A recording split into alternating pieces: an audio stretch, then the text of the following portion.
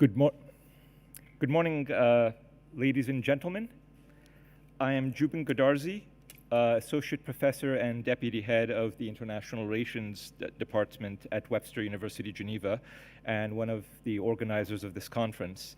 On behalf of the International Relations Department, its head, Oreste Fopiani, and Webster University, I would like to welcome you to the 26th International Humanitarian and Security Conference. The International Humanitarian Security Conference has been held for a quarter of a century now annually, covering themes and topics, different themes and topics each year. This year we have assembled an impressive array of experts and specialists to shed light and discuss various aspects of this year's conference theme, Humanitarian Action in the Age of Global Crises. We have witnessed in recent years the undermining and weakening of multilateralism and international cooperation, the eruption of numerous humanitarian crises throughout the world, climate change, and the outbreak of the COVID-19 pandemic less than 2 years ago, all of which have exacerbated the plight of migrants and refugees and rendered many people around the world vulnerable to the plethora of challenges and problems humankind currently faces. In this year's conference, we aim to shed light and better understand these issues in order to find solutions and address these problems. As in the past, this conference is organized with the cooperation of the ICRC and the UNHCR and is held with the support and under the auspices of the Government and Republic of the Canton of Geneva. I would like to thank our events coordinator, Ms. Celia Joachim, our webmaster, Mr. Tim Young, and our departmental personnel, Mr. Jonathan Windmuller and Mr. Filip Rodanowski, the Webster Humanitarian Association, a student-run NGO which has a table outside, which is involved in humanitarian activities and fundraising and donations, so I urge you to see their table afterwards in between sessions. And also I'd like to thank our students for their assistance. Without them, this conference would not have been possible. I would like to thank you for your attention and again extend a warm welcome to all of you.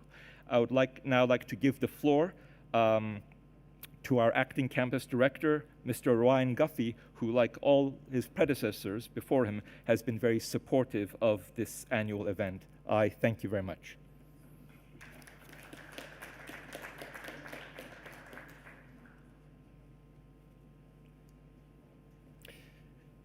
Jubin, thank you very much, and good morning, everybody. Distinguished panelists, individuals in Zoom, and those who are in attendance today. It's a privilege to be able to speak with you about the important topics that we're going to present. As a university, we're in a very privileged position. We're able to expand our arms to many ideas in many places. Webster University offers degree programs in 11 different locations around the globe. Many of those locations are in developing and mostly developed nations. In those particular localities, we have the opportunity to present ideas, to provide resources, and to move people to places to bring things that may not be otherwise known. In the last 116 years of operation, Webster University has offered over $250 million in scholarship, in aid to individuals in all of these locations. We're quite proud of the fact that we have over 250,000 alum from around the world. While Webster may not be a government in of itself, we like to think of ourselves as a worldwide network. And through this network, we try to bring these opportunities to these individuals who may not have opportunities otherwise. Am I not loud enough? The point that I wanted to bring today is that it's through these types of conversations that we're able to advance the position of our university and our network, to talk about things in a technical way that actually can provide opportunities to others, but realistically, see ourselves as one of the lighthouses for idealism, for opportunity, and also the greater good. So on behalf of Webster University System, I want to thank you all for participating. I hope you enjoyed the conference quite extensively and are able to share this knowledge with those that are in your own communities. So thank you very much. Jubin, I'll turn it back over to you.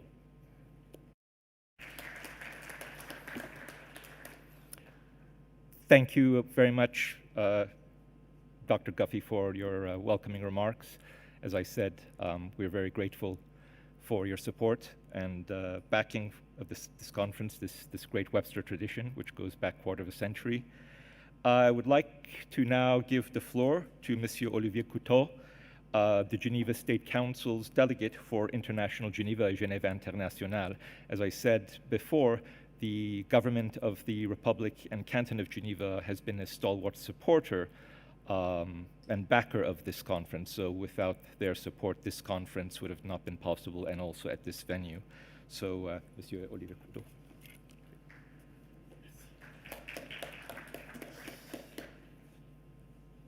Ladies and gentlemen, dear students, dear friends, I'm very glad to be with you here this morning. I think that this conference is a fine example of what International Geneva has to offer, and the Canton of Geneva is pleased to support it. As you know, Geneva hosts the highest concentration of global players dealing with issues of public interest. This is a growing community of more than 600 international organizations, NGOs, and states striving together to build a better world. During the 2 coming days of your conference, some of the main Geneva-based institutions will be represented. Reading the program, I noticed that there will be not only purely humanitarian organizations like the ICRC or UNHCR, but also organizations like ILO, WHO, or WTO. To me, this shows that today's global challenges are cross-cutting. This is not the least of Geneva's assets, making interinstitutional or interdisciplinary exchanges possible. And these exchanges are necessary. The global crisis of today cannot obviously rely only on the shoulders of the humanitarians. Humanitarians, at the origin, were supposed to deal with the emergency. They were counted by some as the firefighters. Today, it might be worrying to observe that the budgets are increasing and the presence in the field lasts longer. Others have a role to play in preventing fires and designing impactful long-term solutions. Solutions for all, including the most fragile. In other words, the men, women, and children who will be affected by the next armed conflicts or natural disaster. Geneva, thanks to the presence of so many different actors, is one of the places where this necessary inclusive conversation, with the support of academic institutions like yours, can take place. Today's conference is a timely and welcome contribution. I wish you all the best. Thank you for your attention.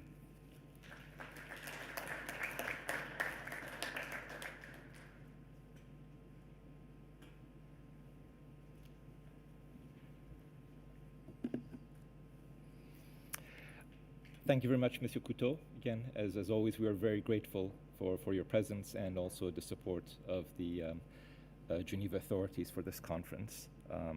We have deep gratitude and appreciation, to say the least. As I've said, we've assembled a very impressive array of speakers and experts, and we're privileged to have the Vice President of the ICRC, Dr. Gilles Carbonnier, and also the CEO of the French NGO Action contre la faim, Action Against Hunger here, who will be delivering the 2 first keynote speeches. Just to remind you, this conference also continues tomorrow. We will have 2 keynote speakers tomorrow, the Assistant High Commissioner for Protection for Refugees for UNHCR, Madame Gillian Triggs, and we will also have, he's also sitting here in the front row, our other keynote speaker tomorrow is Professor Otto Hieronymi, who is the founder of this conference. So it was his brainchild, it was his initiative, Professor Hieronymi was the head of the International Relations Department here at Webster University of Geneva between 1995 and 2006, and he's always been a diehard supporter, advocate, always coming up with great ideas. And so we're very appreciative to have him, his presence, and also his participation in this conference. But before I introduce Mr. Gilles Carbonnier, Dr. Gilles Carbonnier, Dr. Hieronymi, could you please stand for us? And just again, we'd like to acknowledge your contribution and the 25 years.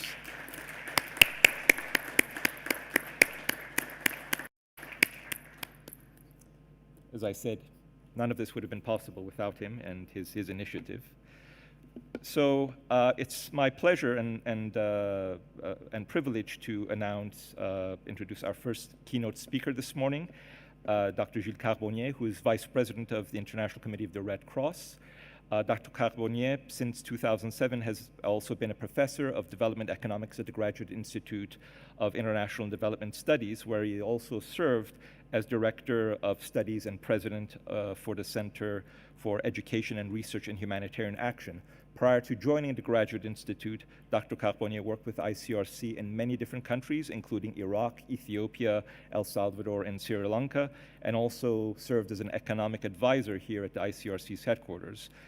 His expertise is in international cooperation, the economic dynamics of armed conflict, and also the nexus between natural resources and development. And Dr. Carbonnier has also participated and delivered keynote speeches and made other contributions to this conference throughout the years. And as I said, the ICRC and the UNHCR are the two main organizations that we count on and rely on every year to provide speakers. We have 3 ICRC speakers during the conference, 3 from UNHCR, and also from a number of other organizations, which are also very important to us, as you'll see, in terms of the World Trade Organization, World Health Organization, the International Labor Organization, and others. So with no further ado, I'd like to give the floor to Dr. Carbonnier. Thank you very much.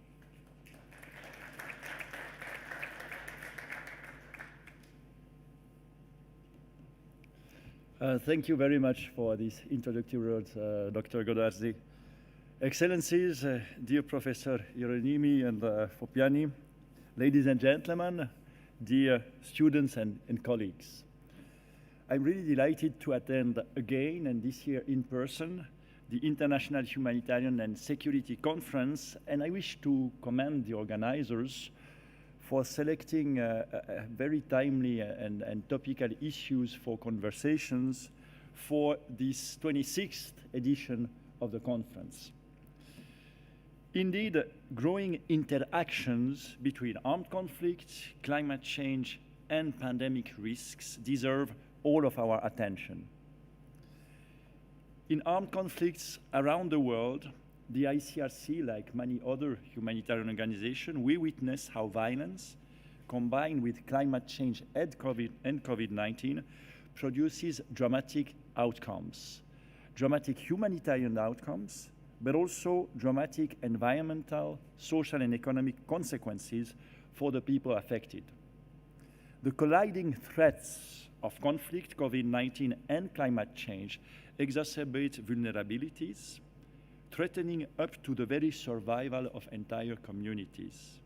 They threaten people's coping strategies and erode essential services that sustain entire populations. This is in particular the case in protracted conflicts such as Afghanistan, Yemen, Syria, or Somalia. People struggle for survival with critical infrastructure and vital services on the brink of collapse. We at the ICRC, we firmly believe that access to vital services must be preserved, whatever the circumstances, and that humanitarians should be granted unimpeded access. Many conflict-ridden countries are under international sanctions, and in this context, much more must be done to adapt sanctions regimes with appropriate exemptions that exclude humanitarian action from their scope in order to preserve the humanitarian space required to operate.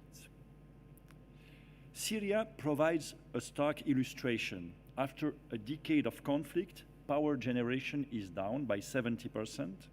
The supply of natural gas to generate electricity has been cut by half. And before the conflict, over 90% of rural communities, as well as urban population, had direct access to clean water.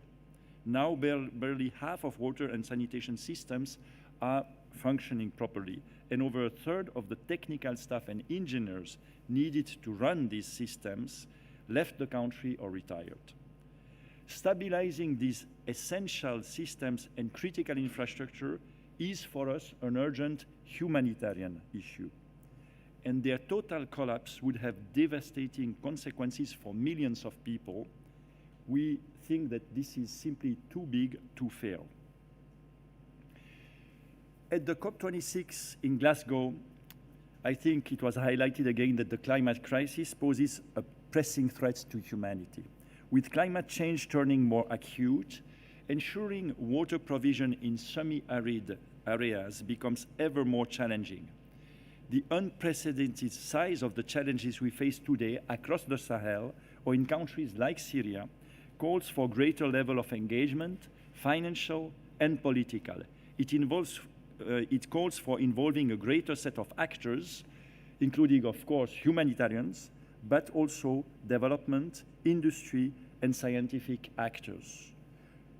Now turning specifically to the nexus between climate and conflict.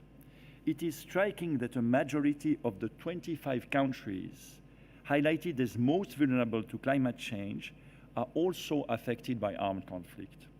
This is, for example, the case of vast areas of instability ranging across the Sahel and the Lake Chad region all the way to the Horn of Africa. There, climate change acts increasingly as a risk multiplier, contributing to crop failure and worsening food insecurity. As competition over scarce resources intensify, we see greater violence pitting agronomists or farmers against pastoralists. I could witness this beat in South Sudan 3 years ago, but also last year in Mali. And in Mali, 80 kilometers away from Timbuktu, lies a lake called Lake Fagubin. Well, actually, there lied a lake because the lake simply evaporated. This lake has been steadily evaporating since the 1970s, following an increasingly severe cycle of periods of drought, and gradually sand dunes replaced the vast expanses of water, as well as farming land irrigated by flooding from the Niger River. For the 6 lakeside municipalities, the consequences have been catastrophic. Fishing is a thing of the past. There has been a huge drop in agriculture and livestock activities, and not a single day goes by without conflict between livestock herders and farmers. 50 to 60% of the population has fled to the capital, Bamako, and for the young who remain, prospects are bleak. The local school is closed, and there is no more work. As a result, many end up being recruited by armed groups. Our ICRC colleagues in Mali have set up a project to stabilize 10 hectares, stopping advancing sand dunes around a village there called Bilal Bankor. More than 100 people from that community took part in protecting their own village, but much more needs to be done.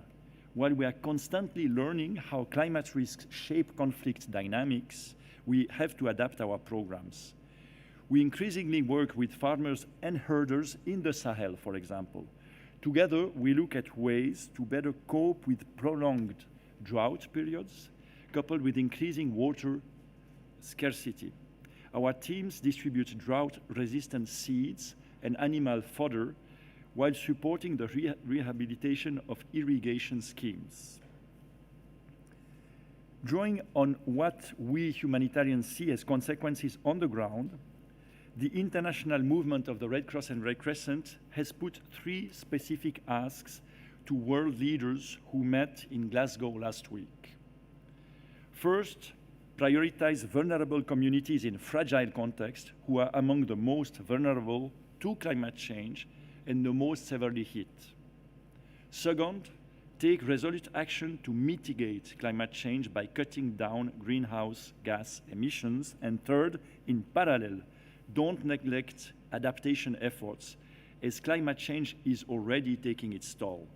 There is a need to increase climate adaptation finance, particularly for conflict-affected countries and communities where climate finance is not going for the time being.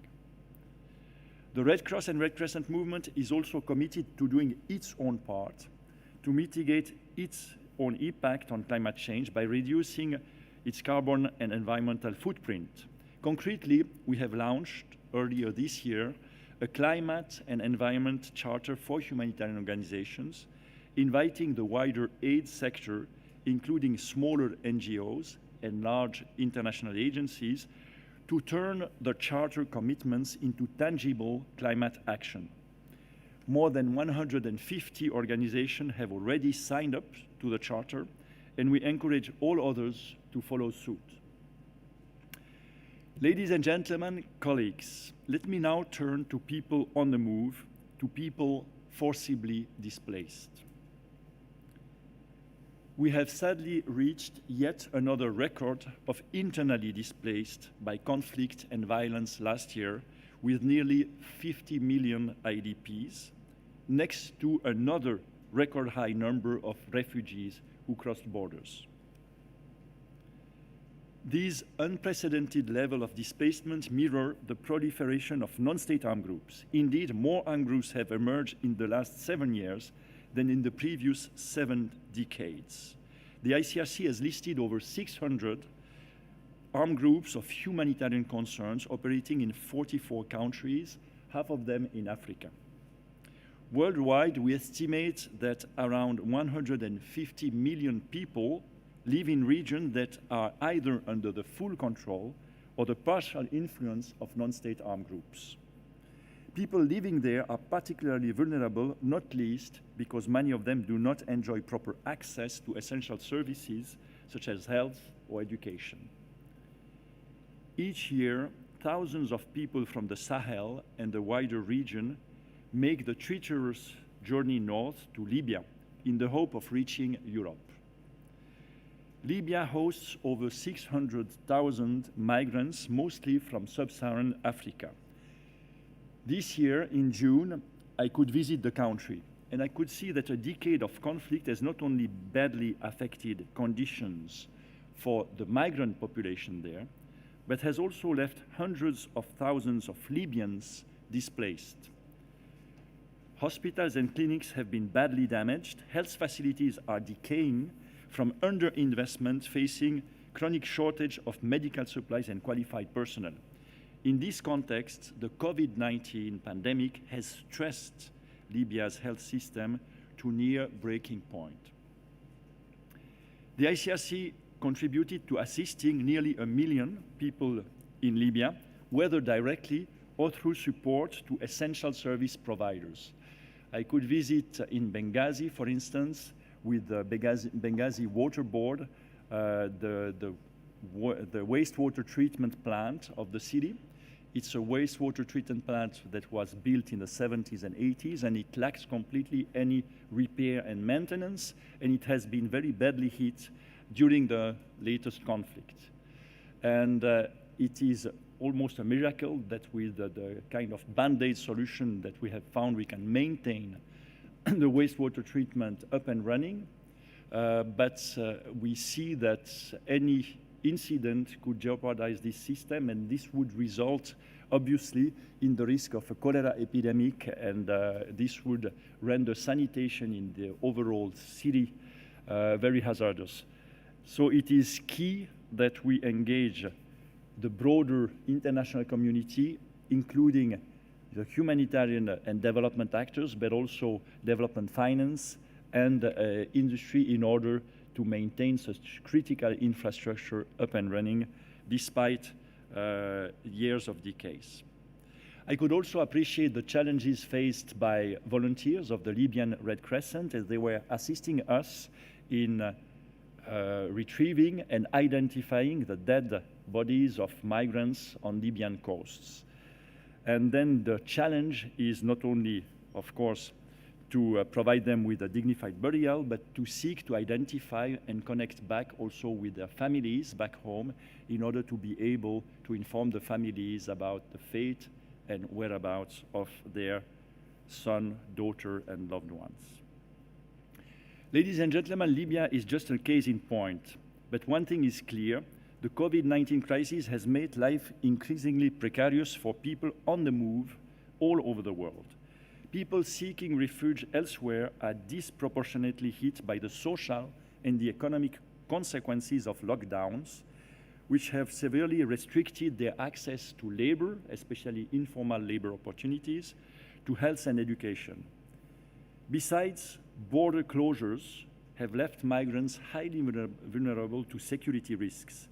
Many have been stranded in transit centers or in makeshift camps along borders, where the risks of ill treatment have become more acute, particularly for women and for children. Together with Red Cross and Red Crescent volunteers, we strive to maintain and restore family links along migratory routes. And when migrants go missing, we seek to clarify their fate and whereabouts and to support their families.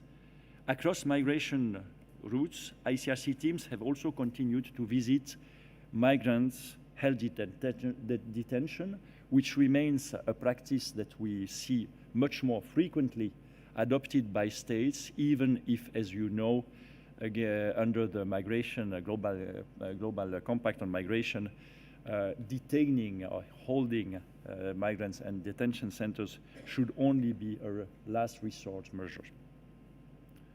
Now, let me be clear. Our role is not to promote migration, nor to prevent it from happening. As an impartial, neutral, and independent humanitarian organization, we simply work to ensure that people on the move can access essential services and they can receive the assistance they require, regardless of their legal status. In this context, the COVID-19 pandemic calls for an inclusive global response. The Red Cross Red Crescent movement has called on states to factor the needs of migrants into national COVID-19 response plans and to protect them against stigmatization and violence.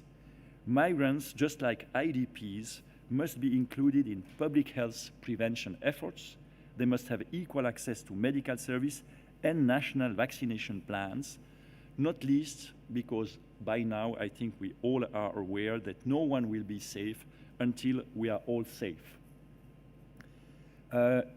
On the question of ensuring that no one is left behind from vaccination plans, I'm just back now from the South Caucasus, and I could see that the ICRC has been able to work on all sides across the region and across lines and borders with the acceptance of all parties for its role as a neutral intermediary.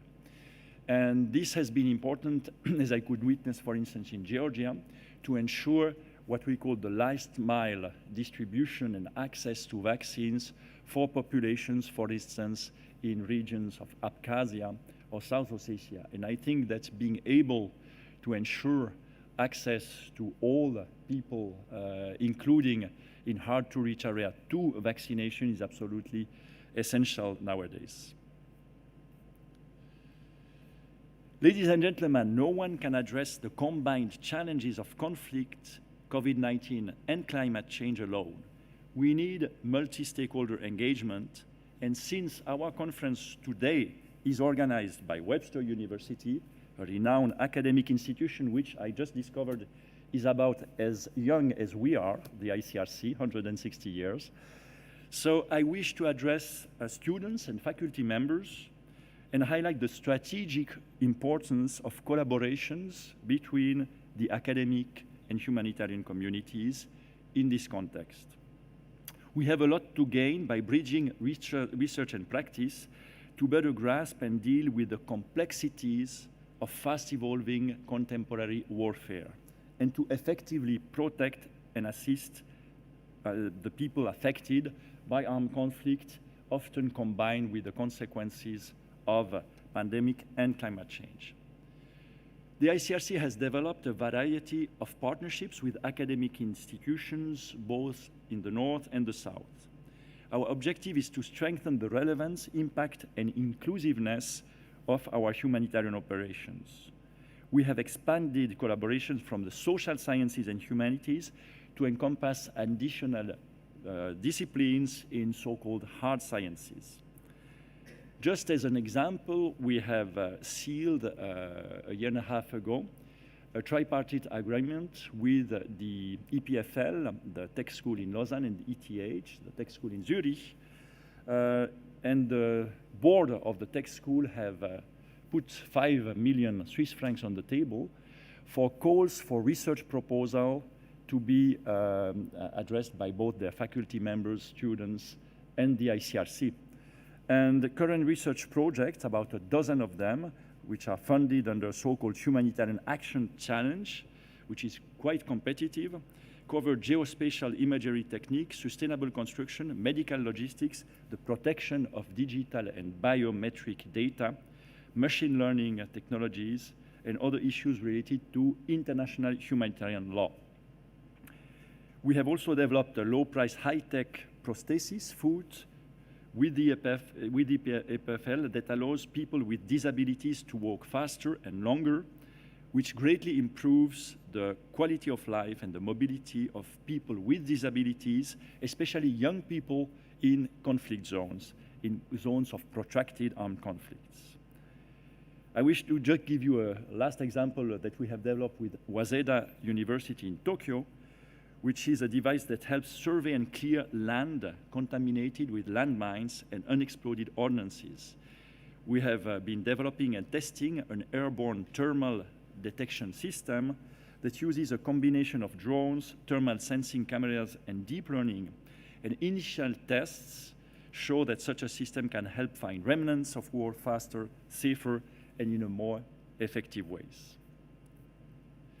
So, ladies and gentlemen, to conclude and wrap up, let me just launch a call to action. First, we must prioritize the needs of individuals and communities most vulnerable to the combined impact of conflict, displacement, climate change, and the pandemic.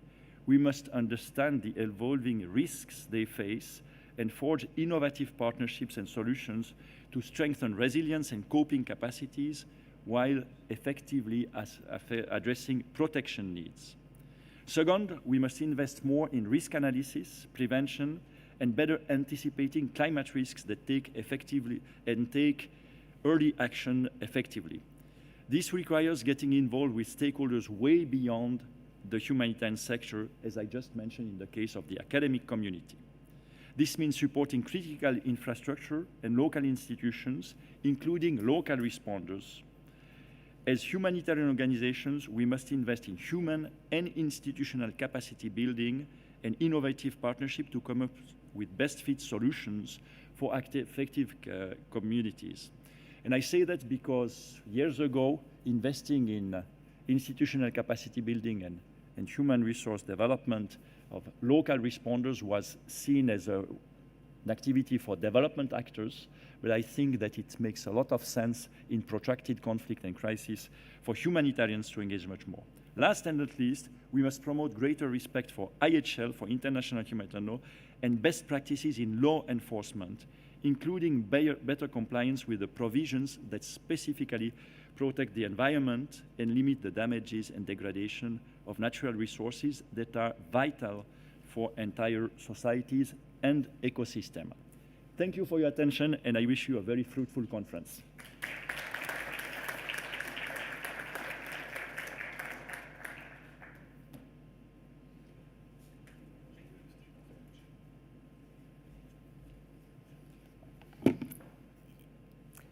Thank you very much, Dr. Carbonnier, for your very illuminating and inspiring presentation. Outstanding keynote address. Thank you. We're always grateful for your contributions and participation in that of the ICRC. I would like now to, again, I have the pleasure and privilege of introducing our second keynote speaker, who arrived yesterday from Paris, Monsieur Jean-François Riffaut, who is an expert in humanitarian and international development aid and is an advocate of human rights and international humanitarian law. Monsieur Riffaut is the CEO of the French NGO Action Against Hunger, Action contre la faim, which is an international NGO specializing in nutrition and food security and has been active in 50 countries around the world. Monsieur Riffaut has had a very long and illustrious career. He was participating in the creation of the French National Blood Service in 1988 as Chief of Staff of the President and then Director of International Affairs and Communication in 2001. And he has led numerous development aid programs in medical and the healthcare sector in various parts of the world, such as Central Asia, the Middle East, Africa, and Latin America.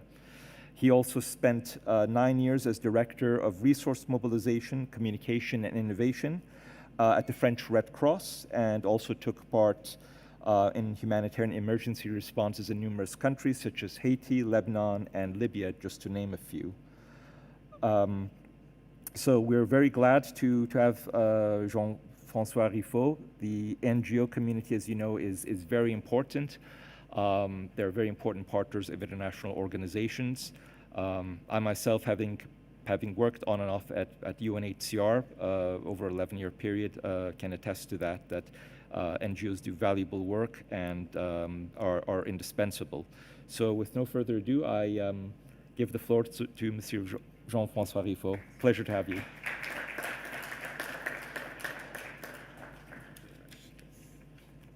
Thank you very much, Mr. Godardi. Ladies and gentlemen, dear colleagues, thank you very much for having me and having invited me here today. Action Against Hunger is not a French NGO anymore. It's an international NGO. You will understand, I hope, later why I'm insisting and starting with this question of nationality. We are also practitioners, we are actors on the ground.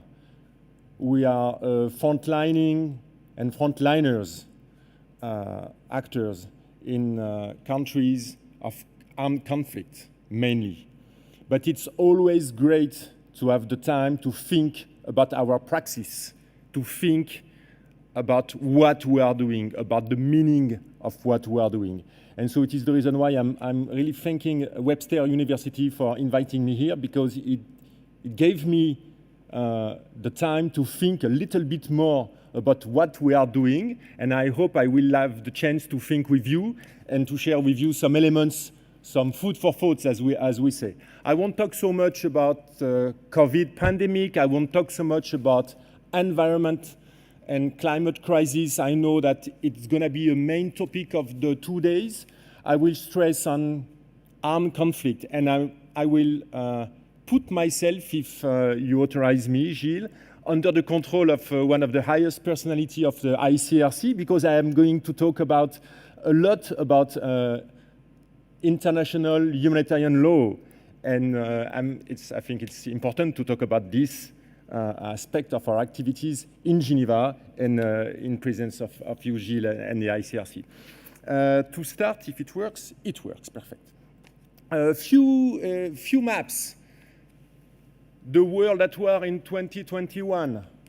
It can be quick. You can just have a look on the red parts. Don't go too much in details. Don't think too much on what type of crisis it is. Let's call it war and conflict. And let's compare that to what we call the heat map. Hostile environment. It is the map of incidents and attacks on aid workers. Strangely, it hits comparable countries. And let's compare it to the map of acute food insecurity hotspot in 2021. Of course, you saw that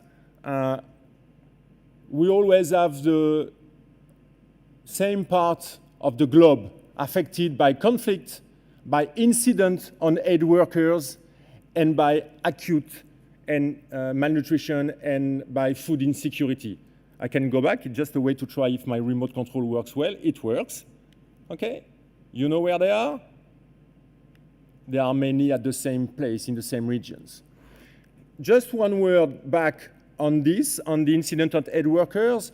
If my memory is right, I think there was more than 482 attacks on aid workers monitored last year, 2 times more than 10 years ago. I go forward now. Few words about food insecurity and about the connection between armed conflict and food security and malnutrition. More than 800 million people are food insecure nowadays in the world. 60% of them are living in conflict areas. 74 million are in acute malnutrition situation, and the percentage of those living in conflict areas is even higher than the global figure of people living in food insecurity. And if it's not obvious enough, if we put the focus more on kids and on children, 80% of children facing malnutrition, stunting is a type of malnutrition. They live in conflict areas. It's a way to say, to confirm that among what we call the root causes of hunger, conflict is one of the main root causes of hunger. And if you add to that the pandemic, the climate change, the social crisis that is led by the pandemic, you'll have a very, I would say, critical context where to operate and where to bring support to vulnerable people. But conflicts are key. It is the reason why I decided to use this image from one of our campaigns. If it makes sense in English, feeding means making the peace. It's not only feeding people, it's also creating the condition for peace in order people not to suffer from food insecurity. Please pay attention to the machine gun. It's not an Action Against Hunger specific logo. It's a logo that you will find in the windows of all cars of all humanitarian organizations, including ICRC and the Federation. It's a sign that confirms that we are a principled organization.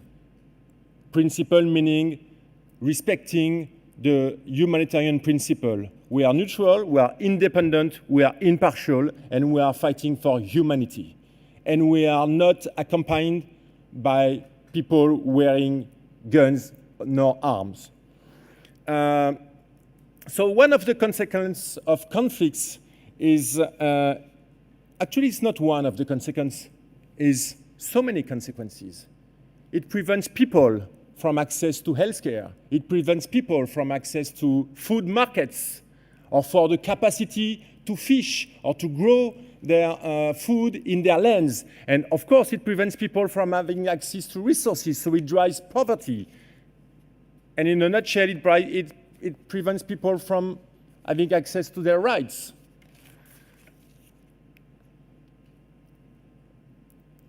But it prevents also people who are here to serve and to help and to aid to have access. So the question of access linked from the conflict, from the hard conflict, works in both ways. It works to the vulnerable people. It prevents them from having access to the basic needs and at the end of the day to have access to aid, but it also prevents humanitarian actors, aid workers, health workers to have access to people.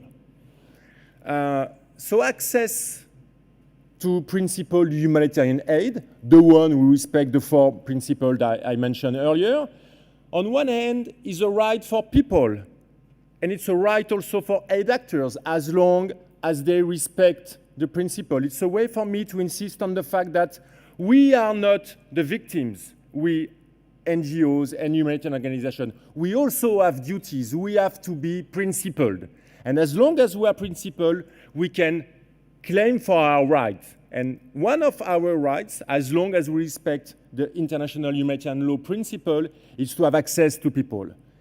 And in front of that, there is duties. Duties for the community, duties for the states, duties also for all parties to conflict, to maintain this access for both actors, vulnerable people and humanitarian actors. But sometimes it's complicated. I remember when I was in Lebanon for the French Red Cross, it was in summer 2006. It was one of the first times I started to realize that this cross, which is not a logo of the Red Cross, it's an emblem, and it has a legal value, it has a legal force, does not prevent anybody from breaching the rules. The holes in this ambulance are not only holes in the ambulance, they are breach to rules.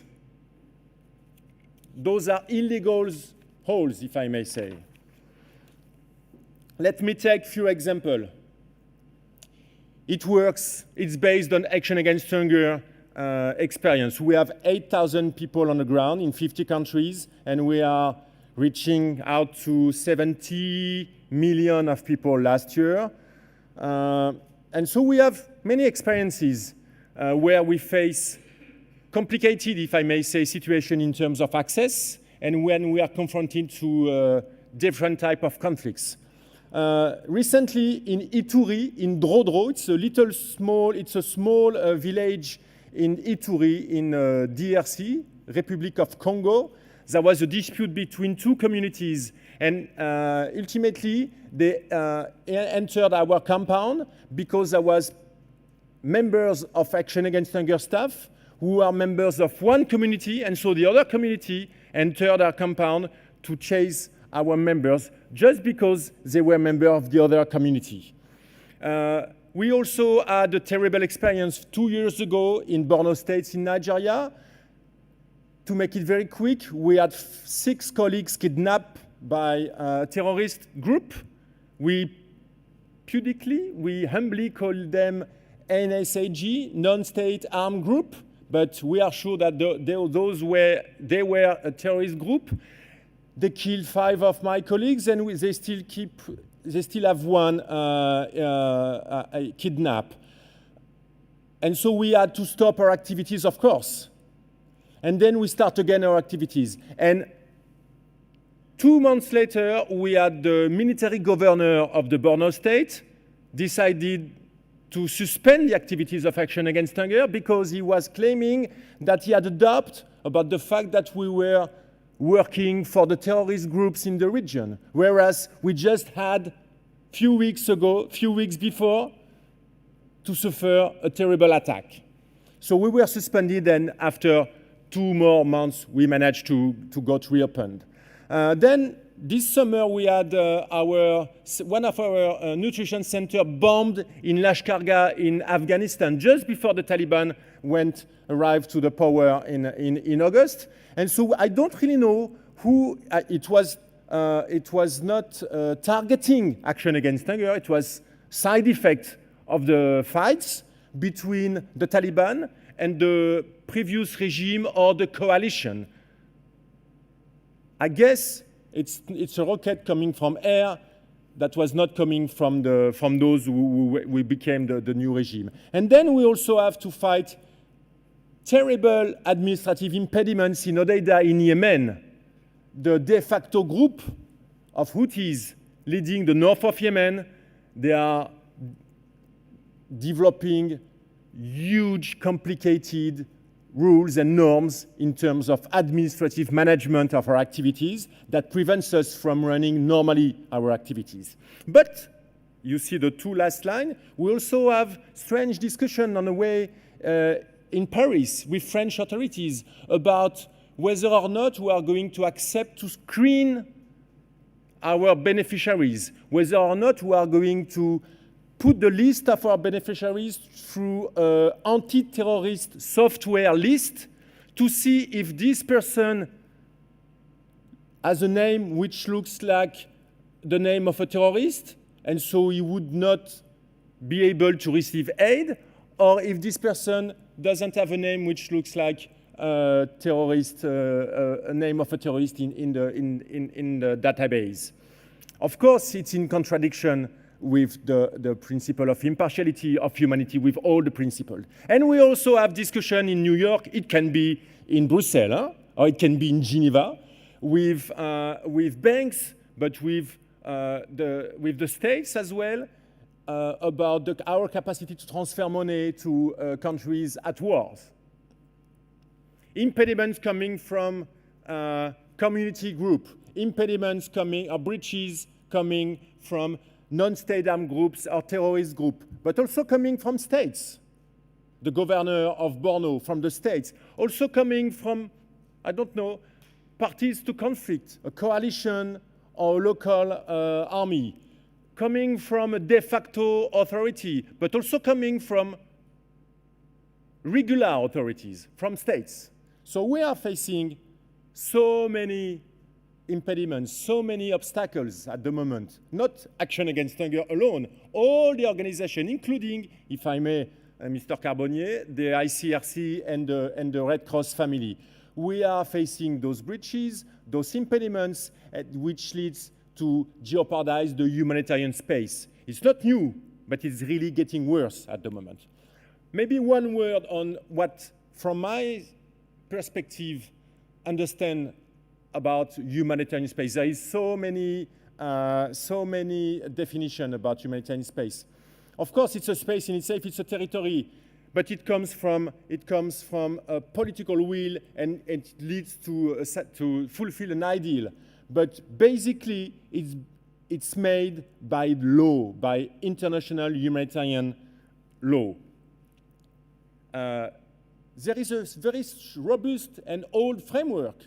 You know the article of the Geneva Convention, you know the Protocol 2 of 77, which open the application of IHL to international but also to non-international armed conflict. But there is one conflict which is out of the scope of the IHL. It is the war to terror.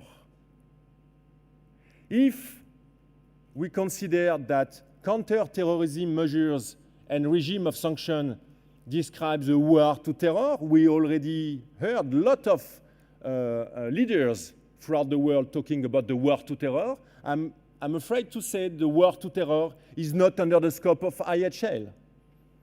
But it has to involve all the parties, those who are terrorizing, but those who are fighting the terrorists as well.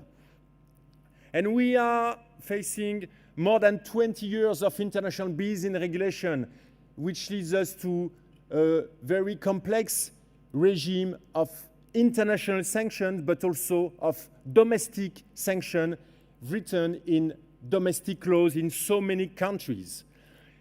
So we are facing now a very interesting situation where it's not only behaviors on the ground which makes breaches to international humanitarian law.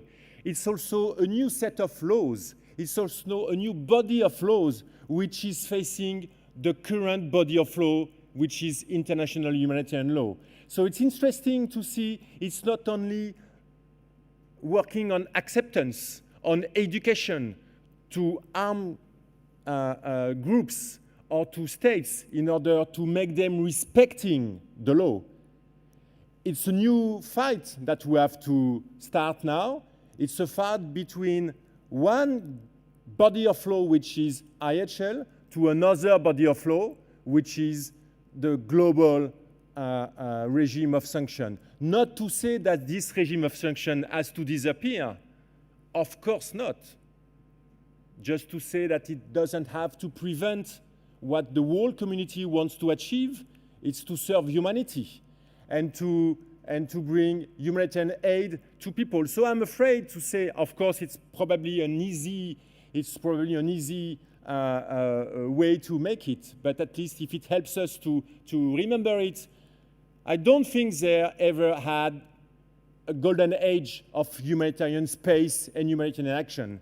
But what we are facing now, from my experience and from experience of many of our colleagues of many NGOs internationally, it is leading us to what I call the age of the irons. You know, those you have on your ankles and prevent you from working and walking normally.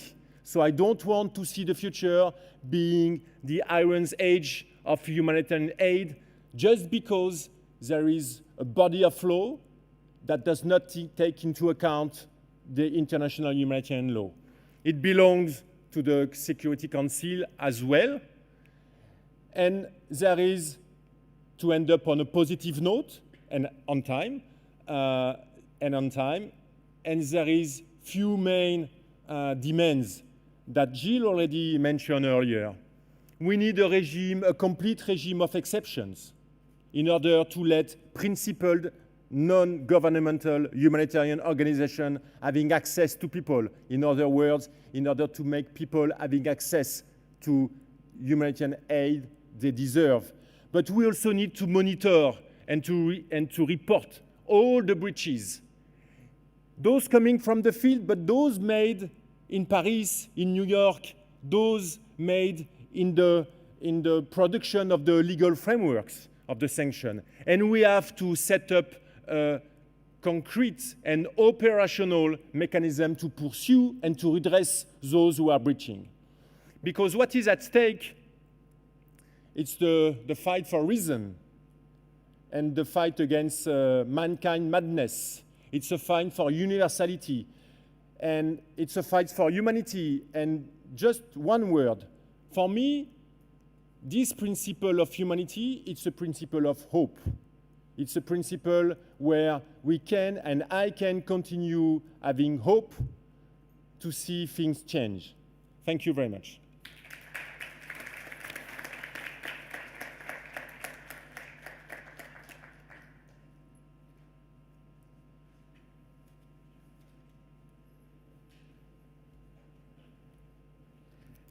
Thank you very much, Monsieur Ruffo, for that very thought-provoking and inspiring presentation. Wonderful keynote address. I think you would all agree that we've gotten off to a very good start in terms of the quality and the content of our two keynote speeches today by Gilles Carbonnier and also Jean-François Ruffo. You also raised some interesting topics about the whole issue of the war on terror and, of course, humanitarianism and the pitfalls and the minefield that has been created. In September, on the 20th anniversary of 9/11, we had an event at Webster discussing the kind of looking back at what's happened over the past 20 years since 9/11, the so-called war on terror, and also what happened, the tragic events in Afghanistan with the Taliban basically regaining power and trying to assess the situation. So thank you very much. And as I said, I think the two presentations also complemented each other. We've gotten off to a very, very good start. Also, in both presentations, the keynote speakers talked about the importance and the impact of climate change. I would also like to announce and underline that Webster University here in Geneva has launched a master's program in migration, climate change, and the environment. And also, we're also in the process of putting together to relaunch a master's program in international human rights. So there's literature out there outside the conference room on this, our master's program and our other programs, and also the table for our student NGO, the Webster Humanitarian Association. So as we make the transition, since we have to start now with our first session, I would just like to ask our keynote speakers, Mr. Couteau, Dr. Guffey, to come down so we can take a group photo to commemorate and to remember the start of this conference. So, and thank you for your audience, those who are here, and also this conference is also being live streamed. And last year we had more people, about 70–80% more people following it online than here. But your presence is much appreciated, and I hope you will continue. And also those who are following online. So thank you very much.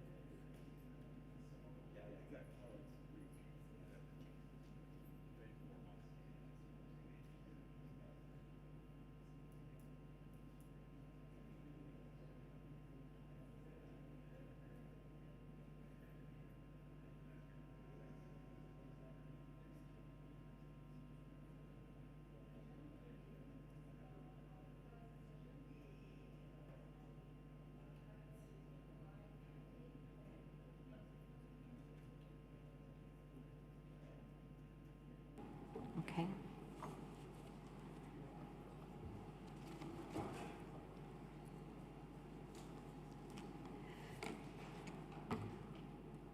So my name is Françoise Maillard-Struby, and I have the pleasure and the privilege to be the moderator for this first session of this wonderful day and 2 days of this Congress. I think that we will be very interesting with the theme of this first session, the COVID-19 pandemic, its various dimensions and responses. And we have three knowledgeable, conférenciers, and I want to name Anthony Taubman, Dr. Martinez, and Dr. Severoni. Mm-hmm.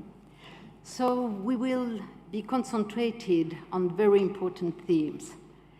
The first session will be presented by Dr. Anthony Taubman, and I will briefly introduce him in terms of his biography. He is currently the Director, Intellectual Property Division of the World Trade Organization, with responsibility for the WTO programs on intellectual property, competition policy, and government procurement. From 2002 to 2009, he was Director of Global Intellectual Property Issues Divisions of WIPO, including the Traditional Knowledge Division and Life Sciences Program, covering a wide range of programs on intellectual property and genetic resources, traditional knowledge, folklore, life sciences, related global issues including the environment, climate change, human rights, food security, bioethics, and indigenous issues. After a diplomatic career, he left the Australian Department of Foreign Affairs and Trade, DFET, in 2001 to join the newly formed Australian Centre for Intellectual Property in Agriculture at the Australian National University, teaching and researching on international IP law. He's a very involved negotiator in multilateral and bilateral negotiation on intellectual property issues, domestic policy development, regional cooperation. He authored a training handbook on intellectual property and biotechnology, a monograph on the TRIPS agreement, and a comprehensive study on its implementation, and a range of academic and general publications on international intellectual property. Let's say the welcome to Dr. Anthony Taubman.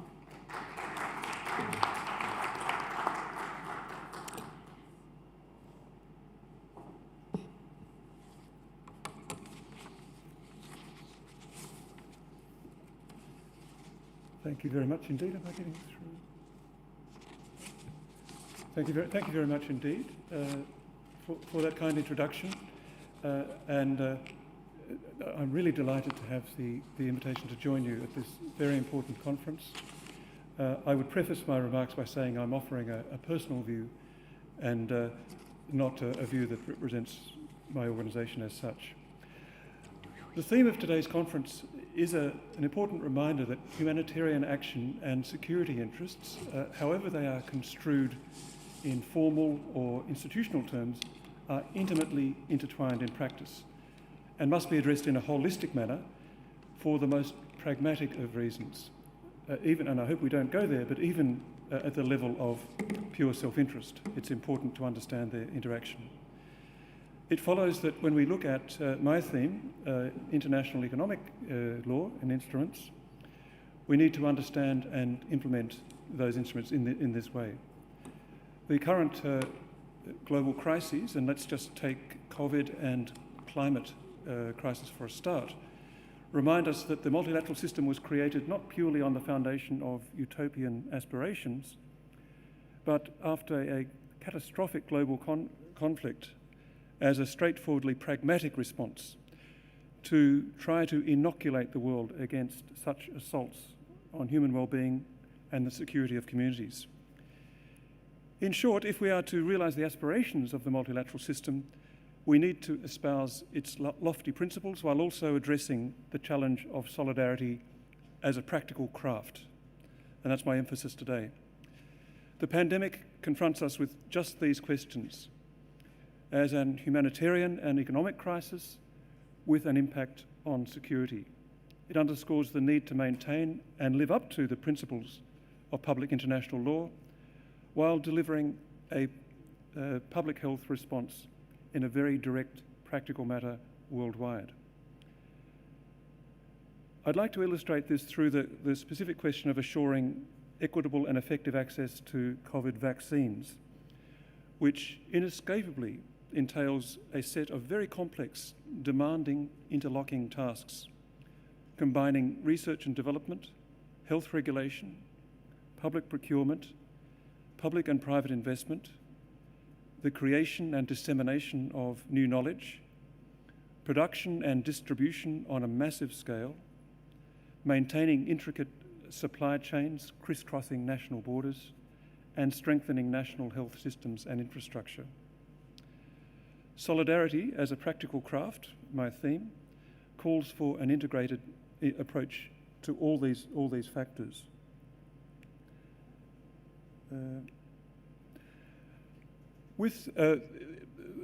my day job, if you like, in the WTO, we work closely with our fellow sister organizations, specifically an integrated approach to the challenges of access to medical technologies, and COVID technologies in particular, and innovation.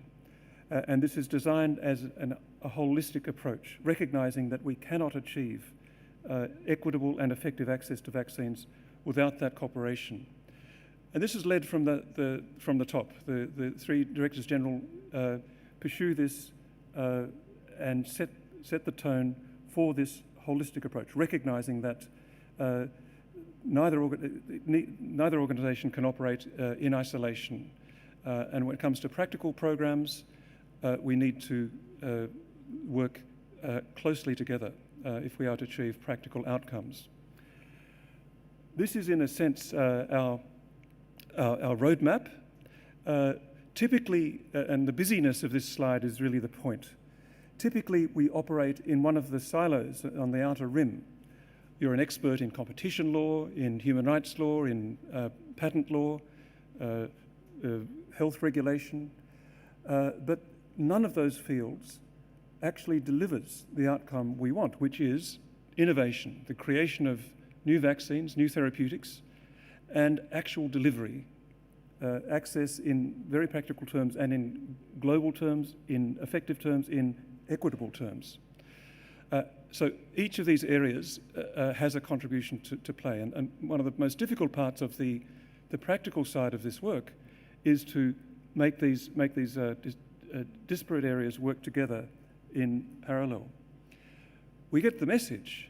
The UN Secretary General, from the beginning of this health crisis, points to the need for solidarity. There's a strong call for global solidarity, ideally overcoming the kind of vaccine nationalism and even the vaccine diplomacy we've seen. But it's true that the multilateral system has not had the full support that you would hope for, at least ideally. We've heard this theme of the call for solidarity again and again and again, and this not from a political leader, but from a very practical manager of an extremely practical program. A reminder of even the self-interest in solidarity, if you like, but certainly the need for a pragmatic approach to fulfilling the demands of solidarity. We can go back to the constitution of the WHO itself, and I apologize to my colleague on the panel for plagiarizing his constitution, but there's a reminder here, once again, on the ruins left by World War II, a reminder that health is part of the attainment of peace and security, our themes, of course, today, and also the interconnectedness, the achievement of any state in the promotion and protection of health is of value to all. And indeed, unequal development, which we are unquestionably seeing today in the international scene, is a common danger. So this is, I would say, both the highest form of aspiration for the multilateral system, and also a reminder of the gritty, pragmatic necessity of this approach. The WHO issued a solidarity call for action early in with the initiative of Costa Rica, with a specific focus on sharing of technologies, encouraging a multilateral approach to sharing critical technologies, with the very strong support, as you'll see, of governments across the globe. What's happened in the meantime? Well, this unfortunately is the latest situation. The darker the green, the more vaccines per capita have been administered. It's a very stark picture. The darkest green represents more than 200 doses per capita per 100 people, because it's counting, including double doses and boosters. But if you want, a stark picture of global inequity, it's confronting. There's no question of that. Likewise, if it's broken down according to income group, again, you probably don't have to read the small print on the right-hand side. It's the low-income group that is virtually flat on the bottom, and that's not because of a small number of a small population. Far from it. This is why my boss, the Director General, Dr. Ngozi Okonjo-Iweala, has said very clearly, equitable access to vaccines, diagnostics and therapeutics is both the moral and economic issue of our time. And that's the essence of my point. It is both a moral question and an economic question. It's not as though we need to separate these out. The whole point of the integrated approach is to recognize that these fit together. Because one of the impacts, of course, of the pandemic is that those least capable of absorbing economic shock are those who are shouldering it. And I'll go back to my previous slide. No, I won't. I don't have time. Sorry, I'll just... So this takes us to this roadmap, as I say, of how to take practical action driven by the broader policy imperatives, but equally in a practical way, so that each of these technical areas of contribution leads to a practical outcome with a focus on what's in the middle: innovation, the creation of vitally needed new medicines, and actual access, again, in an equitable manner. In the WHO, there still is a vigorous debate about what this means in the area of intellectual property. There are two competing views, one with a broad range of developing country member support, that the WHO rules on intellectual property, the so-called TRIPS agreement, should be suspended in effect to give governments maximum latitude in lifting intellectual property rights at the domestic level. An alternative approach or a complementary approach by the EU saying, well, look, what we need to do is clarify that countries already have very significant latitude in this area. We need to clarify and strengthen that approach. That remains an unresolved gap. Meanwhile, we are seeing a very diverse range of actual experiences in licensing and sharing of technology. The blue dots, the blue bars, represent in-house production where pharmaceutical firms have maintained control over the technology for production. Green represents a production that's based on the sharing of technology, the transfer of technology in some form. Very, very crude overview, I'm sorry, but you'll see the point here is both the diversity. So some of the vaccine technologies have been distributed very, very widely. In other cases, it's almost essentially, almost entirely in-house production. And the bulk of production, the actual highest numbers of production, overwhelmingly through in-house production. So that call for solidarity and sharing of technology, certainly in terms of distribution of production of vaccines, we haven't got there yet. I can just put it that way. And this graph also indicates this is a prediction of likely production by the end of this year. Blue represents in-house production. The crimson represents production through the sharing or the transfer of arm's length sharing of technology.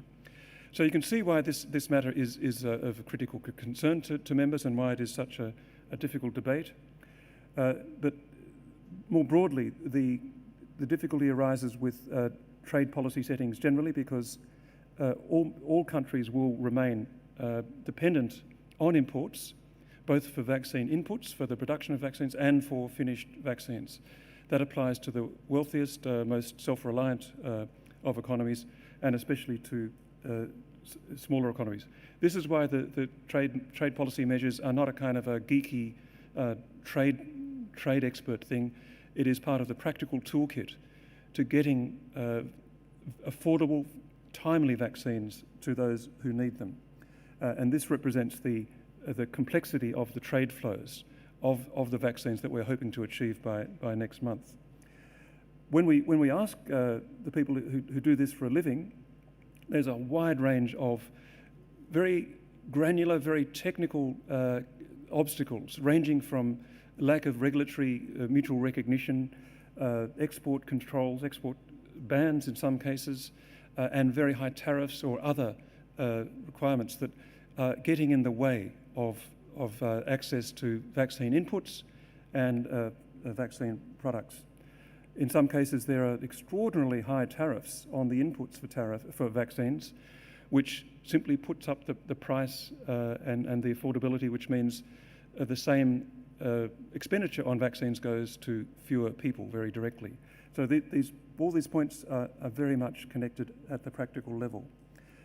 And we see the difficulty here with the trading system breaking down in terms of actual delivery of vaccines. Vaccines typically have gone to countries or regions where they're produced.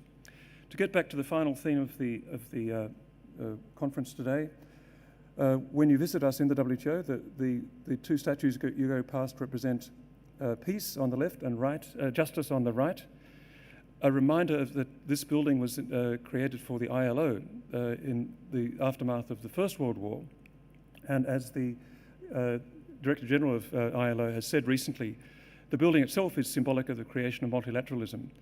Literally built into the foundation stones of the building is that inscription, Si vis pacem, cole justitiam. If you want peace, cultivate social justice. That's literally in the foundations of our building, and symbolically, if you like, in the two statues you pass when you enter it.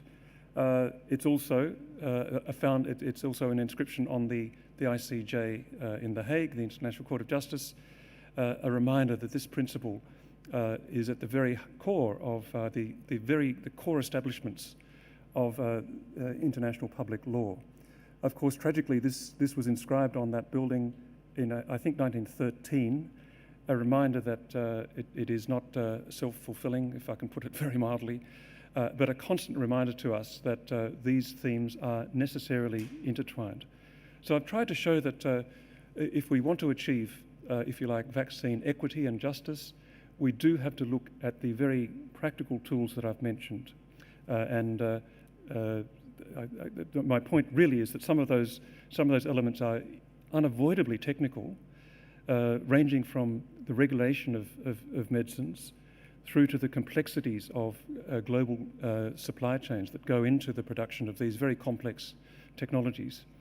But we can't stand back from that. We need to both maintain the high, lofty aspiration and the very practical craft of making solidarity a reality. So thank you very much for your attention.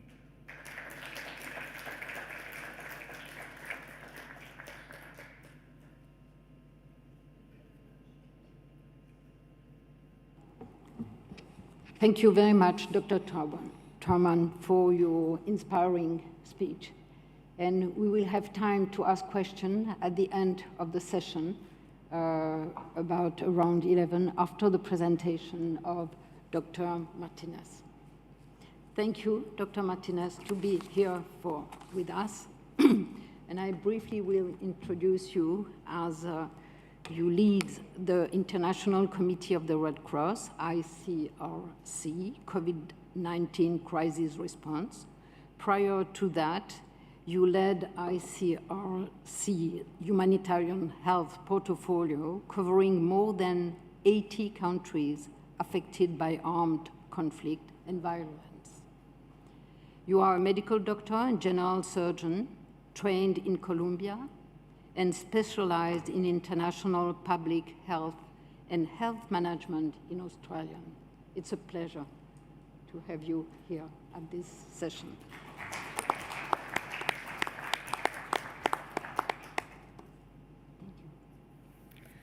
Thank you very much for the invitation, and it's really a pleasure to address you today, not only those who are here, but those who are online, and I will be listening to these interventions later. As Dr. Maillard mentioned, I lead the COVID-19 response of the International Committee of the Red Cross, and this means that I am responsible for overseeing and to ensuring that we maintain our ability to operate as a humanitarian organization, means that we maintain business continuity, that we maintain our ability to provide services, so to maintain our operational response, and also that we uphold our duty of care to the close to 20,000 people that work for the organization. And to do this, a key part of my role is to ensure that all different departments and units collaborate and coordinate with each other on crisis-related matters that are often sensitive and that could, if we don't get them right, put at jeopardy the safety of our staff as we operate in areas affected by armed conflict and violence, or our ability to save lives and protect the dignity of the people we serve. But why do I start with my role, and why do I start with this notion of working together to achieve a common goal? And you heard from Anthony, that's because what this crisis requires, working together. And although collaboration and coordination are not the same as cooperation, the COVID-19 crisis has seen a number of highs and lows in all of these three fronts. If we start at the beginning of 2020, we all witnessed the scramble to procure personal protection equipment at the very beginning of the crisis. The fragility of supply chains that are dependent on single sources, the inward-looking and protectionist attitudes that left many countries unable to care for their essential workers. That was a low. But later in the year, in the race for the development of vaccines, we saw unprecedented levels of collaboration between scientific teams, industry and academic groups that led ultimately to having today a portfolio of vaccines that are highly effective. We also saw gigantic efforts by organizations and supported by states to create the COVAX mechanism that, as you mentioned, aims to procure and to distribute equitable vaccines to 20% of the most vulnerable in many different countries. And humanitarian agencies work hand in hand with COVAX to develop within that mechanism a humanitarian buffer, which basically is aimed to provide vaccines to those populations for whom the states are unwilling or unable to provide vaccines. So these groups, for example, include many of the people of concern of the ICRC, people living across the front lines, people living under the influence of the control of non-state armed groups, people in detention centers. So it's a very important mechanism. So then we have a high in terms of collaboration and cooperation. However, despite these unprecedented efforts, equity in access to vaccines has not been achieved. And if you show the map prior, on the contrary, we are far from it. We have 51% of the global population today having received at least one vaccine. But that includes countries like the UAE or Portugal that have 89 and 96% coverage, full vaccination, and countries like South Sudan or the Democratic Republic of Congo that barely are around 1%. So we have the map that you saw and the disparity in the figures. And what is more worrying is that many of these countries, when we look at the global figures, only 4.2% of people in low-income countries, the flat line that you saw there, have received one dose. And many of these countries are affected by humanitarian crisis, and many of them created by conflict, armed conflict, and violence. There are many factors that explain the inequity, but a significant one is the inability of states to cooperate in such a sensitive and life-saving matter. Considering that holding excess vaccines today or vaccinating age groups that are not at high risk is an investment. And it is, but it's a short-time investment, because it leaves the virus to continue to replicate massively in other parts of the world and increasing the chances of additional mutations. And we are all seeing the effects of the Delta variant in Europe.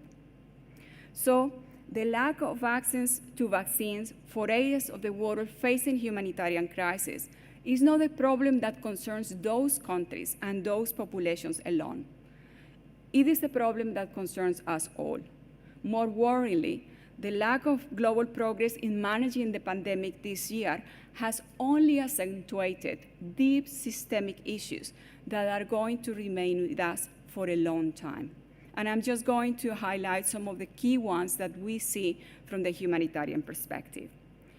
For example, health systems that were already struggling to provide the basics are struggling even further. In many countries where the ICRC, the International Committee of the Red Cross, worked, and we work in more than 100 countries, all facing war and violence, we are seeing destruction of infrastructure, hospitals, primary healthcare centers. We are seeing healthcare workers who are not paid or have left or have been killed, and communities that cannot access services because of heightened security concerns. And COVID-19 has worsened all of these factors. Restrictions of movement, fear, and lack of supplies have meant that, for example, vaccination rates for regular routine immunizations has dropped significantly. We are talking about measles, mumps, rubella, polio. And access for essential medicines, for example, for HIV or for tuberculosis, has been disrupted. The end result are preventable deaths and lifelong disability for many. So that's an additional systemic issue that is concomitant or concurrent to the pandemic. The continuation of the pandemic also means the global disruption of trade, and you alluded to that, how complex trade is. But if it's not get resolved, what is worrying as this does not affect only developed economies. For millions of people in low-income countries, this simply means lack of employment and raising price of basic goods and falling way below the poverty line for those who were already under the poverty line to fall into destitution. And for those affected by humanitarian crisis, this is an additional threat to their survival. And we are already having many countries in the threshold, for example, of starvation. And the latest examples are Afghanistan and Eritrea, only to name a few. In addition, the lack of equitable access to vaccines also means that restrictive measures imposed to curb the spread of the virus have to be maintained, reinstated, or reinforced. And this is fueling social unrest in many countries, and therefore increased levels of violence, along with increased levels of domestic violence, including sexual violence and mental health and psychosocial needs. The impact this has in future demands for health services and in younger generations is still unknown. So it will remain with us for a long time, but the dimension of that is still unknown. In summary, in this section, the COVID-19 pandemic is fueling pre-existing systemic issues and worsening the volume of unaddressed humanitarian needs globally. Therefore, managing the pandemic through ensuring equitable access to vaccines today and to COVID-19 treatment pills tomorrow, and investing in strengthening health systems as a matter of priority is a global imperative. It is an investment in our future as humanity that will require an unprecedented level of multilateral collaboration and cooperation. But concretely, what can be done? Because we have seen 19 months, 18 months of pandemic, and we are struggling still with the issue of equitable access. To illustrate these questions of what can be done, I will focus on two aspects. One, what we as the ICRC do, and I will use COVID-19 vaccines as an example of concrete pragmatic action. And then I will focus a little bit on our ask to states because of the focus of this conference today. In the field of vaccines, access to COVID-19 vaccines, we work along 3 axes. The first one is direct support to national deployment and vaccination plans and to routine immunization services. What this means is supporting mechanisms that are already in place. It's supporting those who are functioning and supporting those systems and mechanisms that are facing challenges. The second is promoting the role of national society, auxiliary role that national societies of the Red Cross and the Red Crescent play in relation to their governments, particularly in the health sector.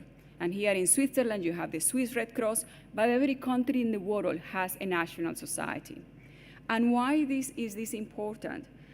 It highlights 2 things. Again, the using of existing mechanisms, the use of local capacities to deliver services.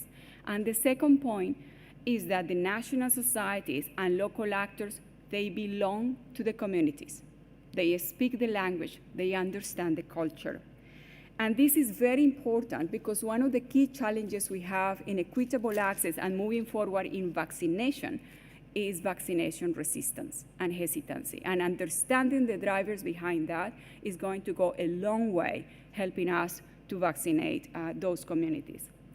Finally, and our third axis of work, and you heard this during the opening, is related to our neutral intermediary role and facilitating access to the last mile. Access to people, for example, across the front lines, people deprived of their freedom, or people living in hard-to-reach areas, or under the control of the influence of armed groups. This role is closely linked to our mandate as a humanitarian organization, and is closely linked to the reminding to parties to conflict that the protection of civilians is enshrined by law and that there are rules of war. Now, building on our operational experience in these countries, in humanitarian crisis and in areas affected by war, and an analysis of the COVID-19 situation, we have developed concrete asks to states, and we transmit them in every single fora through our governance. And you heard this morning our Vice President. And these messages are for states who are at the receiving end of armed conflict or who are indirectly part of it, and to states whose aim is to try to meet the humanitarian needs created by conflict. And the first ask is to make sure that COVID-19 vaccination is embedded in a broader health strategy, which includes routine immunization and other essential services, and that it reaches people in the last mile. And although vaccination is one of the most cost-effective public health interventions we have in the world today, it cannot and should not be done as a standalone activity, not when you have a sea of humanitarian needs. And as an example, in many of the countries in Africa where we work today, COVID-19 doesn't even register as a priority, not because it's not important, but because there is no water, because there is no food, because there is no shelter, because there is Ebola, because there are so many other priorities. So to do and to vaccinate the countries that we need to vaccinate today, we need to start by embedding those activities into a more comprehensive package of essential services. The second point is, even in the middle of the most dire or the most difficult crisis, we need to invest in country readiness and in strengthening health systems. Addressing vaccine inequity, and we heard this morning, has so many different stages. It goes beyond vaccine production.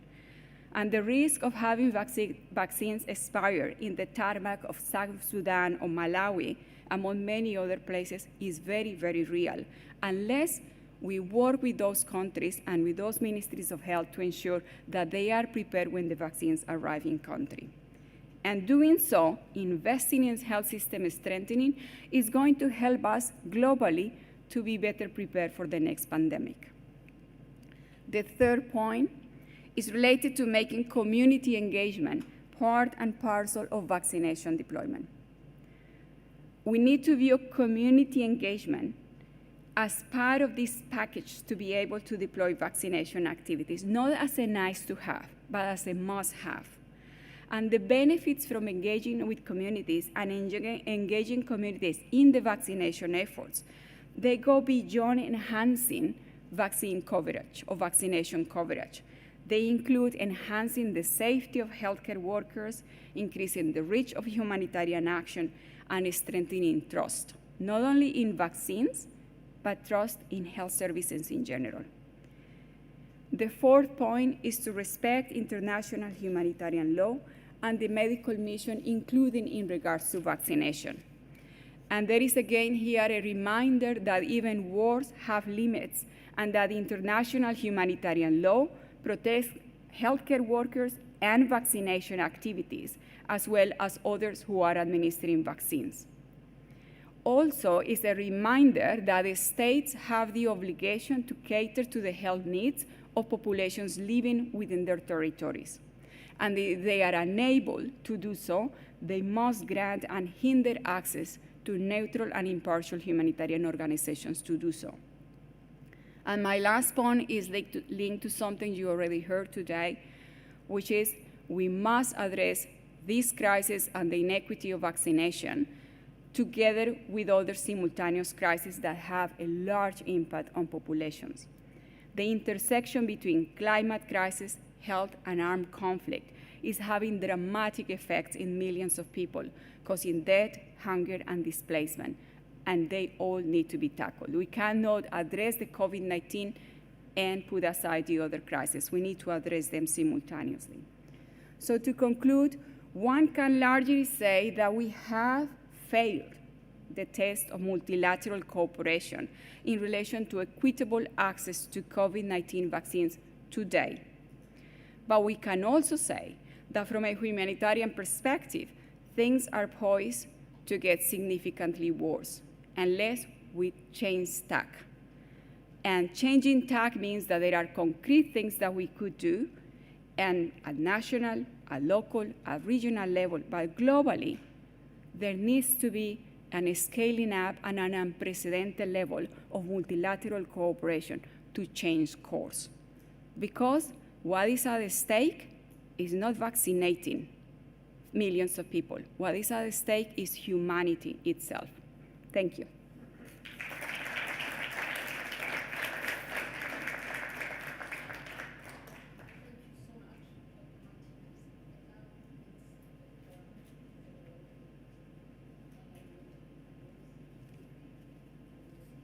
Thank you. Tino Severoni has held senior position at the World Health Organization European office since 2000.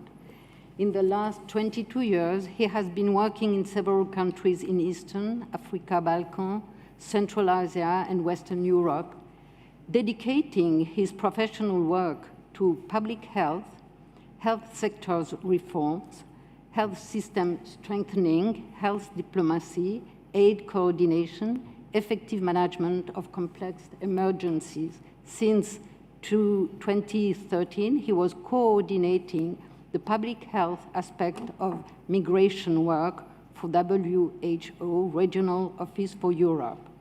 From August 2019, he is appointed Director, Special Advisor on Health and Migration at the WHO Regional Office for Europe.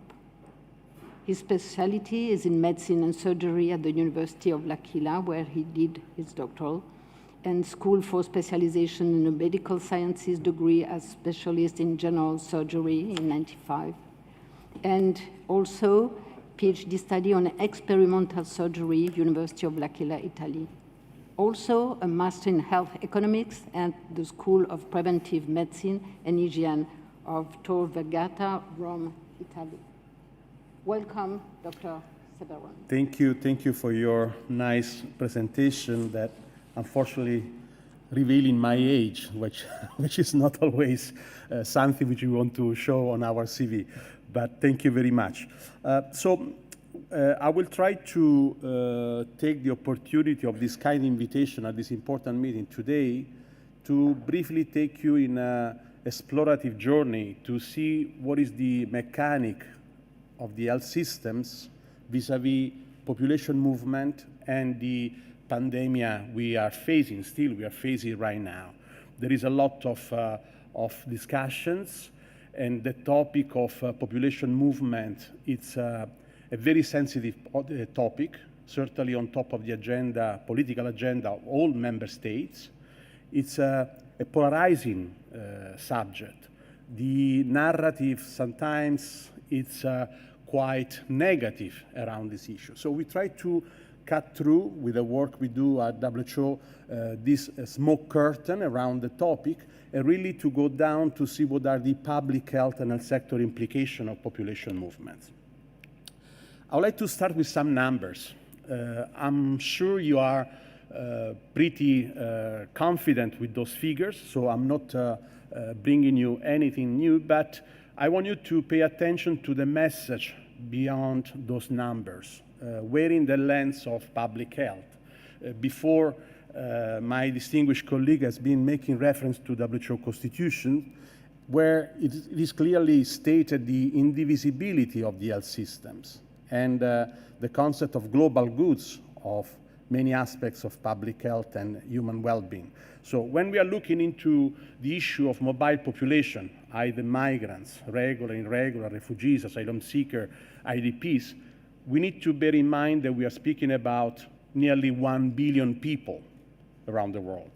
And certainly what WHO does not recommend, especially when we are addressing UHC, universal coverage principles, is the no divisibility of the health system and the inclusion of the entire population. That's the best way to have an health system which is able to address challenges posed by the users. Let's look into concrete aspects. When we are facing the health sector, or namely Ministry of Health, speaking about population movement, again, we need to consider that the reaction we are having is questions about very concrete topics, really very concrete aspects which are enablers or obstacles to the smooth functioning of the health systems.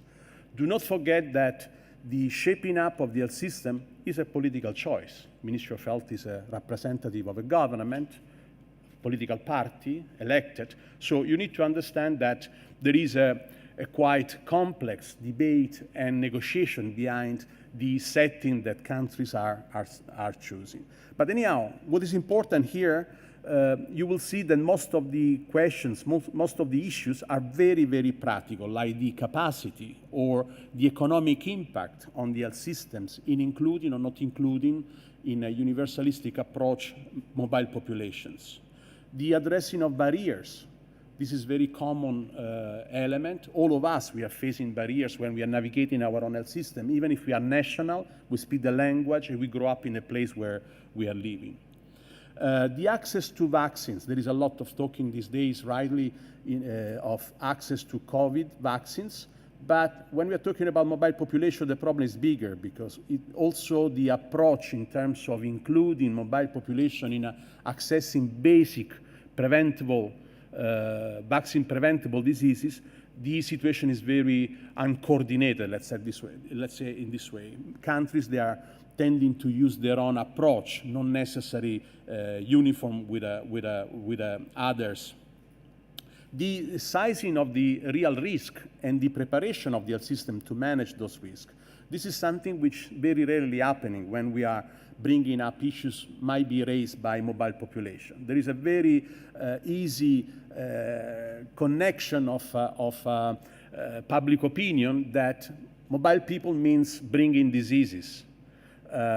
Especially if you are coming from the south of the world, you are bringing any sort of diseases. This is not true. Yeah, mobile population might be a vector of spreading of diseases, but this is two ways. How many of you have been visiting tropical places for vacation and you were at risk to contract an infective disease and bring it back home? So the issue is really to size the risk, what we call risk assessment, in order to size our intervention and to get ready.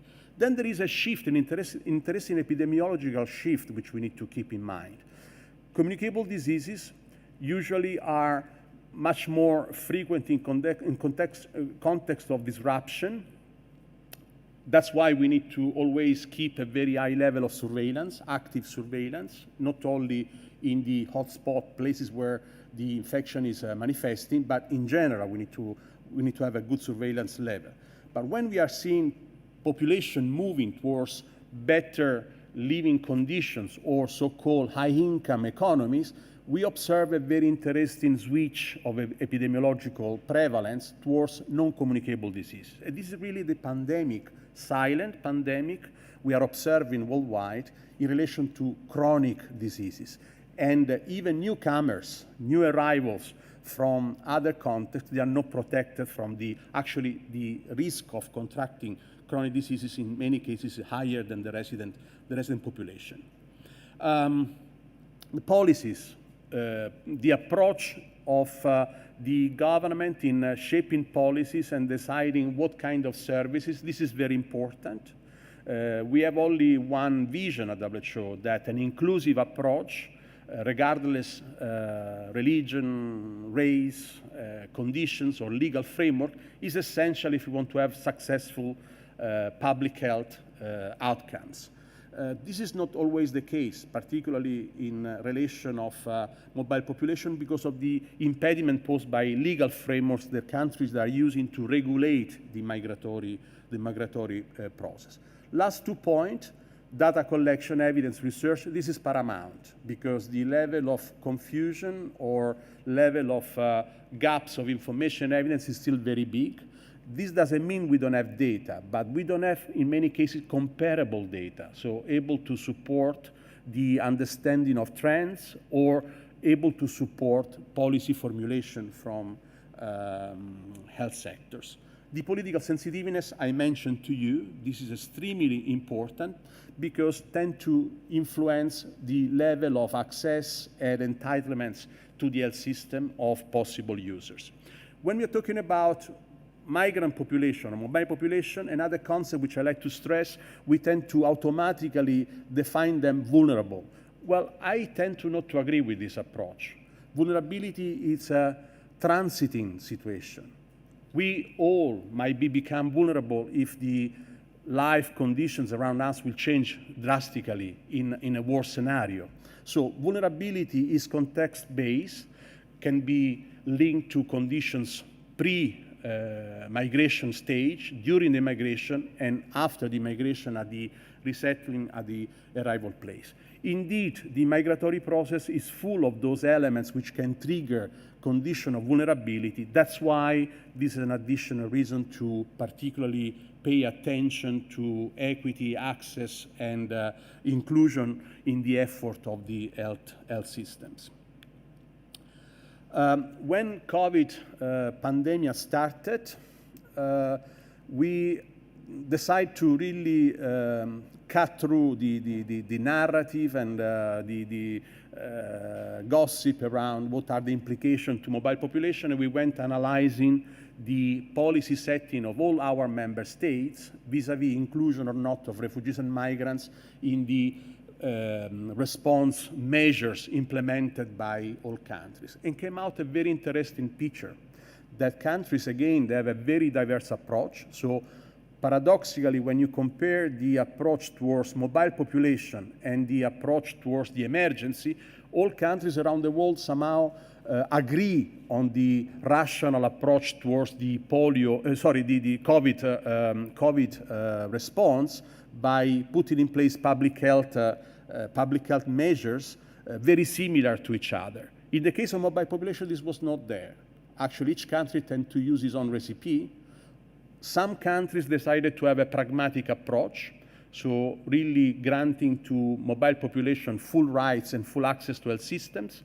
But the majority of countries, they decided for a temporary solution, a patchwork. So really implementing exceptions, launching normative derogation to the existing limitations, and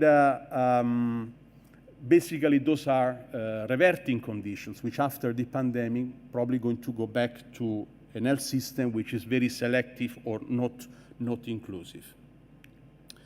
how the migratory phenomenon react to the COVID situation? Well, what we were concerned at a certain point that COVID public health measures could be utilized or misused by member states to manage migratory phenomena.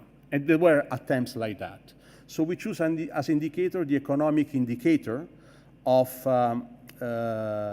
related to the remittances of people migrating around the world. And we see really a quite interesting deflection during the acute phase, the first wave, but then there is a very interesting resilience capacity, and then coming up of the level of remittances coming from selected countries. Those are data from the central bank of those countries, and actually setting up even a little bit slightly higher than the comparing period in 2019. So what does it mean? That the phenomenon of migration has a very strong pull factors, economic factors, that need to encourage us to have a rational approach, particularly when we are defining the level of the type of service we want to grant to mobile populations. What are the 4 points that the COVID situation told us to be very critical for us to take into consideration? By the issue of equity, this was very clear also for the resident population. We saw an increase of inequity in general within countries, between North and South. And this is very important in terms of really having positive results related to the response to the pandemic. Those inequity situations should be prevented, and when present, to be removed. Otherwise, they tend to really alterate the functioning of the health systems. And communication was extremely poor.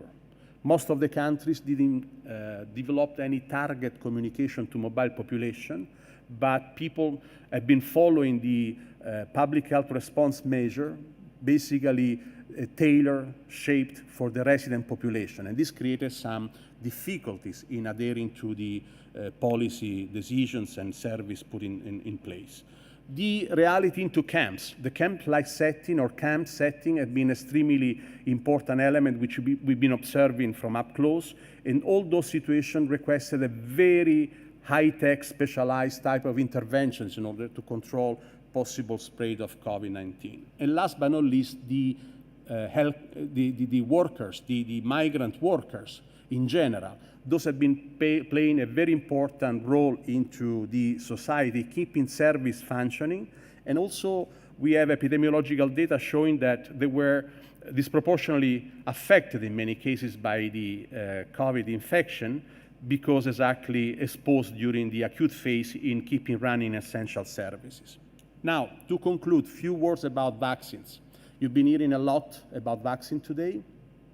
As I say, the issue of access to vaccine for mobile population is a bigger concept, a bigger issue than just COVID-19. Although to monitor what happened at the country level, we've been analyzing the national deployment vaccination plans of all countries, preparing those plans in order to receive the COVID vaccines, including those supported by the COVAX initiative.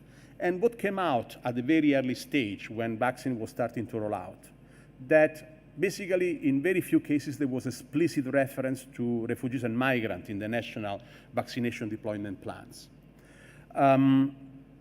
We inquired to countries why, and what we received as a feedback that in reality they were included, but they were not specifically mentioned in the plans, which they were for the entire population. And this raised quite a big concern. In fact, we also engaged in a quite relevant campaign of sensibilization. In fact, a few months later, the mentioning of inclusion of refugees and migrants into the national deployment vaccination plan had been present in almost the totality of those national plans. But again, was this enough to grant access to vaccines?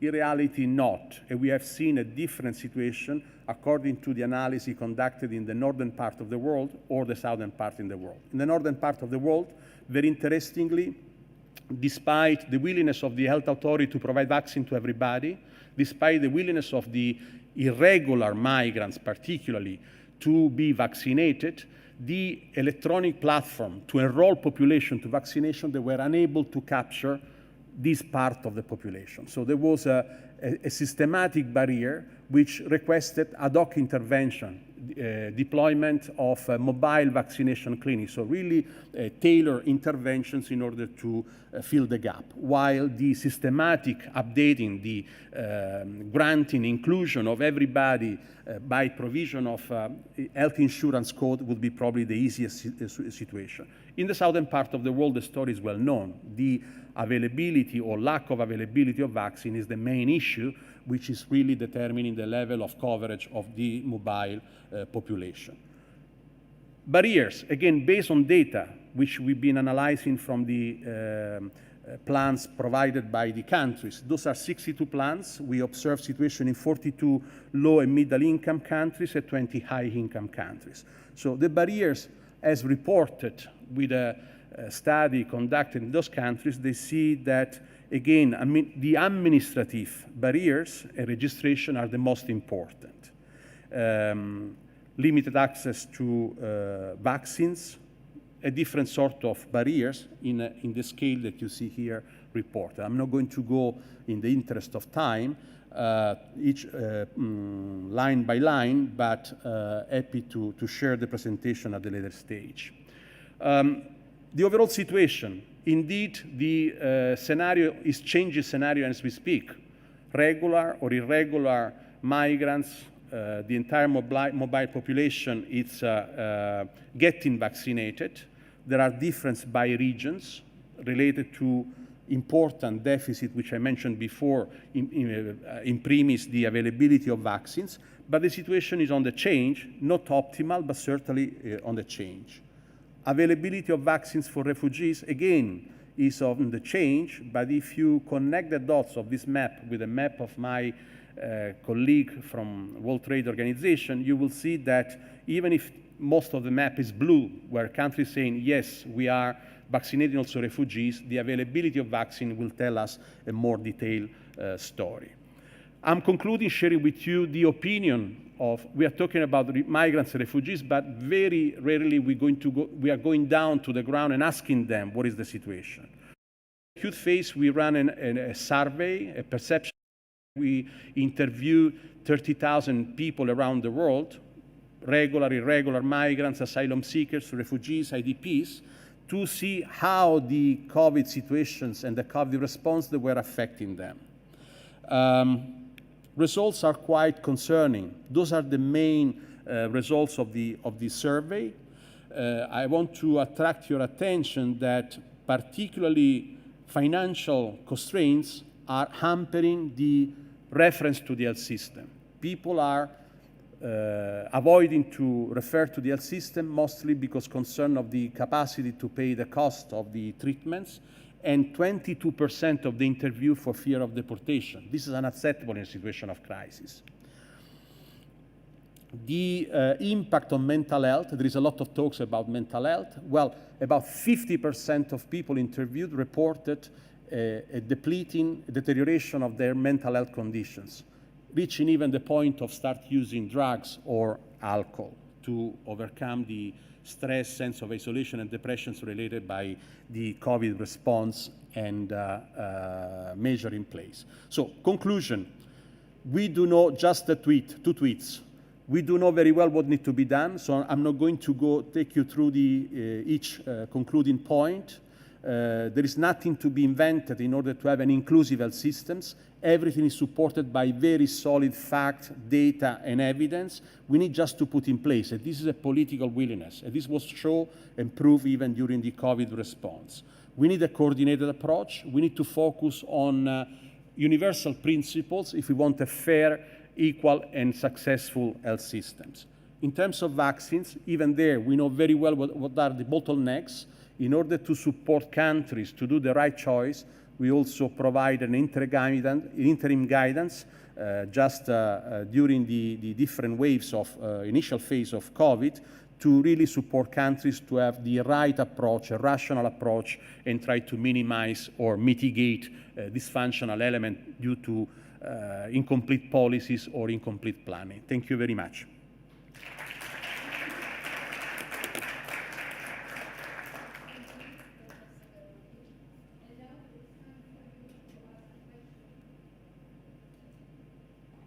Yeah. So it's time for you to have, we will have some questions. We still have some, about 5 or 7 minutes to really answer question you could have and address either Dr. Martinez, Dr. Taubman, or Dr. Severoni if you have a question. Yes, please. Doctor. Yes, yes.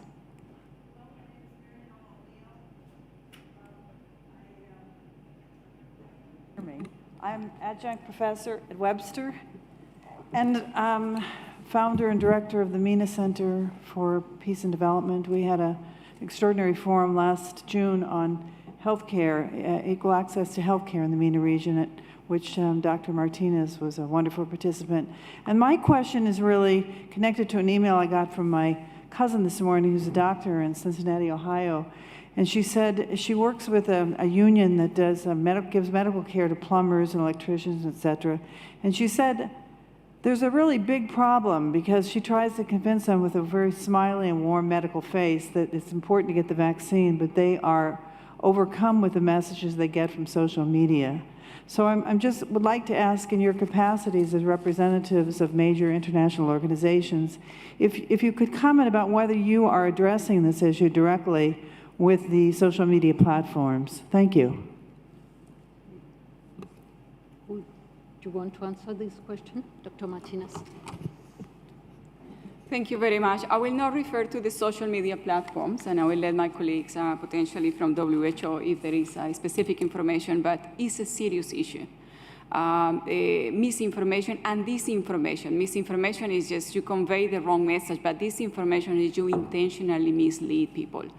And there are, in humanitarian crisis, the sources of misinformation and disinformation are multiple. It could be war-related aims. It could be political gain. It could be simply ignorance. So understanding what the drivers of hesitation and resistance are quite important. And in humanitarian settings, one of the elements that as a Red Cross and Red Crescent movement we are working on is an activity or a campaign called Information as Aid. So considering that giving people the access to the right level of information is in itself a part of humanitarian aid.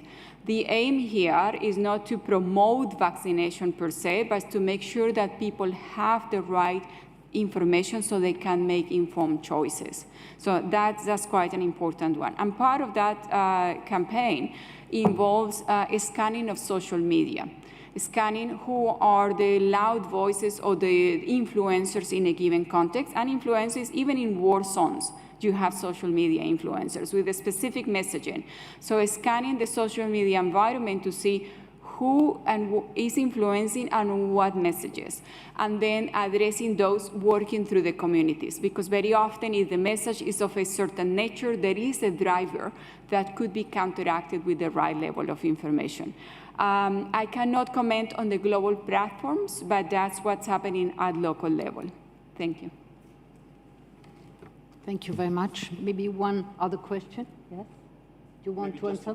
Yes, a compliment. We define more dangerous than the SARS-CoV-2 virus, the infodemia on the pandemic, on the COVID-19. And there is an entire department which is working restless to really counterbalance the disinformations and also linking with important platform of communication to make sure that the facts are shared and fake news, fake facts are actually busted, discovered, identified. But this is an endless process. We are in a very complex society where communication is very fast, so it's really an enormous engagement, but absolutely central because the result of that is a dropping of request of vaccinations access or even major issues like self-invented therapeutic solutions that we have seen in many countries during the acute phase. Thank you very much. Another question? Yes? Hello, my name is Abdulaziz Khan, and I'm a IR student at Webster, Geneva. So my question is that we've seen some of the problems that you discussed and were detailed information, and thank you for that, for enlightening us. But how humanity has seen, for example, the Spanish flu and polio and all the other various diseases and everything, how do you think that the situation of COVID-19 will transpire with how much effort we're currently putting in? Thank you. Do you want to address the answer? Do you want to answer these students? Yes? Okay, thank you. Well, my immediate response to the question is that I'm the last person to ask, because this is ultimately an epidemiological and a medical matter. But I would say that one of the underlying issues is a very practical one of the distribution of vaccine production capacity worldwide. And as I've mentioned, this is highly concentrated. One of the imperatives that's coming from this experience is to distribute vaccine production capacity more equitably around the globe, because we've learnt the hard way that is a necessary response to the situation. So while the pace has been slow, and while this is a complex process anyway, this is not a simple technology, we are seeing at least some heartening signs that there will be more equitably distributed vaccine production capacity. And in addition, this includes, or will include, we hope, the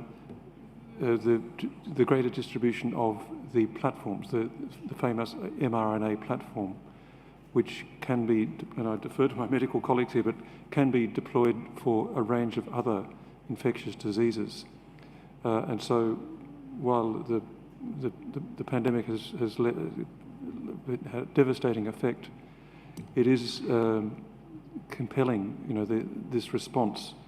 And so we may, over time, see a better distribution of vaccine production capacity and the application of these technological platforms to address hitherto endemic diseases that have been wreaking havoc, particularly in the developing world. Thank you very much.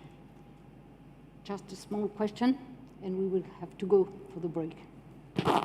Hello, my name is Aurélie. I'm also an IR student in Webster. And I think you all have mentioned quite of what the pandemic has caused, the new regimes and corporations that had to be a part of it. But I guess I wonder, out of everything that arose from COVID, for better or worse, do you see any trend in international regime or governance lasting as a legacy of COVID?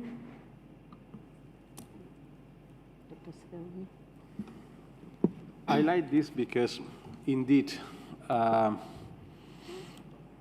if we are looking to the situation in a very simplified manner, really looking at the half-full glass part of the glass, in reality, we see a tremendous change and also quite important number of opportunity which have been arisen with a COVID situation. Imagine that only a few months ago, before the pandemic, to speak to a country about universal coverage for migrants was really a very difficult discussion, very difficult subject. What had happened is that the crisis has been somehow eliminating all the secondary concerns or even manipulation for political reasons, and in many cases supporting countries, encouraging countries to have a rational approach. And this has been having a very positive impact because proved that there was no bankrupt associated to a universalistic approach, for example, for those who they chose. we are having now a very important, numerically talking, example of countries. About 40% of the country worldwide, they decide for a universalistic approach vis-à-vis inclusion of refugees and migrants because of COVID response. Simply not because of a humanitarian situation, but because it's what public health they are preaching and teaching at the school since always, that you cannot separate and create patch of population which are underserved because of any reason you want to choose, but you cannot have a different level of reach out from the public health interventions to different group of population. So this stays there, in my view, is a fact, and you see in terms of also of political decisions of many countries. And you see also from the fact that before migration was mostly attached to a very toxic, negative rhetoric, now there is a turning, still you have that, it's not disappeared, but you have a turning of majority towards a willingness to manage the situation, which is anyhow an encouraging element for the future. If you ask me, then are we in the ideal condition? No, still a lot of work needs to be done and the situation should be improved. Thank you. Now it will be Dr. Romini, you want to?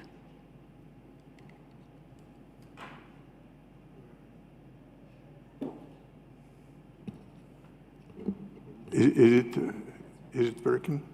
Yes. Well, first of all, I would like to thank the speakers for the really detailed and very enlightening presentations. And since I have 26 years of experience with these conferences, I think this is going to be one of the most interesting conferences on the record of Webster. I have one very direct question. The Secretary General of the United Nations was asked about 10 days ago whether he believes that the Chinese government has provided all the information to the group of experts about the origins of the COVID-19.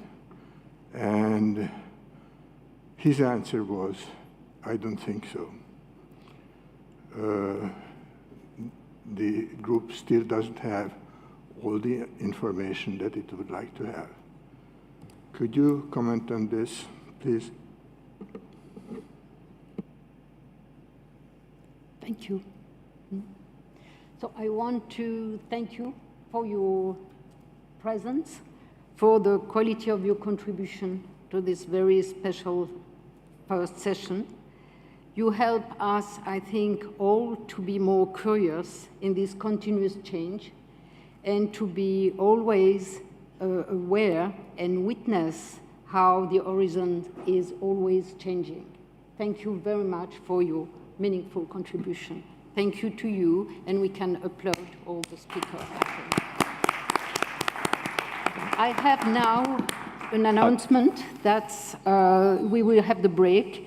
It's on the coffee break is at the exit to the left, and sessions 2 will begin at 11:45. Since we'll begin, the coffee break will start now immediately. The exit is over there.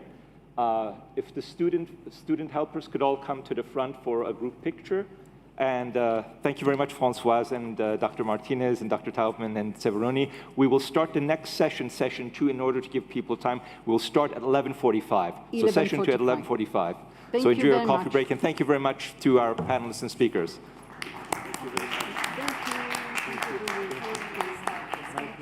Thank you very much. For the next question, but it's really because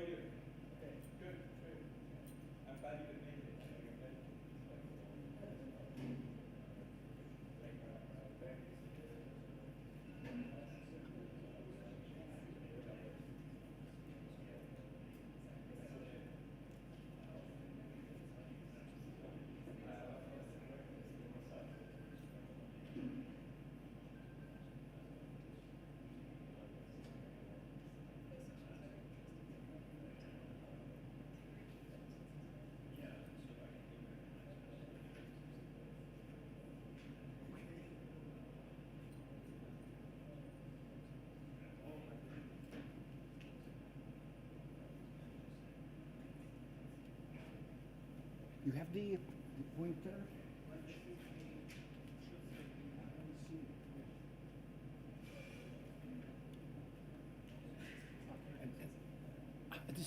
This is the laser pointer on it, or is Yes, it? this button here. So this is Not directly, but it should work on the slide. on the slide, and then when point on the slide, it will be seen on the.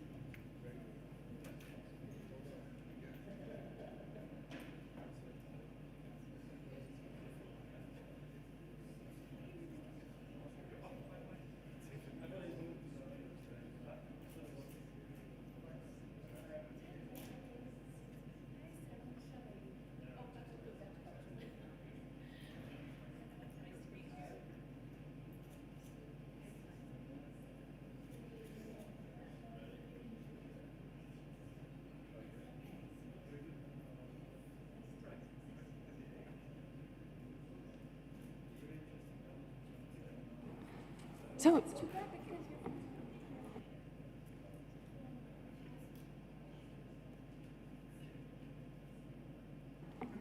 ladies and gentlemen, thank you for joining us again for this, our second session of the Humanitarian Conference. I'd like to start by thanking those who intervened in the first session for their really stimulating interventions. And I'm looking forward to hearing more about the socio-economic implications of the pandemic from these panelists. So our three panelists are going to be Peter Akos, Michelle Layton, and Filippo Minozzi. Our first speaker is going to be Peter Akos-Bod, who's an emeritus professor of Corvinus University of Budapest, a former minister of the economy and an ex-governor of the Hungarian Central Bank. Before the regime change in 1990, Dr. Bod had a research and academic career in Budapest and has taught in the US at the Portland State University. He's also acted as an advisor for the UNDP in Ghana. Since that time, in 1990, he was elected as MP for the Hungarian Democratic Forum and subsequently joined the cabinet of the Prime Minister Antal as a Minister for Industry and Trade. He then served as governor for the Hungarian National Bank from 1991 to 1994. He joined the board of directors of the EBRD in London in 1995, and then returned again to academia in 1998. Currently, Professor Bod teaches economics and economic policy at the Corvinus University and ESSCA Budapest. He's also active as a board member of several companies and as an editorial board member of professional journals. He's vice president of the Hungarian Economic Society, a doctor of the Hungarian Academy of Sciences, and beside all of these professional duties, he's also co-chair of Group V21, which is an association of former office holders to monitor the state of democracy and rule of law in Hungary. Professor Bod, many thanks for joining us. Thank you, Sarah. Thank you very much. Ladies and gentlemen, dear students here in the room and in front of your devices, I'm going to talk about economic, social, humanitarian, and financial aspects of the pandemic, focusing on a particular part of Europe, Central Eastern Europe. Being a Hungarian, this is an obvious choice, but also because Central Eastern Europe, the eastern periphery of Europe, is in the news. If you just look at the newsreel, the Polish-Belarus border and other shocking stories, but also because Central Eastern Europe is a bit different in official attitude to the whole managing the pandemic and also managing the migration story. Now, a bit about the context.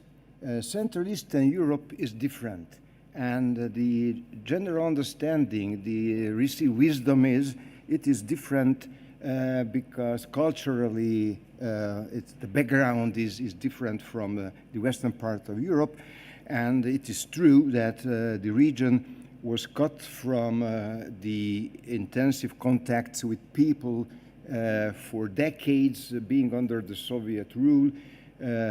In the Cold War period, Central Eastern Europe did not go through the same path of development.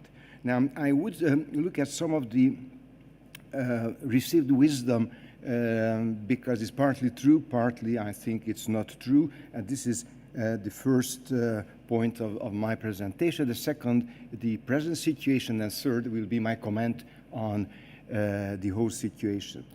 Now, if you look at the percentage of foreign-born people, which is a very interesting indicator, social indicator, you look at Switzerland and you will see that the Swiss figure is really high, Luxembourg, Australia, but if you find Slovak Republic, Hungary, Czech Republic, and other former communist-run countries, it is true that these nations have remained pretty homogeneous in terms of ethnic and language-wise.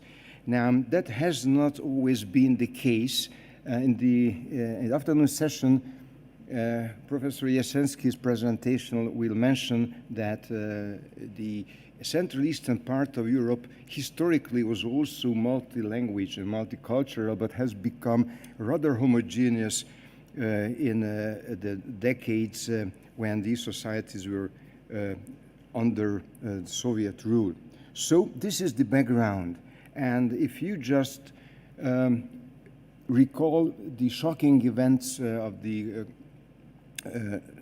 migration shock that erupted after the Syrian war, I just collected photos from the Hungarian story. As you perhaps remember that the Syrian refugees, and also not only Syrians but other refugees, Afghans and Kosovars, moved to the heart of Europe through Serbia and then through Hungary.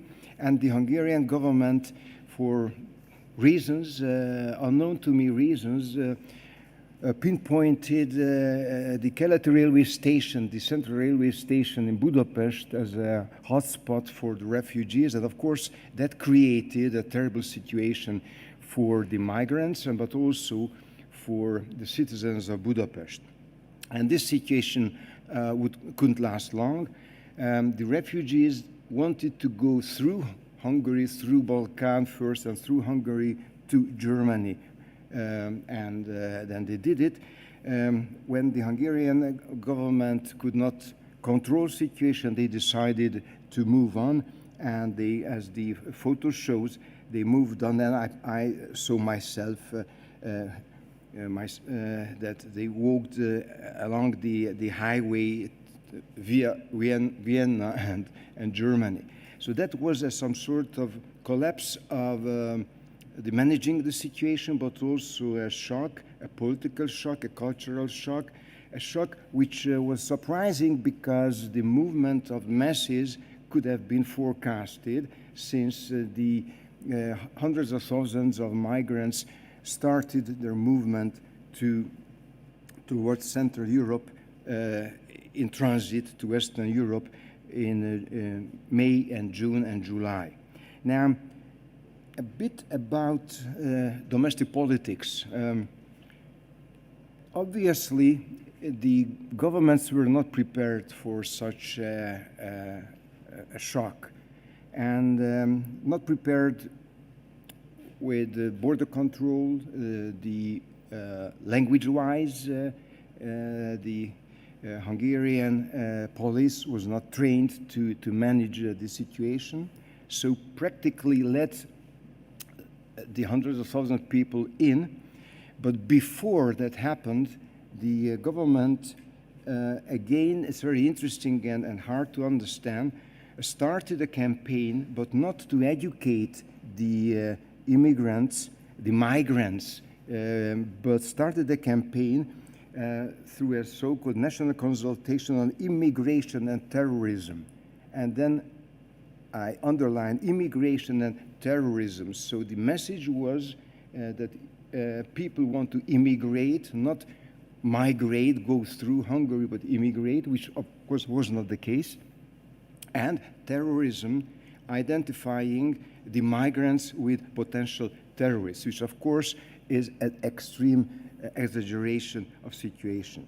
And this campaign went on from May on, while the hundreds of thousands of people were still on the transit, first from Turkey to mainland Europe, and then Serbia, and then entered the Hungarian border, and then passed through the border to the city of Budapest, and through Budapest to later to Vienna. And the famous sentence by the by Angela Merkel to let the Syrians in finally solved the situation because the masses could move on under transit. After the event, the government erected a border fence between Serbia and Hungary, and then it is still an ongoing debate who should finance the cost of building such a fence. It's in the news that the government still want to get refunded for this investment. So this is the shock, and this is the background to the situation. Now, let me talk quickly about the situation itself. If you look at figures, I collected figures, and I just call your attention to the Migration Control Policy Index. 1 is the strictest, and 0 is the more relaxed or liberal. And if we take just countries of the region, starting with Czechia with a 10 million people population, it's a medium-sized country by European standard, the migration control is very strict, but labor migration policy index, according to the IMPIC, is pretty relaxed. So there's, when you talk about the attitude of the governments, attitude of the countries, it's very hard to say one sentence because it's a dual attitude to the migrants who want to come to the country, ask for asylum, or those who want to work. And the Czech Republic, as you can see, has a pretty high number of migrants, 4-6% of the population. It's pretty high by European standard. But refugees are very few. It's in 1,000, 2,000 in a country of 10 million people. Now, if I move on to another country, Hungary, less than 10 million people, it's again the similar case. The migration control policy is pretty strict, 0.8, not far from the maximum figure, which is 1. But the labor migration policy is more relaxed, not as relaxed as in the Czech Republic, but rather relaxed. Now, the number of migrant stock in the total population is 6%, is medium. And the number of refugees, as you can see, was pretty high after the collapse of the communist regime for particular reason.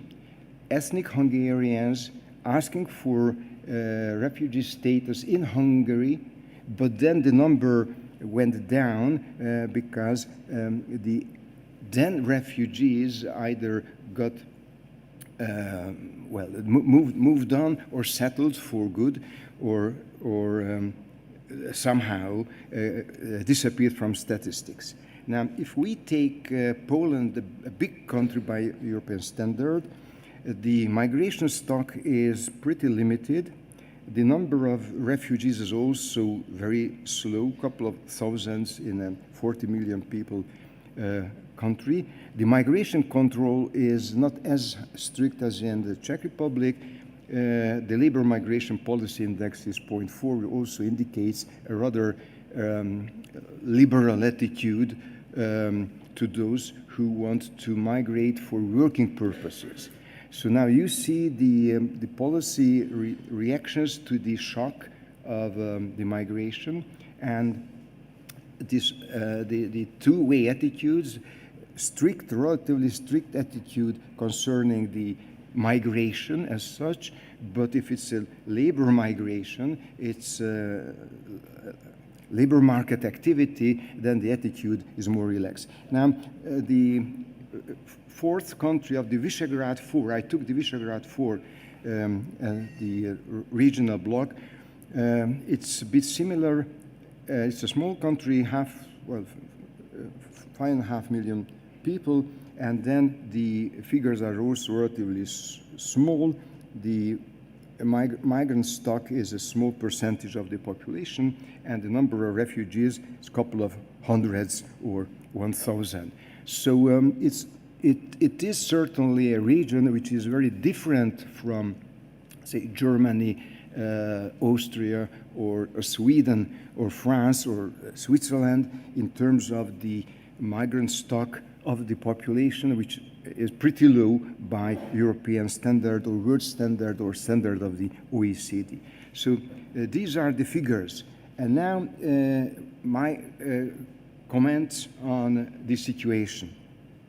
First, you have to understand that the region is different for reasons from Western Europe or Nordic Europe, because it's not much known probably, but the region has suffered a demographic decline in recent decades.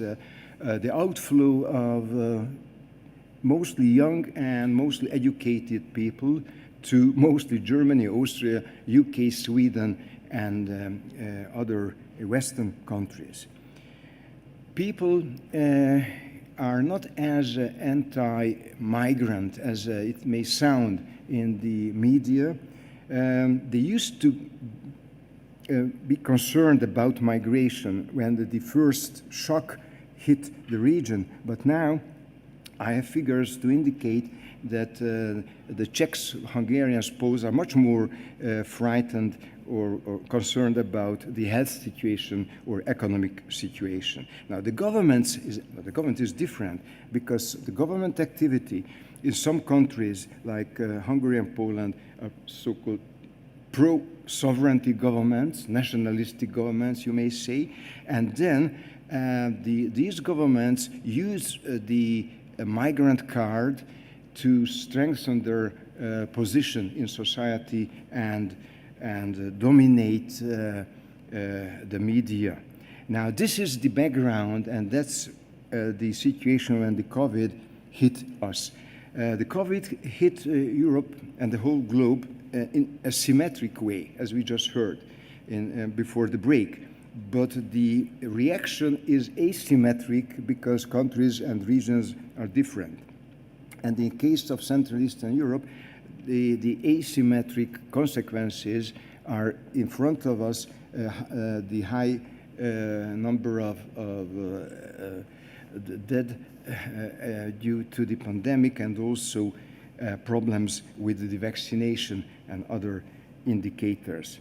And this is the case when the borders were closed and then put an end to an economic regime which supported the economic growth of the region in the decade before the pandemic. Now, are people worried about migration in Central Eastern Europe? Are they very much agitated by this situation? Now, the interesting thing is that's not true. That's the impression if you read the newspaper. But if you read the Eurobarometer, you will see on the what worries people of Europe. In the European Union, the 27 is health, economic situation in the first two places, and immigration is not in the top three. It's not in the Czech Republic, not in Hungary, not in Poland. The only country where the immigration is among the first two items is Sweden. And also it's higher in Austria than in the Visegrad countries. I took the V4 as one case, and also as a contrast I added Sweden and Austria, just to indicate that people of the region, of my region, so to say, the Visegrad region, is much more worried about inflation, worried about health, but not much worried about immigration. So government seems to worry a lot about the migration story, but the population feels differently. And now, what happened last year? We don't have figures for this year. International agencies are collecting figures. The OECD just published the migration outlook, and if I look at it, I can see that during the pandemic year, 2020, the inflow of people who want to enter the countries as migrants typically decreased, and it was not too high in the Visegrad 4 countries, but it decreased further, and because the migration was slowed down by obvious reasons, the health reasons, and then the border closures. Whether it's a decline which is permanent or just is temporary, we'll see. There are certain indicators that families who have a plan to move, well, shelved the plan for a while, but they have not given up, so there might be a return to the permanent migration, permanent, and it's a legal, documented migration, which in this case, as I mentioned, in the case of Central Eastern Europe, means outflow of families, sometimes with kids, to Western Europe, and then making some sort of room for others to enter. And this is the interesting case with Poland. If you look at it, the temporary labor migrants, well, totally documented. The Polish economy received a million migrants, workers mostly from Ukraine and Belarus and Russia. Meanwhile, Polish families and workers migrated to the West.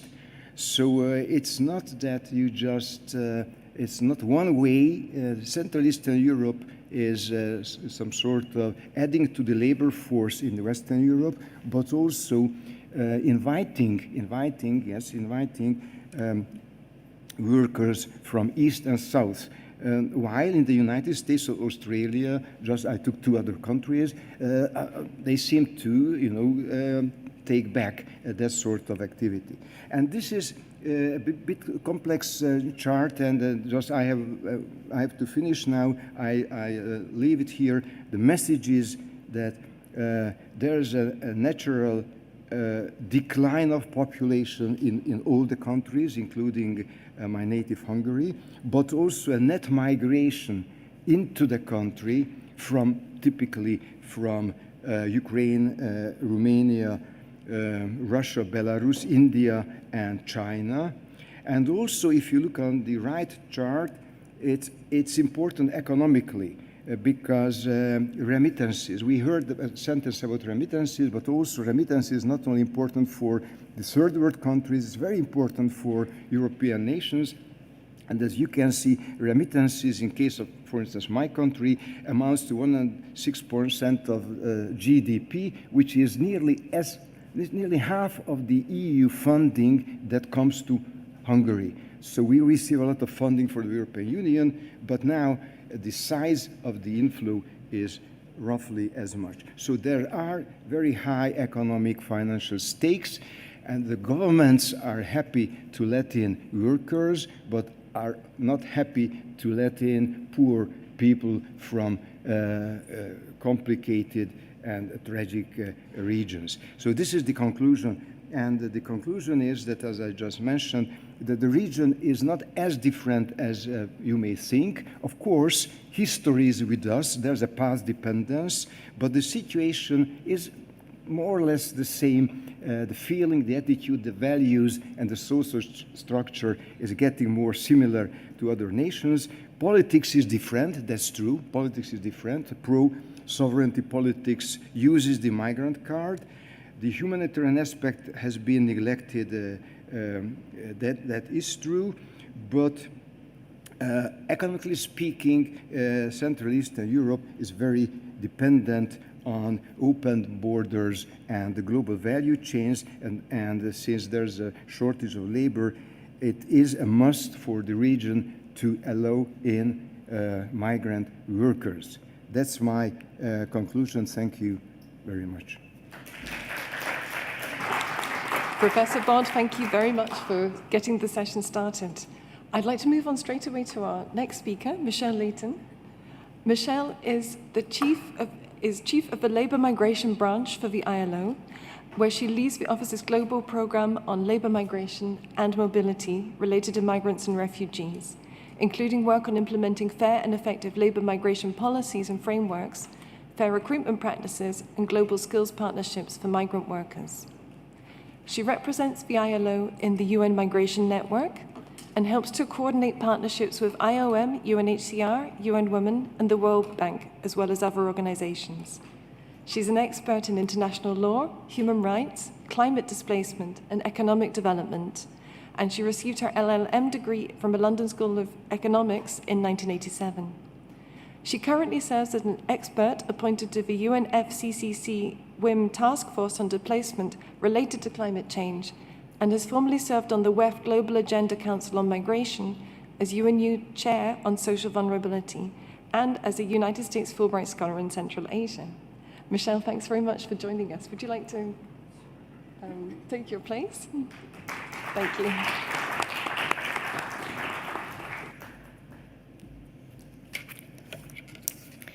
Well, thank you very much to Webster for the invitation for ILO to come and join this distinguished panel today. And I think it's quite a timely conference with what's going on in the world. And certainly I'll provide maybe a different, but I hope complementary perspective to what Peter Bod just presented, especially because he touched on the demographics of labor migration. A long time ago, it was said, far and away, the best prize that life offers is the chance to work hard at work worth doing. Well, today the ILO would call that decent work, and we hope also a work-life balance is thrown in. But the COVID pandemic has denied that chance for hundreds of millions of people. Far too many have suffered job losses or left the labor market altogether, especially women and young people. I was struck a few days ago by a new report in the United States showing that over 12 million people had quit the labor market over the summer. And in September, about 25% of those aged 20 to 34 had left the labor market. These numbers show, I think, lasting scars from nearly 2 years of turmoil from the pandemic. And in 2020, the ILO reported that the equivalent of 255 million full-time jobs were lost due to COVID, and global labor income declined by $3.7 trillion. The largest decline was experienced by workers in the Americas, but by and large, the greater losses were for women than men. A few weeks ago, the ILO released new figures that even as countries are getting back to work, we are likely to see the equivalent of another 125 million jobs lost by the end of the year. And this is only part of the story. The other part is the alarming rise in inequality. The ILO has warned that what we are witnessing is a two-speed recovery between developed and developing nations that threatens the global economy. An unequal vaccination distribution and fiscal capacities are driving these trends, and they need to be addressed rather urgently. Progress in vaccination has emerged as a critical factor for labor market recovery. But the vaccination rates between countries is astonishing. In early October, these rates in high-income countries were 59.8%, the vaccination rate, compared to those in low-income countries, 1.6%. Now, earlier reports have shown that for every 14 people fully vaccinated, one full-time equivalent job was added to the labor market last year. This implies that slow rollout of vaccination in developing countries is hampering labor market recovery and increasing the divergence between countries. And without concrete financial and technical support, this great divergence will persist. We estimate that if low-income countries had more equitable access to vaccines, working hour recovery would catch up with richer countries in just over 1 quarter. Fiscal stimulus is also significant as a factor in the recovery, but we know that 86% of the stimulus that's now being out there is concentrated in high-income countries. So the call for reducing these inequalities between countries is fundamental. But there's another profound reality, that the benefits to those in countries are likely to remain unequal due to more insidious and structural barriers which are evident when we examine the treatment of migrant and refugee workers and their exclusion from rights and benefits. Migrant workers have been some of the most vulnerable to the economic shocks brought by the pandemic. They're predominantly employed in precarious, temporary, low-wage sectors, and they're the first to lose their jobs to national workers. And their numbers are considerable. We estimate that there are 169 million migrant workers, or 70% of all working-age migrants are in the labor market, 70%. And 70 million of these are women. They represent a significant share of the workforce in many sectors, construction, services, agriculture, for example, healthcare. And they're the majority of all workers in the Gulf region. They make important contributions to societies and economies. And we saw during the pandemic they serve in essential jobs in healthcare and medicine, transport, services, and so on. Yet most experience multiple forms of discrimination in the workplace and in society, which put them at a greater risk than many national workers during the pandemic. Migrant workers were summarily fired or forced to leave, often without pay and in violation of contractual agreements. This created a number of immediate problems. As one of the UN agencies monitoring the impacts of the COVID-19 pandemic, we received large numbers of reports of migrant workers who were stranded in countries without jobs. And the low wages they were paid prevented them from accumulating savings to cover their basic living expenses or to return home. And as the pandemic entered into full swing, we received complaints of migrants and refugees who were never paid for their services or forced to work long hours without pay. Many also lacked access to social protection like healthcare, basic food, and housing. Their working conditions deteriorated, and the media reported all too frequently about the lockdown of migrant workers living in sites on factories, agriculture, construction. These living conditions were in cramped housing, which led to the widespread infection of the virus, and in some cases, many, many times more than the national averages. In conducting rapid assessments in countries and regions to monitor this impact, it became clear that many migrant workers had already incurred large debts from paying labor brokers and recruiters unconscionable amounts of money to be recruited into their jobs. Then they were forced to incur more debt trying to find a way home. For millions of others, they were never allowed to take up their jobs because the borders closed or there were too complex restrictions for travel.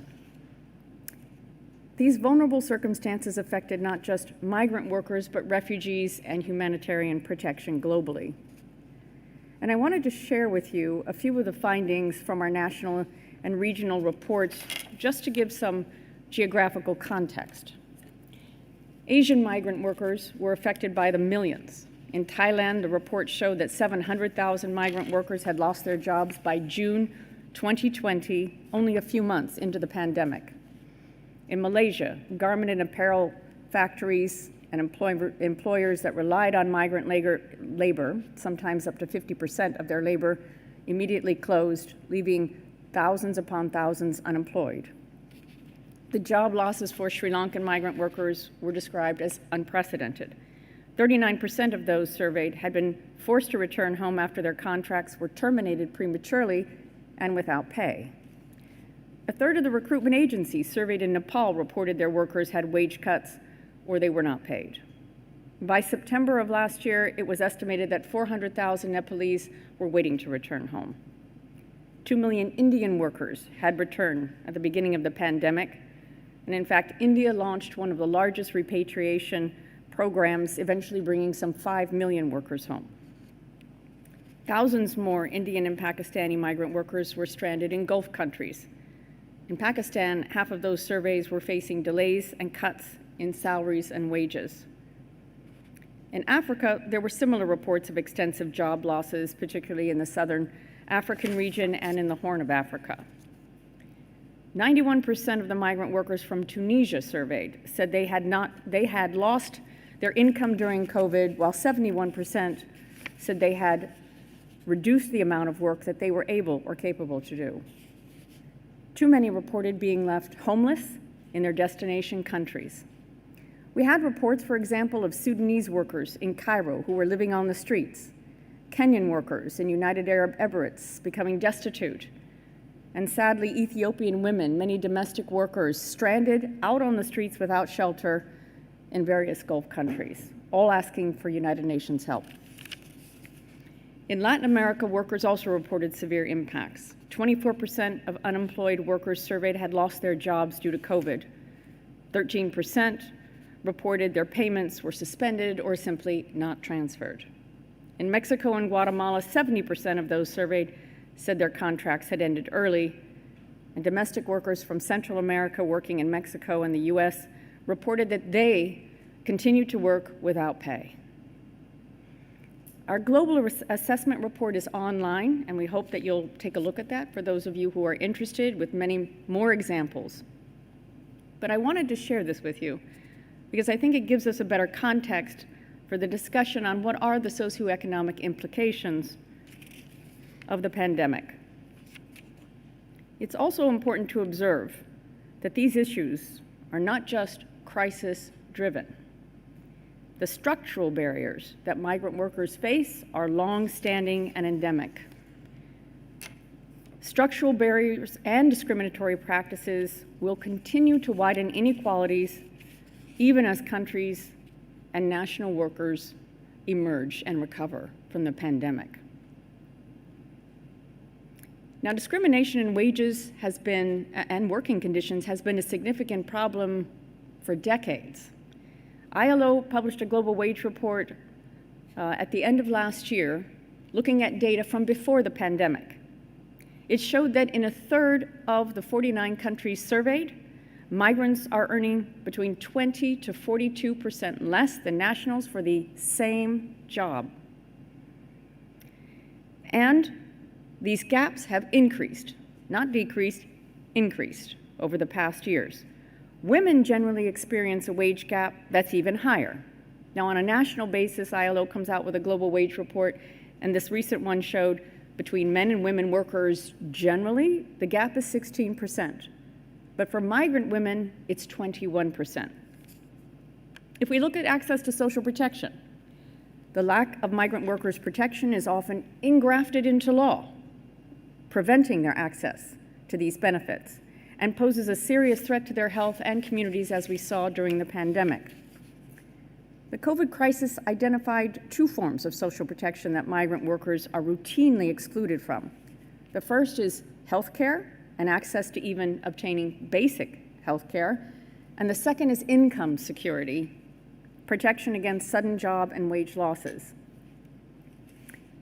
Even where formal inclusion exists, migrants face a number of administrative barriers to obtaining Social Security entitlements. And while there are some notable exceptions, the lack of information and understanding of how to access these, even where they're available, remains a problem. Now, during the pandemic, some countries did provide support in terms of social protection, cash benefits, as well as other welfare schemes and extended social protection, and these were welcome efforts. But migrant resource centers were overloaded with requests for assistance of returning migrants in communities where government assistance was not forthcoming. And as I mentioned, this was during the pandemic, but the systemic and structural issues are generally to exclude these workers from those benefits. The impacts are particularly acute for women migrant workers who have more limited income security and social protection than men migrant workers. And this is due in part to the wage gap I mentioned earlier, but also because women migrants disproportionately work in more precarious, insecure, and informal employment.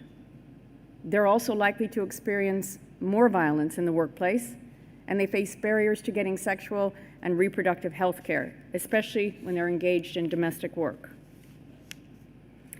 The socioeconomic implications of the pandemic were also heightened by a persistent culture of discrimination in the skills that migrants bring. The widening inequality we see is not just between rich and poor countries, but between those with higher skills and migrants with lower skilled occupations. Skills become an important distinction of upward mobility. Migrants and refugees can get trapped into lower skilled occupations because there are few skills recognition systems. So whether they come with credentials even as high as doctors or nurses, if they're not recognized in the country of destination or by the employer, they're forced into low-wage jobs.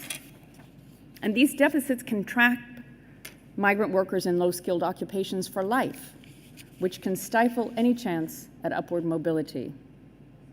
Now, this issue is becoming better recognized, especially as millions of migrant workers return home and face the same problems, the same obstacles. But the weak business and government systems are not yet able to recognize the skills and talents of migrant workers, whether returning or in destination countries. And this hampers integration as well as reintegration. So we have considerable work before us. As I close my talk, I want to reflect a bit about the future and what we stand to lose by not taking more urgent action to ensure that recovery includes re-examining, evaluating these structural and in some cases dysfunctional migration systems that underpin inequality for migrants and refugee workers. Now I think is the time for a deeper reflection and dialogue within our societies around this issue, around our commitment to international labor standards and human rights that apply to all of us as human beings, and they do not exclude migrants and refugees. These principles are the same ones that were laid down with the Global Compact on Safe, Orderly, and Regular Migration and the Global Compact on Refugees adopted by governments in 2018. And the UN Secretary General has called on the international community to adopt a common agenda that puts social justice at the heart of our work and recovery. And he's clear that at the heart of all of this is our social contract with society. So I want to recall another call to action, this one in earlier times. Our task must be to free ourselves from our prison by widening our circle of compassion to embrace all humanity and the whole of nature. Albert Einstein. This sentiment seems to me to have a renewed moral importance. It calls for a greater spirit of compassion and solidarity as we emerge from the pandemic for those who continue to suffer and those in the most vulnerable situations. And I like its relevance to the Conference of the Parties, the climate change conference now going on in Glasgow, as leaders are meeting, because it allows us to put our humanity and the environment on the same plane. So I'll close with that reflection. Thank you. Many thanks, Michelle, for a fascinating presentation. I'll move swiftly onwards to present our final speaker, who is Filippo Minozzi. Filippo is an economist and program manager, currently leading the analysis and evidence team at the ICRC.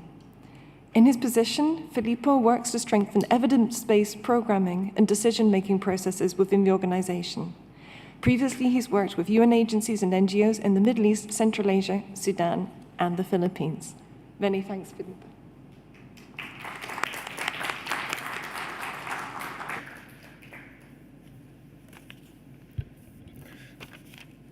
Good morning, everyone, and thank you very much for having me here today, again after last year, as part of this panel.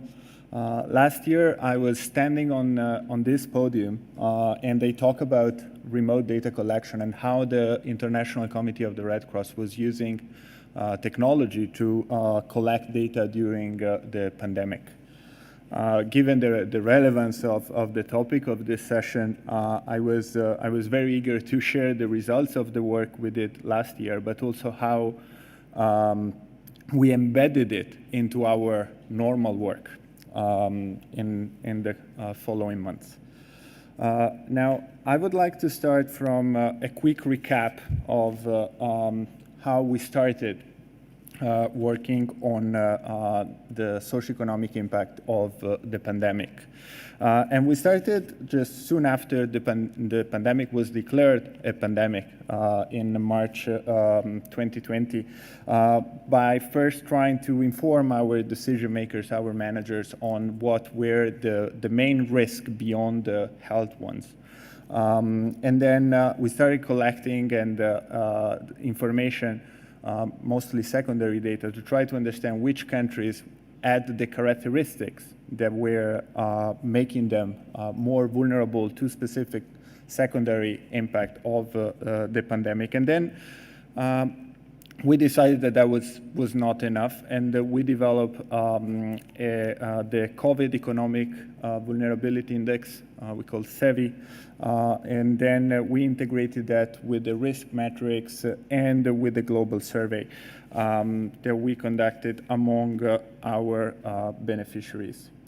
So starting from this, from the COVID-19 Economic Vulnerability Index, this is a global and regional analysis that we conducted to assess the socioeconomic vulnerability of countries and their economies to the socioeconomic impact of COVID-19, and we did that only by using secondary data.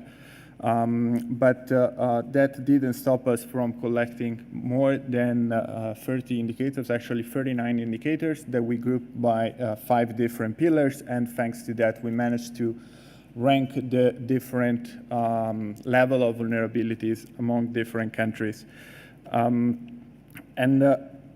But that was not enough. We had the moral imperative to go beyond some of these results and to verify the information we were getting from this model, because the model is as good as its data, right? So sometimes we were not very confident about the data quality coming from government or from other institutions, especially in a period in which statistical offices were not able to collect data as well as they were doing before. So we started this exercise with our field offices, where our field colleagues basically created a risk matrix with mitigation measures of the risk that they were actually perceiving in the field for the most vulnerable people. But that, again, it was not enough. So we decided that we wanted to hear from our beneficiary, which allegedly are among those that we can consider to be most vulnerable to this type of shocks, for sure. And that was a bit of a reality check. We reached out to more than 30,000 beneficiaries in 24 countries. You can see in the map which countries we reached, and the results are quite shocking. Like 80% of the respondents said that they had seen their livelihoods affected, either by losing their job or by reduced income. 54%, so more than half of the people we interviewed, did not have they had regular access to markets, so that means that almost half did not. 89%, so almost everyone in our survey told us that the prices increased in their market of reference. And then a very concerning data, in my opinion, only 7% of the people we interviewed said that they had money to cope with a crisis like COVID-19 that we already knew it was a protracted crisis. And then 53% of our respondents have been employing coping strategies that affected their food consumption and nutrition. Now, of course, we had to translate those evidence into action. So we drafted some recommendation from a programmatic and operational perspective. We managed to adjust the cash transfer, renegotiate new price ranges and ceiling with the retailers that our beneficiaries go to, and then expand an electronic voucher system. We also managed to expand our safety nets to previously registered beneficiaries and prevent and treat malnutrition in one of the most difficult places in the world, which are prisons and places of detention. And then we also connected farmers to market to avoid harvest and profit losses. And also from an advocacy and policy perspective, our management has been, based on the results of our work, has been advocating for a lift of sanctions, asking for humanitarian corridors for essential goods and also for inputs for agricultural season. Support universal social protection mechanism that will target also informal laborers and casual workers. Advocate with the International Monetary Fund, the World Bank, and the regional development banks for easing some of the condition on their loans.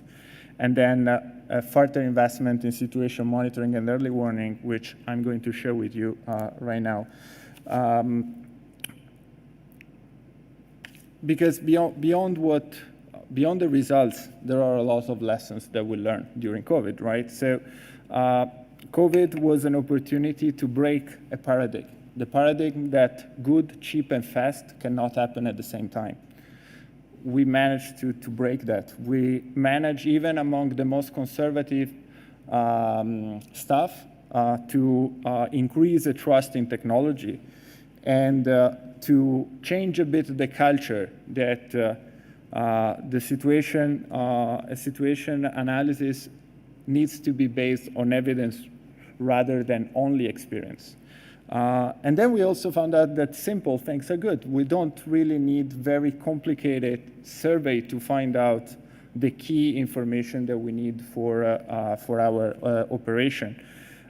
We also found out that digital proximity is possible. It's not only about physical proximity, as long as you ensure that accountability to the affected people is maintained, even through technology. And then also it kind of brought us into an area where collaboration is more needed than ever, and therefore encouraged us to work with partners in the field.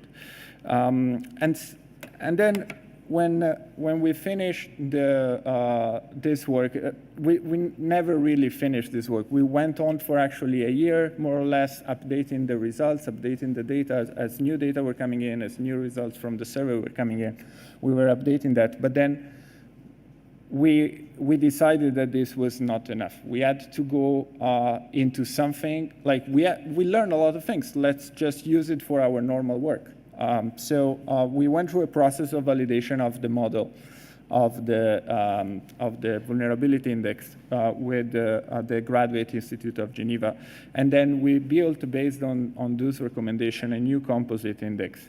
Now, this new composite index, you will see that it's lowercase c, so that stands for Composite Economic Vulnerability Index. It has the same structure. It has different indicators and a slightly different calibration of the model. But there is a higher automation of processes and validation rules, so that allows us to validate the data in an easier and faster way. And then more multidisciplinary angles have been included. So protection risk, environmental fragility, government policies, and effectiveness have been incorporated into the model. So the final objective was really to make this model sensitive to COVID-19, but also to other shock.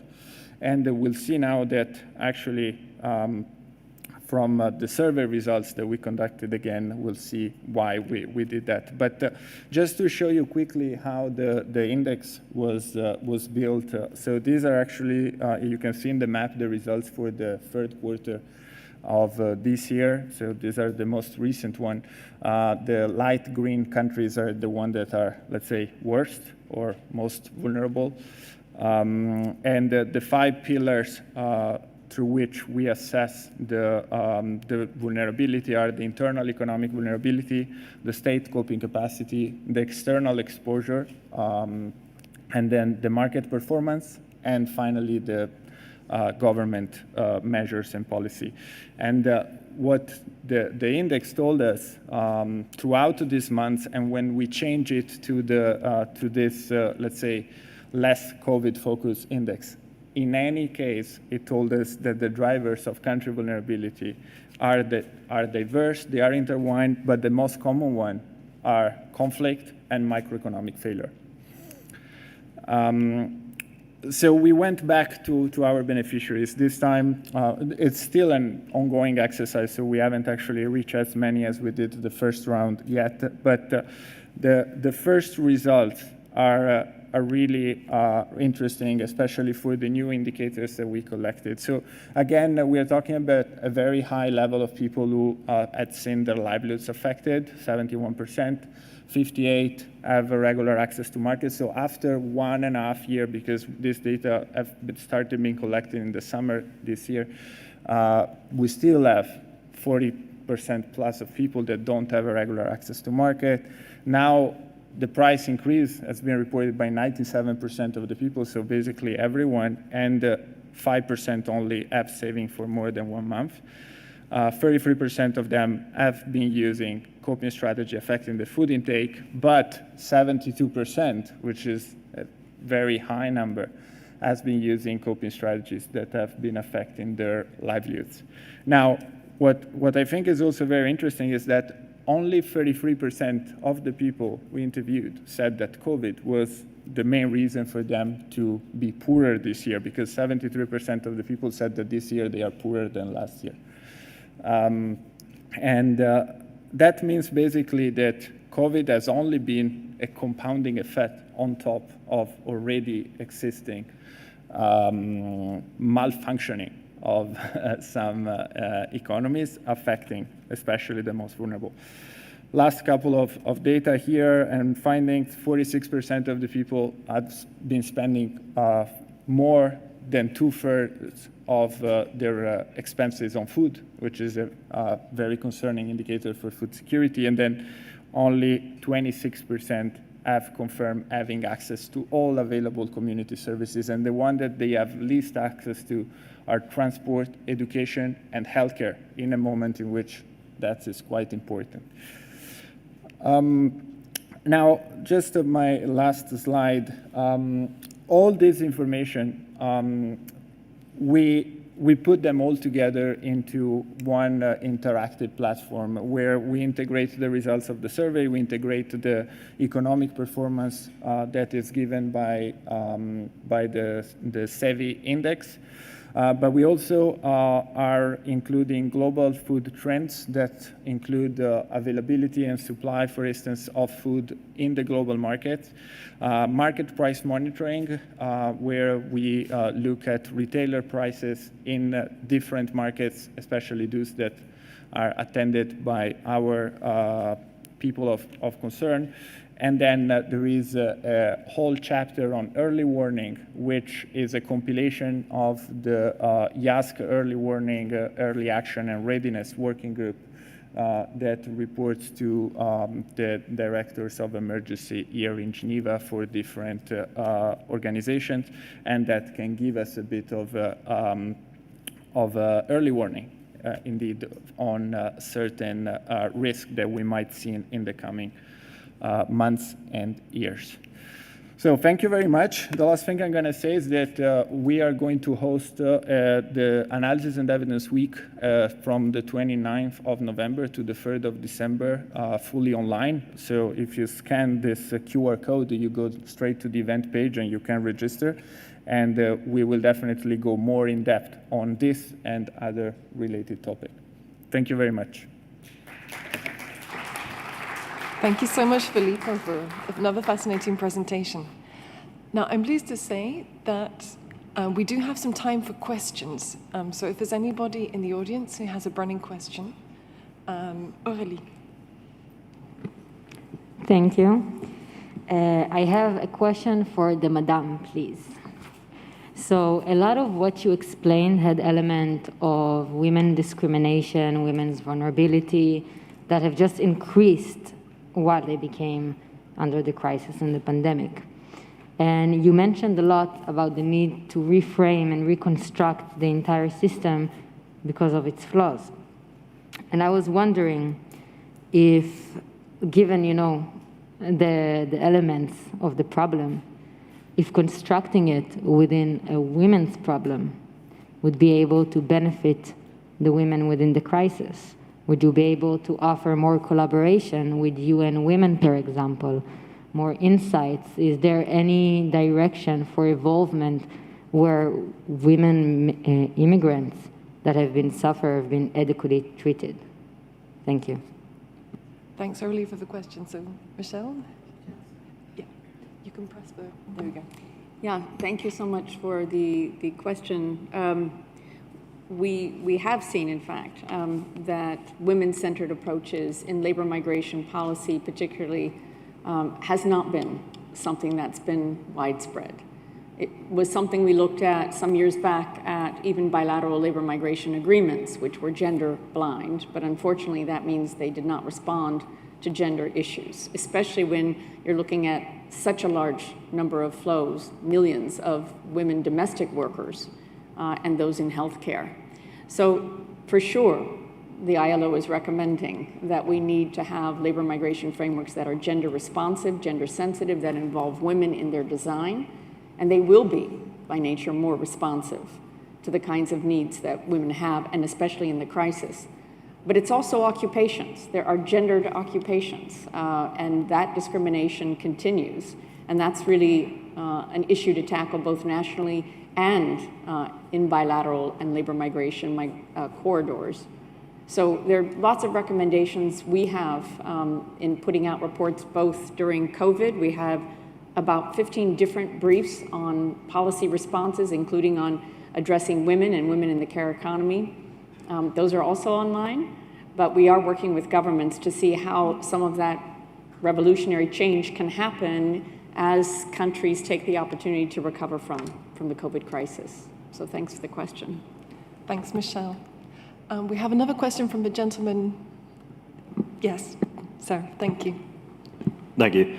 Howdy, my name is John Munns. I'm the executive director of an NGO based out of Texas. The question that I had is, it seems like there's a bunch of repetitive issues bringing to light similar limitations across multiple industries and multiple factors that the international aid community is trying to address. Has the group of major international organizations sought to create some sort of a contract grant award vehicle that consolidates all the needs and interests of the international aid community, that then gives pathways for smaller organizations or private industry to approach these issues, put in their white papers, put in their bids, to actually bring forward the innovativeness and the price competitiveness of the open market industry to address a lot of these issues? Okay, thank you for the question. Would any particular speaker like to respond first?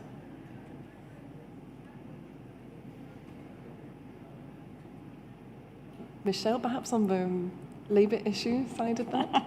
I don't see my colleagues responding, but I was going to look at my colleague Filippo from ICRC.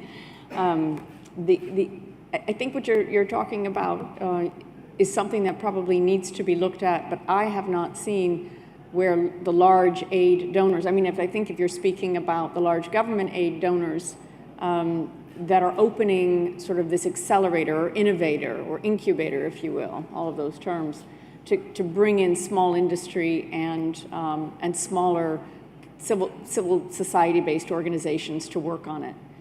I can say it's a very important part of the work we're doing in the UN network on migration. ILO is an executive committee member.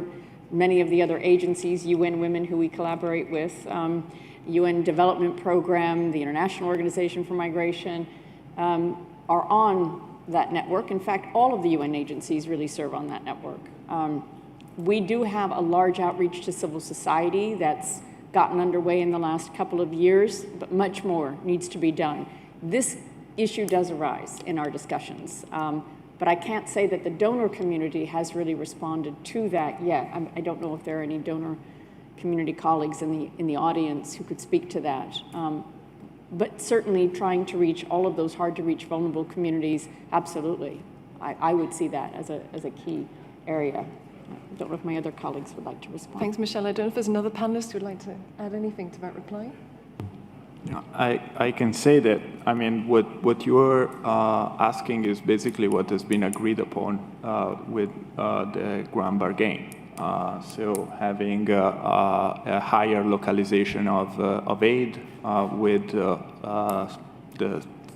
CBOs and local NGOs being more engaged in the action in the field. And I mean, from a Red Cross perspective, we are a movement where every country has its own national society, its own Red Cross or Red Crescent society, which ensure that basically we are at the forefront, that we are the closest possible, the most, that we have the highest proximity to the needs of the people. And in terms of technology, what I can say is that, yeah, I mean, there has been a lot of investment from different organizations in innovation. From the ICRC, we have a department on digital transformation and a digitalization of operation, as well as an innovation unit. But it takes time to test and to find out what works and what doesn't. And I think we are all still at that stage today. Excellent. Thank you, Filippo. Peter, did you want to add anything at this? Okay. Oh gosh, we have lots of questions. The gentleman next to the gentleman who previously spoke. Okay, thanks. This is a question specifically for Professor Bod, as coming from someone who lived in Hungary for over a decade before moving to Switzerland, but it applies more generally to the whole panel. Do you think that a lot of the difficulties with the immigration narrative in Central and Eastern Europe are down to weak civil institutions and civil traditions post the collapse of the Warsaw Pact, and in general that it's important for NGOs and international institutions worldwide to keep open society governments up to scratch and hold them to account to the open society standards that they all benefit from? Unfortunately, I think you are right because part of the muted reaction to the shock of the migrants in the countries concerned, including Hungary, is due to the weak civic society. But the civic society was there. When the migrants arrived to Budapest, I personally could see for myself that the government did not care too much about catering for the migrants. The railway station is not with 5 toilets, is not an ideal place for housing thousands of people, but civic society and the local, the Budapesters offer some service. But after that, strangely, the government did not support the civic society, but the legal regulation further centralized decision-making. And now with the COVID, the government asked for a special legal elbow room and at the detriment of the NGOs. And some of the NGOs have been harassed and pushed aside. So it's a sad story. But to be on the positive side, the figures indicated that if you ask people what they worry about, are they negative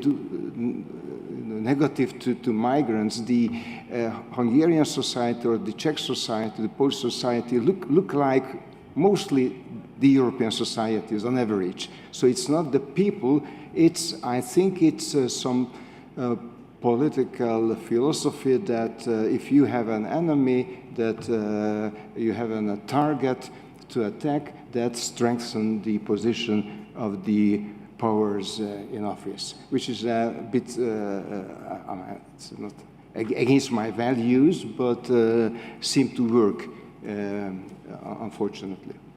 Thank you very much, Professor Bond. I'd like to take a couple more questions because people were waving a lot their hands. Lady at the front. Thank you. My name is Narana Ikchu. I'm also from Webster. I'm studying in IR. My question is for Ms. Layton. I really liked what you said about all of these laborers and immigrants and all of the issues they face, especially for women, as already just said. And my question is more related to what is your opinion? Are you satisfied with I don't know if you've seen the Human Rights Council yet on women, on the mainstreaming of women, girls in conflict and post-conflict situations. And they were stressing very much on being very woman-centric, and also if they're victim, then victim-centric. And I was just wondering if you were satisfied with the report and if you'd change anything, if, of course, you read the report. I'm not sure I've read the report that you've mentioned, but maybe I have taken the name down wrong. I didn't hear what group it was by. Was it by the High Commissioner for Human Rights or by the High Commissioner for Refugees, or was it a NGO? Oh yeah, it was from the High Commissioner of Human Rights. Yeah. I was just wondering if you might have read it and if you would change anything, or if there's any parts of it that you liked. I'm not sure that I've read that report. There's another report that has come out regarding human rights and the centrality of that to all the work of the UN agencies, which looks a lot at women. So we very much like that report. I will say that we work closely with the High Commissioner for Human Rights, but with many other agencies. And one of the challenges is really trying to empower women. And economic empowerment is something we work on. For instance, we have a project in all of the ASEAN countries now looking at women's economic empowerment, which is very much also linked to violence against women and stemming violence against women, not just in the workplace, but at home. Access to health care, access to some of the social protection issues I mentioned earlier are some of the things that actually help women not only cope with those issues, but actually create their own livelihoods and futures. So we very much are looking to the future, and these issues remain really important. And for any governments listening, we're really encouraging the ratification of Convention 190, which is violence and ending violence and harassment against women. And we're very happy that Italy just did in the last couple of days. Maybe some of you saw that, but certainly more of the implementation of the standards and international labor standards and human rights is really, really important. It has to be at the central to that work. Thank you. Thank you. Thank you very much, Michelle. So maybe we'll take one last question. If anyone has a burning issue. Gentleman here. Yeah.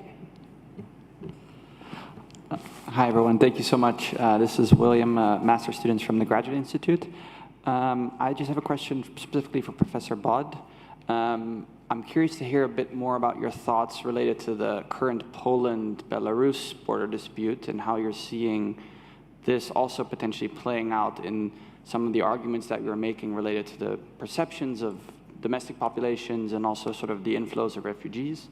But really want to hear a bit more on how you're perceiving that and potentially also the weaponization of this for domestic politics and exacerbating a lot of the issues that you've mentioned. Thanks. Yeah, thank you. We don't have much time, before lunch to enter a new topic, but it's good you raised, because when I collected photos just to send a message to you about the shock that can hit a society and the 15 March of the refugees was totally different, because that was driven by history, and it was impossible to stop, and Europe has to do something. Now, the Belarus case is different, because that's a planned action, and as you said, it's a weapon against Europe, against Poland, by dictatorship.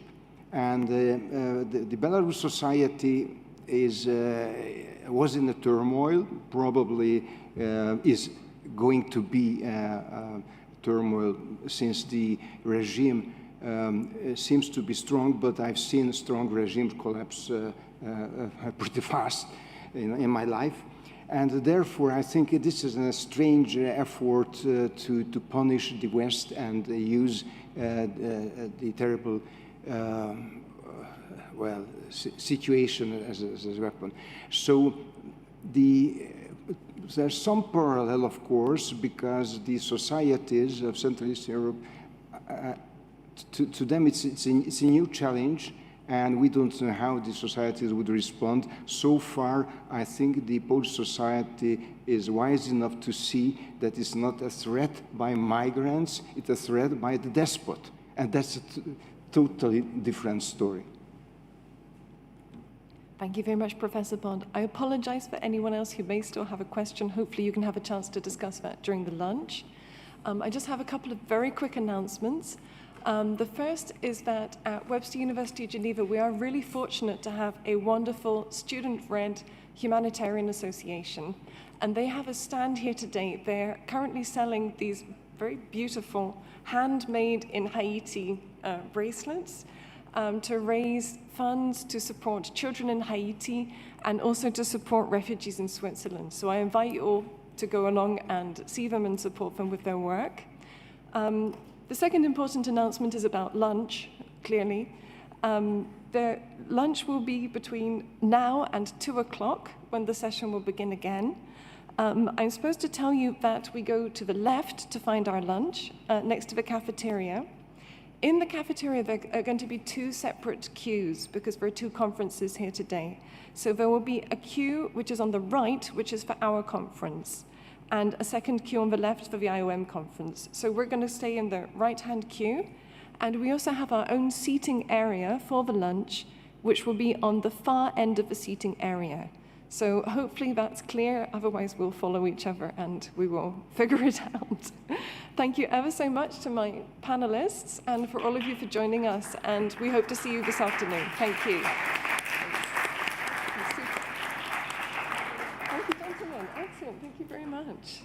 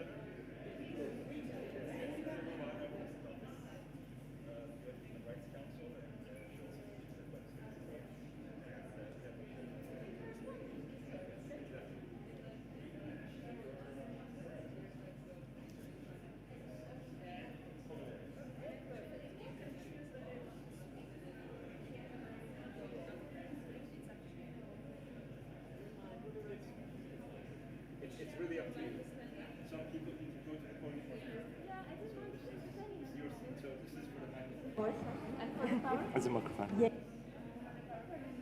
Yes, there's a clicker.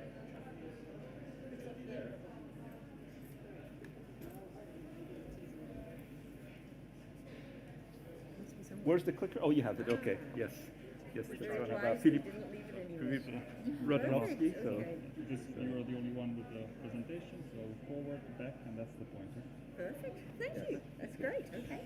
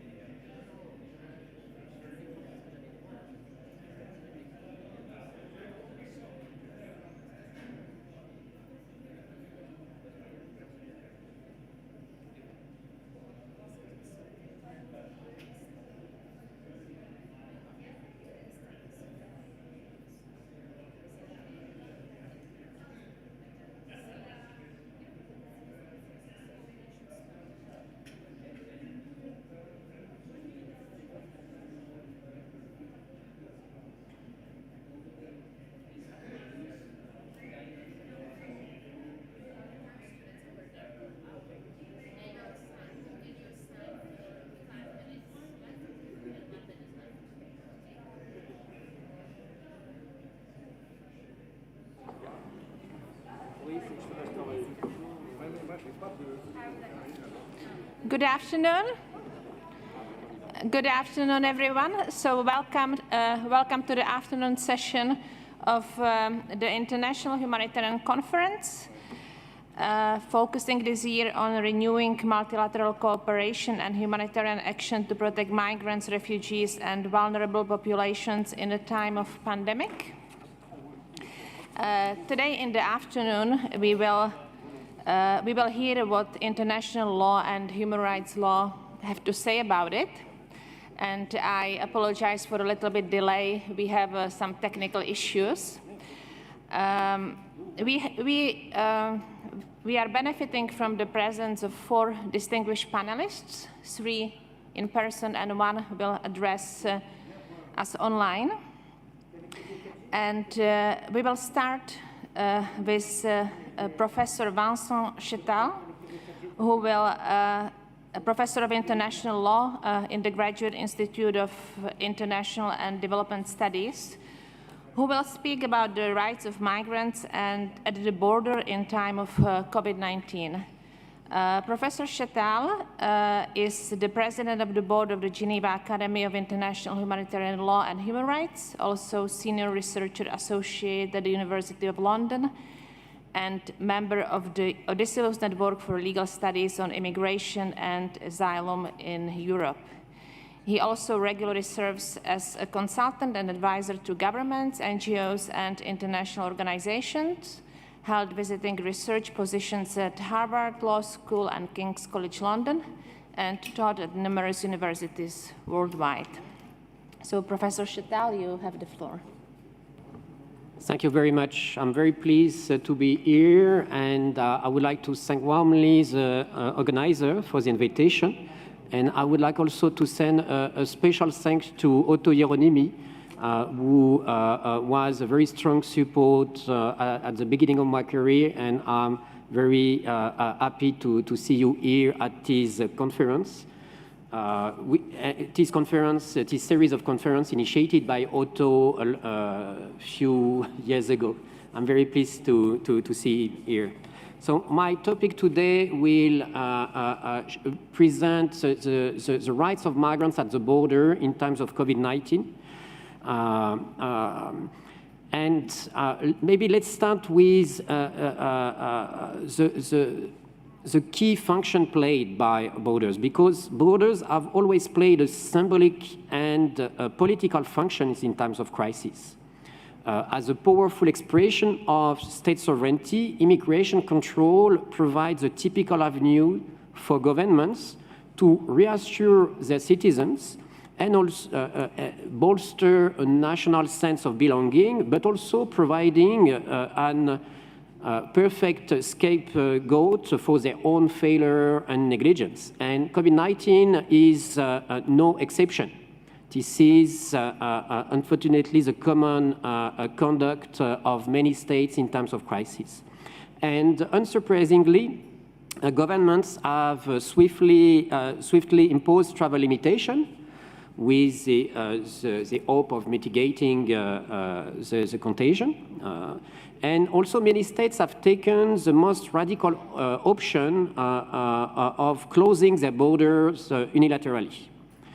And here I will focus more on border closure as such, and then the creative rights of migrants, because it's true that states have the right and indeed the duty to protect public health and carry out migration control. Yet, border control does not mean border closure. Border control regulates and monitors admission to the territory through immigration processing, identity check, and if needed, health assessment, whereas border closure is a categorical ban of entry against non-nationals or those coming from specific countries. And this distinction is key because border closure is arguably, first of all, counterproductive and even dangerous in addressing the pandemic because it encourages irregular migration. It also deprives states of a much needed human resource as a large percentage of migrants worked in essential sector. But from a legal angle, from a normative angle, the legality of border closure has also raised, of course, legal debates within the EU, within the international health regulation, but from a human rights law perspective, the picture is quite clear in the sense that international human rights law provides a clear-cut answer. The rule of law does not stop at the border or in times of pandemic. Human rights law provides an authoritative and flexible legal framework to protect public health without undermining the most fundamental human rights. And following this stance, border control can and must be carried out with the twofold purpose of protecting public health and individual rights. However, border closure is unable to do so because banning entry to any foreigners or those of a particular nationality is, by definition, a collective and automatic denial of admission without any form of process. And here is the key issue at stake. And I will focus on migrants' rights because refugee rights are also a key element in the picture, but they will be addressed by Madeleine Garlick later. So regarding border closures from the angle of human rights of migrants, of course, states enjoy a broad margin of appreciation in controlling their borders, but access to the territory does not operate in a legal vacuum. The movement of persons across border is governed by a broad range of international human rights law conventions and a broad range of norms, whether they are absolute or relative. And here, what is important to highlight, the absolute norms of international human rights law. Because these absolute norms prevail over any other considerations. And then include in the context of migration some key principles which are absolute and cannot be derogated even in times of pandemic. The very first one is, of course, the principle of non-refoulement, when there is a risk of torture, inhuman or degrading treatment. The second key principle is the prohibition of collective expulsion and the right to an individual assessment. The third one is the best interest of the child. And finally, the principle of non-discrimination. All these key, I'm used to call them the core rights at the border, because they are the most fundamental rights of any human beings, but also of migrants at the border. And the continuing applicability of these core rights at the border have been reaffirmed by many stakeholders, the UN Refugee Agency, the International Organization for Migration, of course, the Office of the High Commissioner for Human Rights, UNICEF, and many others. And these core rights at the border have four key characteristics. I have detailed in a book I published 2 years ago, but here just to provide you a summary. First of all, the key principles I mentioned before are legally binding for all states under customary international law. And they are reinforced by a broad range of widely ratified conventions. So here, there is no exception. All states are bound by these principles. Second, these principles apply to any migrants, regardless of their documentation status and nationality. So they are generally applicable to all migrants.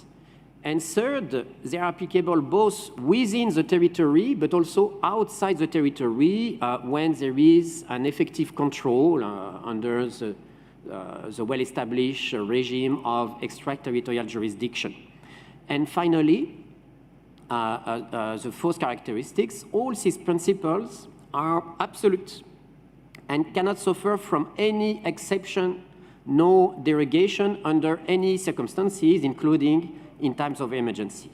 So when these key absolute norms are transposed in the context of border closure is inherently in contradiction with these absolute principles. No public health consideration can justify a denial of access to territory without proper safeguards to guarantee the best interest of the child, to guarantee the principle of non-refoulement, prohibition of collective expulsion, and non-discrimination. So clearly, all these absolute principles are not only influential, but plainly applicable in times of pandemics. And in turns, border closures,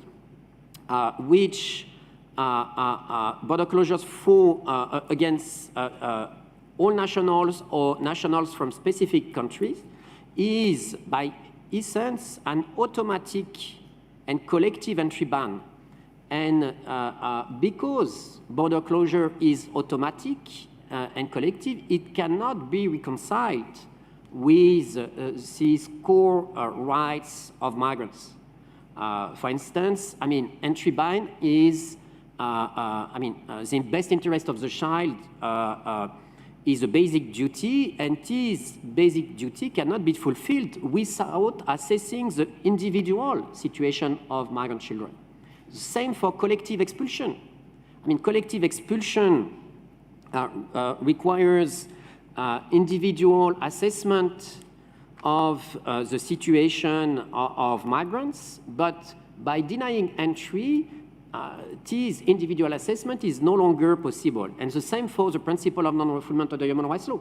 There is no way to check whether there is a risk of torture, inhuman, or degrading treatment when in case of border closure. So, and it has been also, I mean, the principle of non-refoulement under human rights law is also particularly important here because when returning someone to a country where the health care system is broken may be considered as inhuman treatment covered by the principle of non-refoulement. So clearly here, there is a key source of fundamental rights for migrants and also for refugees, of course.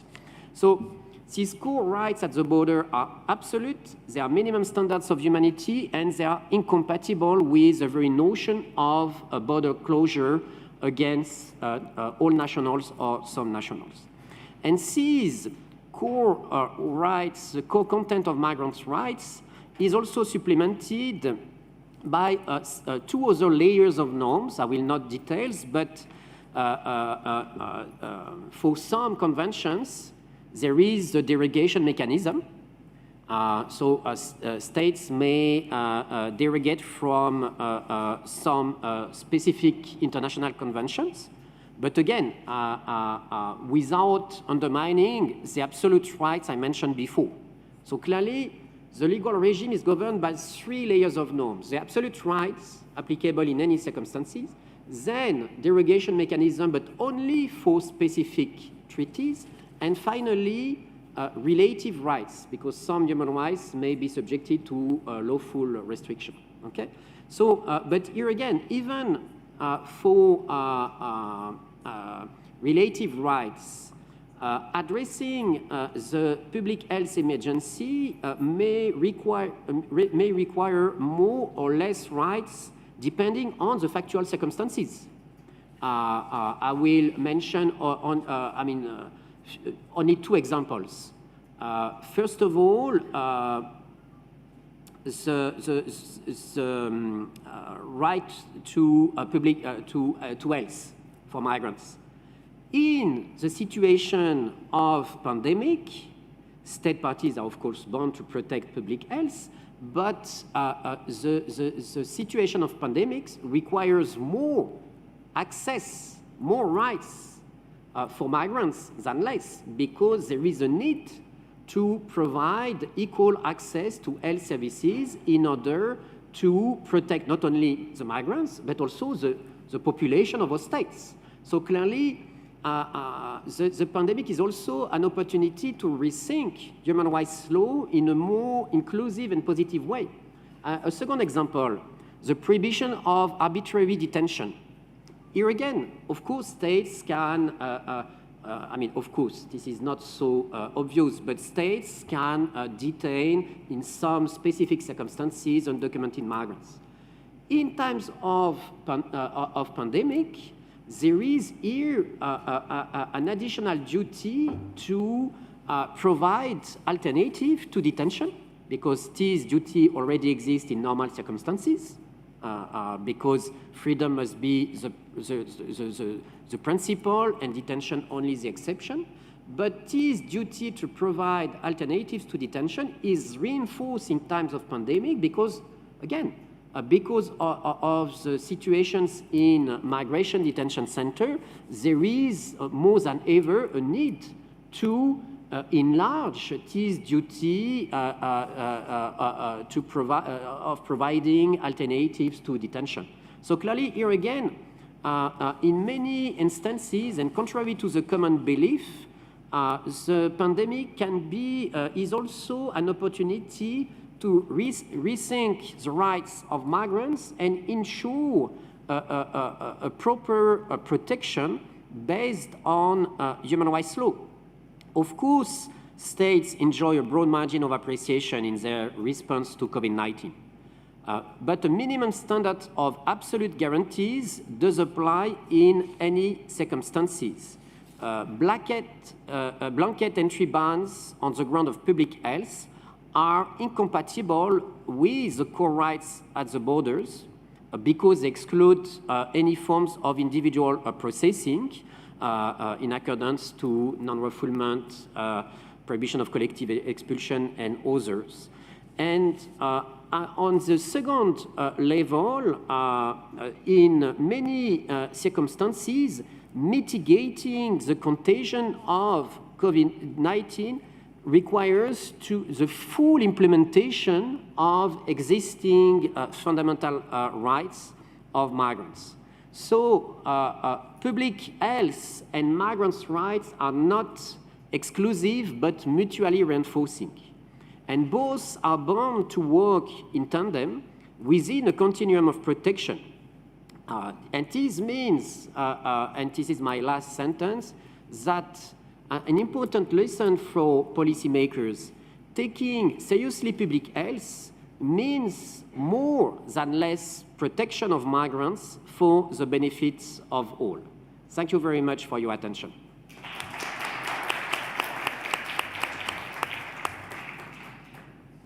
Thank you very much, Professor Chetal. Thank you for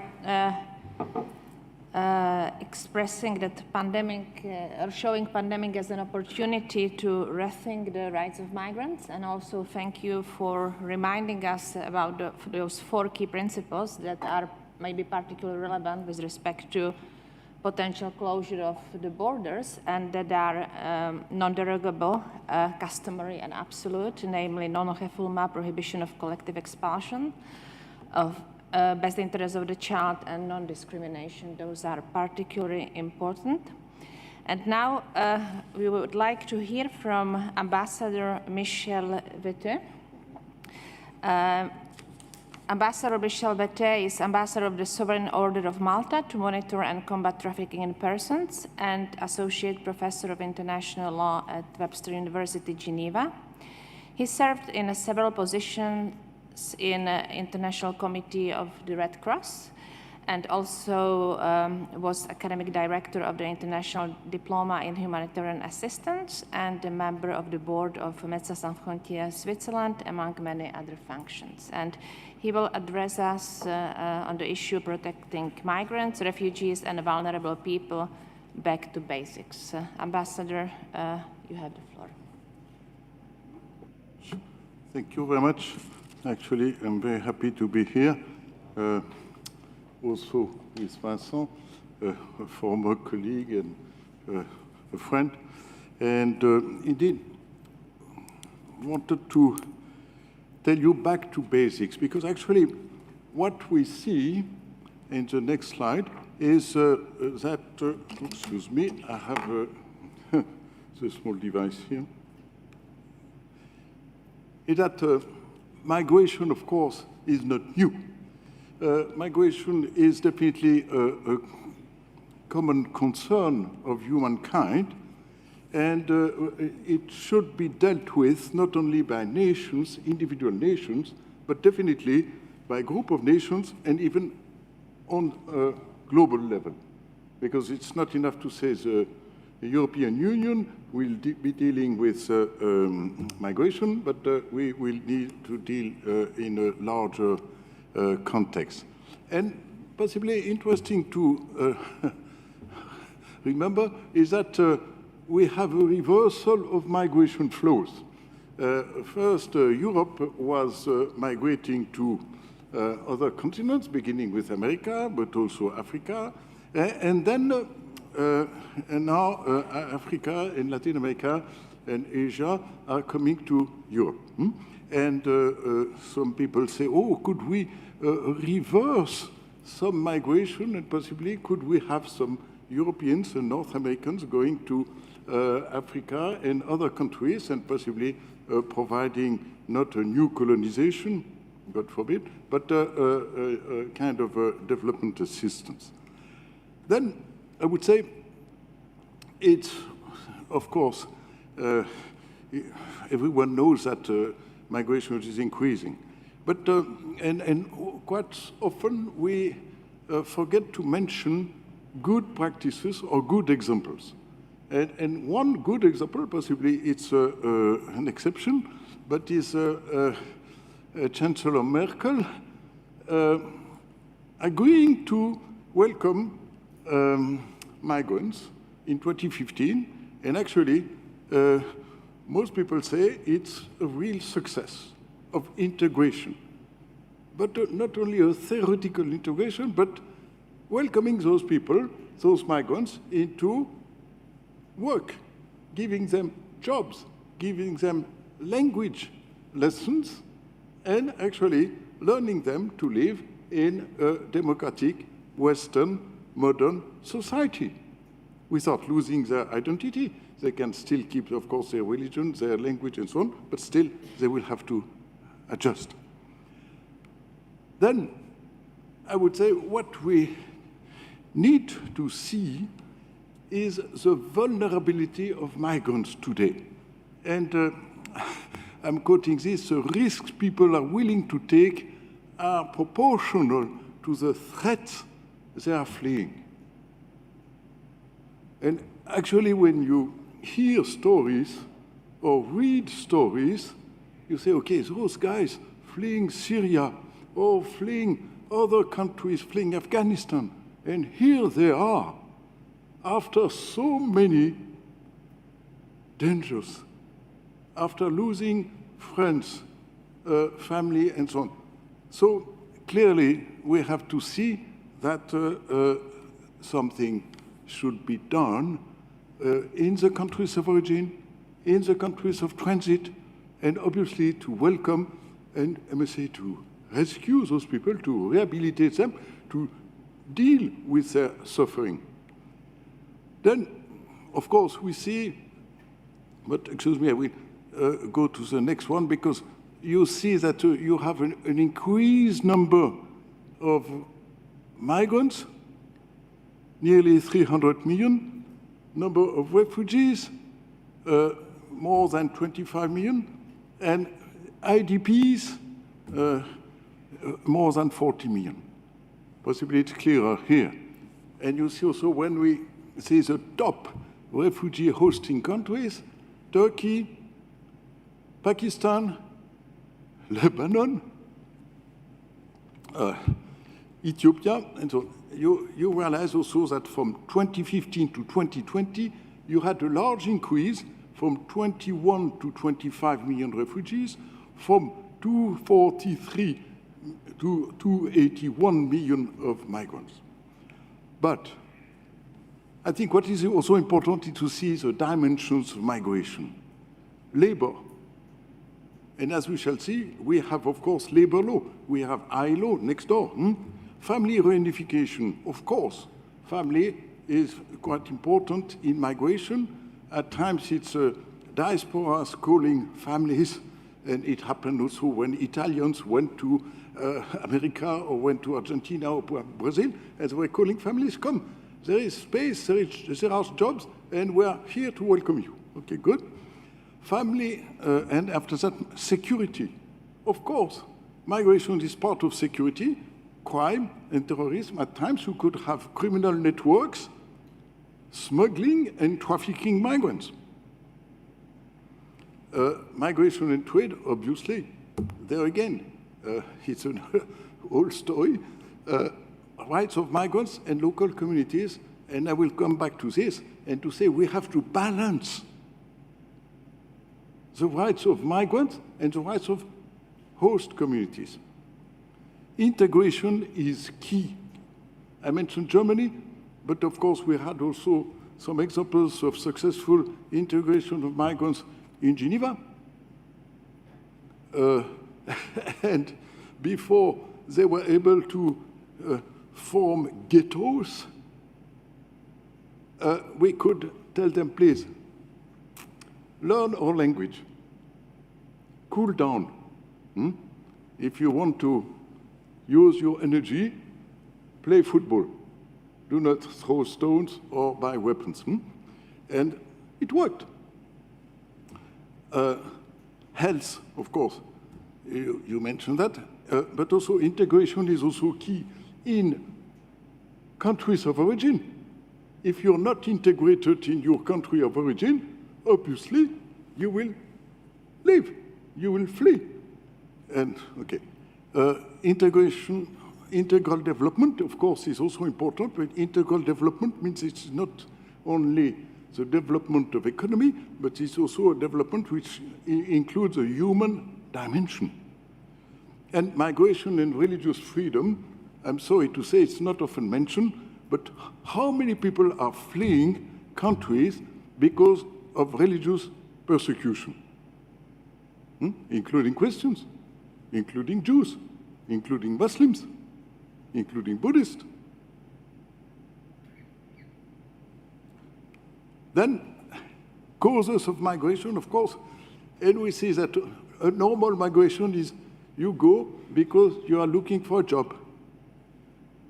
And you get a visa and you get a job. Good. And you're visiting your family, or you're going to study to England, to the US, and to Switzerland. Very good, very welcome. Normal. But too many cases are the consequences of destabilization of economic and political systems, of armed conflicts, extreme violence against criminal groups, smuggling migrants, trafficking persons, trafficking arms, drugs, diamonds, and raw materials. Or also, as we hear every day, climatic and meteorological hazards, sometimes provoked by pollution, deforestation, linked with also slave labor. So, again, I'm putting the cover of a booklet by the High Commissioner for Human Rights and Climate Change, and also mentioning that the Human Rights Committee last year had a decision on climate displacement. It was the 24th of January last year, underscoring the need to respect human rights in climate change situations, and including, of course, migrants. Then legal instruments, I will go quickly, but still I want to mention to you not only migrant law and refugee law, and you see in the 1951 Convention, you have Article 4, religious freedom, access to courts, Article 16, employment, Article 17 and 19, and welfare, access to welfare, 2024. Then human rights, Vincent mentioned that, but you see there is a whole list of universal instruments of human rights which actually could greatly protect, could greatly help migrants. Then you have all those regional instruments, Council of Europe, European Union, Organization of American States, African Union, and ASEAN Human Rights Declaration. Then, of course, international maritime law.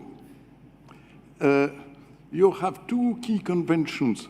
One is the Convention on Safety of Life at Sea, SOLAS, and one is an international convention on maritime search and rescue.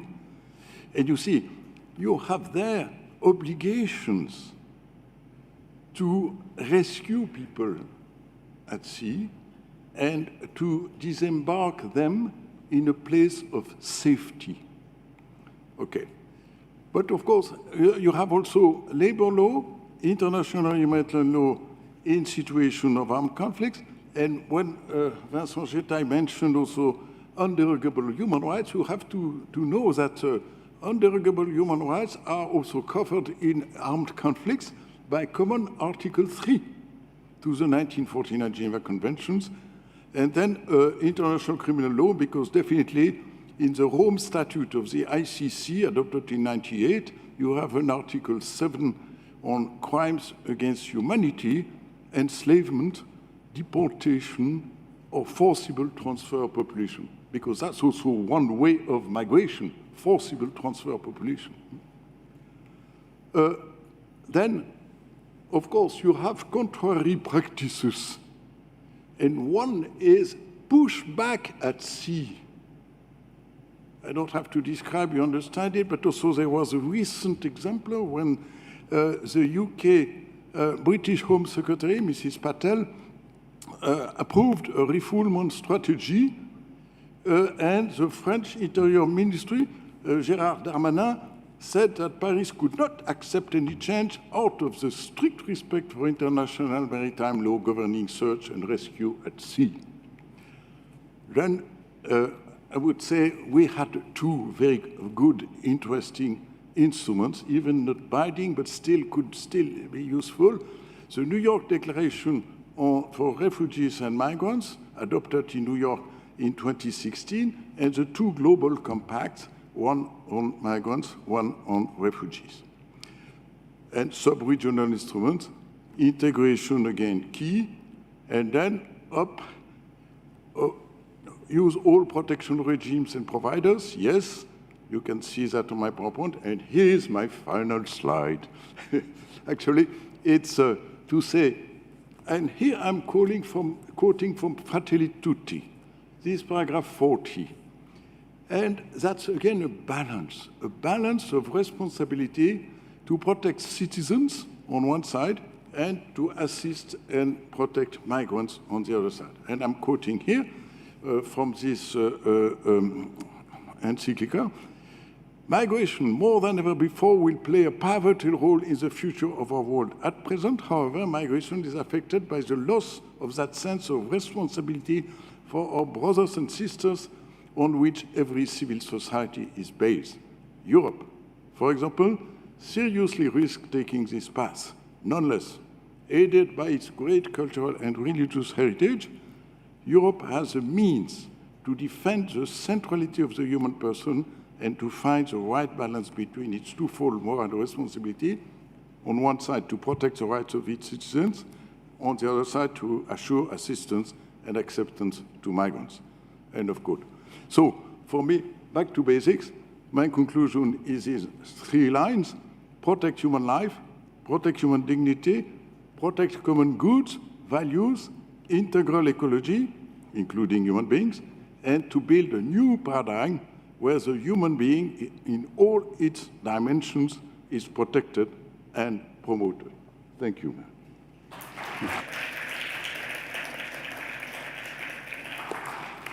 Thank you very much, Ambassador Vete, for this message, as well as for the very comprehensive overview of all standards and legal instruments from different branches of international law that are here for protection of migrants and refugees, and also for reminding us about different dimensions of migration, but especially of the human dimension of migration. This is very important to keep in mind. I would like now to invite the next speaker, Madeleine Garlick, who is Chief Protection Policy and Legal Advice, Division of International Protection, United Nations High Commissioner for Refugees in UNHCR's headquarters in Geneva. Madeleine is also a guest researcher at the Center for Migration Law, Redwood University, and teaches on occasional basis at different prominent universities in Europe. She has worked for the Migration Policy Institute, the UN in Cyprus and Bosnia and Herzegovina on legal issues related to the rights of displaced people. Dr. Garlick, you have the floor. Thank you very much for the opportunity to be part of this panel on international law and human rights. These are particularly important themes in the context of this conference as a whole, as international law and human rights serve as a crucial foundation for renewing multilateral cooperation and more effective humanitarian action around protection in the context of responses to COVID-19. Tomorrow, you will hear from Mrs. Gillian Triggs, the Assistant High Commissioner for Protection at UNHCR, who will speak in detail about the ongoing relevance and importance of the 1951 Convention relating to the status of refugees, the significance of which has been highlighted clearly in UNHCR's view in the context of the pandemic. Allow me today, therefore, to speak more specifically about some of the key challenges that we have observed and the way in which legal principles, notably refugee law and human rights law, define limitations on the measures which states may take to respond to new arrivals, including asylum seekers and refugees, but also the ways in which they permit important scope for states to address public health challenges in proportionate, reasonable, and effective ways. So let me start perhaps with a couple of quotes Firstly, from Antonio Guterres, then High Commissioner for Refugees, and today, of course, the Secretary General of the UN, who said in 2015, addressing a gathering of European Union interior ministers, "We can't deter people fleeing for their lives. They will come. The choice we have is how well we manage their arrival and how humanely." And I think that's a particularly apposite quote, because it really speaks to the way in which some political discourse seems to suggest that states are the hapless victims of arrivals of large numbers of people at their shores. In the same way, it's spoken to the ways in which states have found themselves confronted by the pandemic. But of course, the truth is that states can and do make choices about how they respond to these phenomena. And these have crucial consequences, not only for people affected who are coming to their borders, but also for the communities which receive them. The current High Commissioner for Refugees, speaking a few months ago, I think also very clearly highlighted a crucial point for us in noting that if we ever needed reminding that we lived in an interconnected world, the coronavirus has brought that home. And this speaks again, I think, to the crucial nature of talking about ways we can reinforce truly collaborative and multilateral responses to the pandemic and to the many legal, political, and moral challenges it throws up in today's world. So let me just highlight a few key facts and figures around refugee protection. This speaks to the numbers that we saw at the beginning of 2021, based on UNHCR's and states' figures. And key perhaps to note there is in the face of very high numbers of people displaced and forced to flee, some 26.4 million refugees within the definitions of international instruments, including Palestinians, some 5 million in the Middle East, and 48 million internally displaced people who have been forced to flee within their own countries. We see, regrettably, a historically low number of people who've been able to find solutions to their displacement. Some 251,000 refugees and some 3.2 million internally displaced people who were able to go home in safety and dignity. Similarly, those resettled, numbers less than 35,000. And this is a sobering reminder of the important need for us to do more to seek to find ways in which we can ensure that we can address refugee protection challenges in ways that can also help us shore up public and political support for the key principles on which they are founded. And I'll come back in a minute to what has and what can be done on solutions. Let me also highlight a key challenge we see in the ongoing striking imbalance in the number of refugees worldwide. Close to 90% of the world's refugees living in developing countries, including close to a third of them in so-called least developed countries. Something that one wouldn't necessarily think looking at media coverage of this phenomena in many so-called global north countries today, where one has the perception that Europe is being overwhelmed in particular. It's noteworthy also that the top 5 refugee hosting countries worldwide only include one in Europe, Germany, which, as Professor Verte has very clearly highlighted, has coped more successfully than many in ensuring that those people who have arrived over the last 5 years have been able to integrate and to contribute to the societies which have received them. I want to turn now to some of the specific challenges that we see in the context of the global pandemic, bearing in mind that COVID-19 has come on top of some of these imbalances, some of these sobering numbers, and many of the problems that refugees worldwide already faced, including difficulties for gaining access to safety, livelihoods, the means to enjoy their basic rights, through to lack of solutions in reasonable timeframes.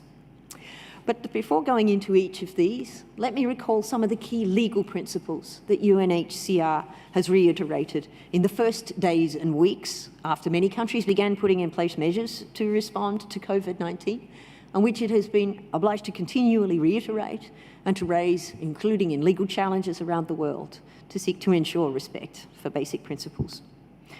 UNHCR issued guidance to states at the very beginning of the pandemic in March 2020, and this is available on UNHCR's RefWorld sites, recalling crucial principles of international refugee and human rights law. Recalling that states have the sovereign power to regulate the entry and stay of non-nationals, but also, and as well as a right and indeed a duty to protect the public health of its citizens. But acknowledging that the measures that states take to this end can and must be consistent with human rights, and crucially must always respect the non-derogable rights to which Professor Chetai has referred. This means, amongst other things, that states are bound to ensure that measures they take do not prevent people from exercising the right to seek and enjoy asylum. They must take measures which do allow for respect for the principle of non-refoulement, the prohibition of removal of any person to face persecution under Article 33 of the 1951 Convention, but also under human rights law, the prohibition on removal to face torture, inhuman or degrading treatment or punishment. And this principle of non-refoulement, of course, also includes refusing entry at borders in ways that can result in people being sent back to face such risks. UNHCR's guidance underlined that states may take measures to address public health concerns, but these must be non-discriminatory, necessary, proportionate, and reasonable to protect public health, in addition to ensuring full respect of these non-derogable rights that we have mentioned. So these are provisions derived from human rights law, from key conventions to which many states are parties. It's noteworthy also that while we saw a number of states that took measures to explicitly derogate from some of the instruments under the human rights frameworks to which they are party, we have seen over the succeeding months, as time has passed, that many of these have been allowed to lapse or have been explicitly lifted, acknowledging that states recognise that human rights framework is there to enable them to take measures that may be needed in times of emergency, but there are limits on the ways in which these derogations or limitations can be enforced. So what concrete legal problems have we seen in the COVID-19 context in regards to refugee protection? Well, firstly, we've seen a number of very significant challenges around admission at borders, and Professor Chatai's remarks on the significant borders in times of crisis, I think, really resonates in this context. Our observations also bear this out. What UNHCR has observed, that over the course of the past 18 months, almost 200 countries have at various times either fully or partially closed borders, and 64 at different times have made no exceptions to allow asylum seekers to gain access to their territory and to seek asylum. As a result, we've seen some instances where refugees have been stranded in border zones for weeks on end, in some cases also stranded at sea in violation of the obligations under maritime law to which Ambassador Vertet referred, which requires states to allow people to disembark in places of safety. At the same time, we've seen very positively a number of states which have specifically put in place measures which have enabled them to manage perceived risks to public health, while at the same time ensuring access to for asylum seekers, putting in place testing arrangements, quarantine, contact tracing, and treatment, which has enabled them perfectly well to manage any perceived public health risks at the same time of ensuring people can have claims registered and enable them to be determined in line with international law. We've also seen a number of states which found in the early stages of the pandemic in particular that they were forced to suspend the operation of their asylum systems. But we now have 116 state asylum systems, almost all of those worldwide, which are either fully or partially operational. Similarly, many states have taken important adaptive measures to ensure that they have continued to register asylum seekers and to issue or extend documentation, moving in many cases to use electronic opportunities to lodge and to deal with applications, and to allow people to record their claims and to have their documentation renewed online. This, of course, has enabled us, very importantly also, to take advantage of some of the opportunities that technology offers to enable people who may not have the means to, or the resources to travel to deal with authorities face-to-face in ways that we hope will lead to important ongoing use of this technology in the future. This has posed challenges, however, for some states that lack the resources or the connectivity to do so, and one of UNHCR's important messages to states has been the importance of seeking to work together, and where states that have resources and expertise and experience in this regard have been encouraged to also help other states to develop this. We've also seen, as I mentioned, important impact on solutions for refugees, voluntary repatriation hampered by border closures, challenges also to local integration and resettlement. But at the same time, also, we've seen states acknowledging the importance of ensuring that refugees can find solutions, including pursuant to UNHCR's statute, seeking to bring about more flexible approaches, using technology to do remote processing for resettlement, and also looking at ways in which states that are receiving back populations after the end of conflict and other challenges to ensure that their health services can be brought up to a capacity to which they can receive and to reintegrate their citizens upon return. Detention has also been a key area where we've observed challenges and where it's been crucially important for us to seek to reiterate the importance of legal principles in this regard.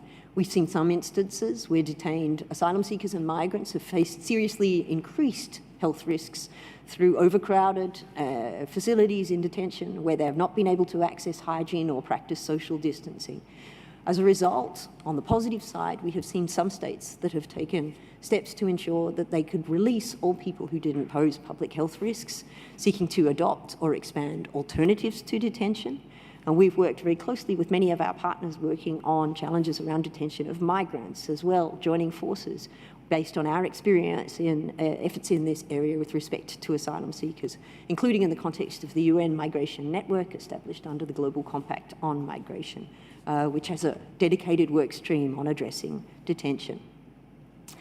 Other important impacts, which I will not go into in great detail now, include those we've seen on access to livelihoods, meaning that some refugees and asylum seekers have been unable to enjoy the basic subsistence.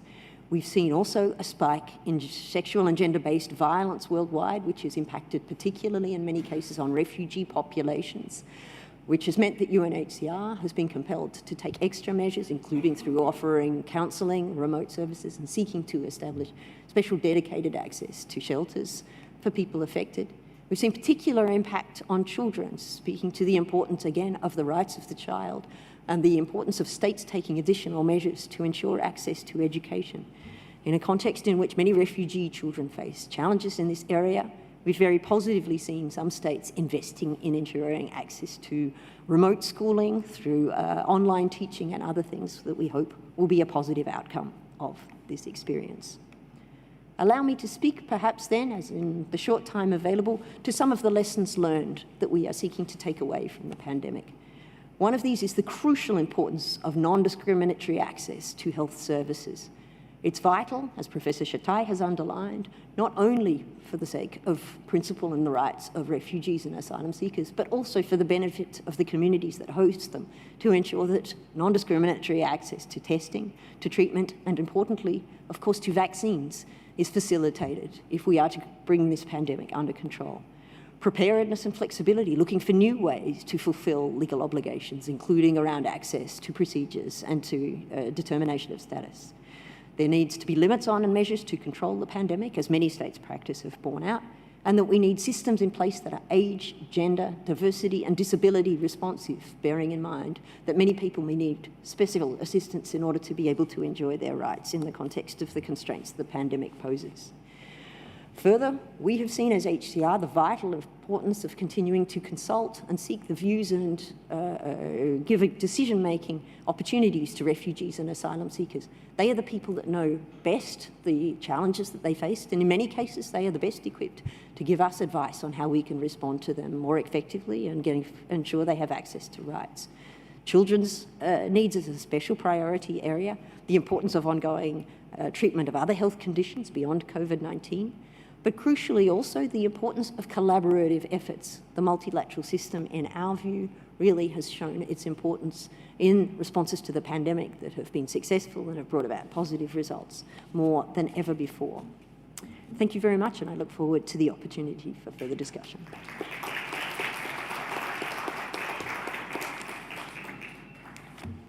Thank you very much, Dr. Garlick. Thank you specifically for elaborating on the challenges and, of course, negative impact of the pandemic on refugees and asylum seekers, but also for showing us some good examples and opportunities. Maybe use of technology can be highlighted in this respect. And also about reminding us that measures to contain pandemic should be always reasonable, proportional, and necessary, and the same would actually apply for all limitation of all human rights that can be undertaken during the situation of public emergency. Now we have the last speaker on the list, who is not with us physically, Professor Robert Kolb, but I'm sure it will be very interesting to hear from him about relations between United Nations law and human rights law. Professor Kolb is Professor of Public International Law in the University of Geneva. And I will ask students if they can play us now a video, his statement for this conference. Thank you.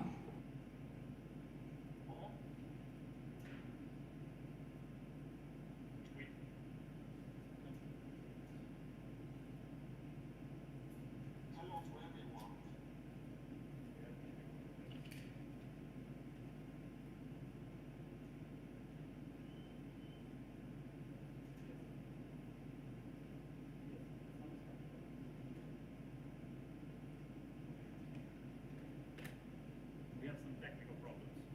We have to wait 1 minute.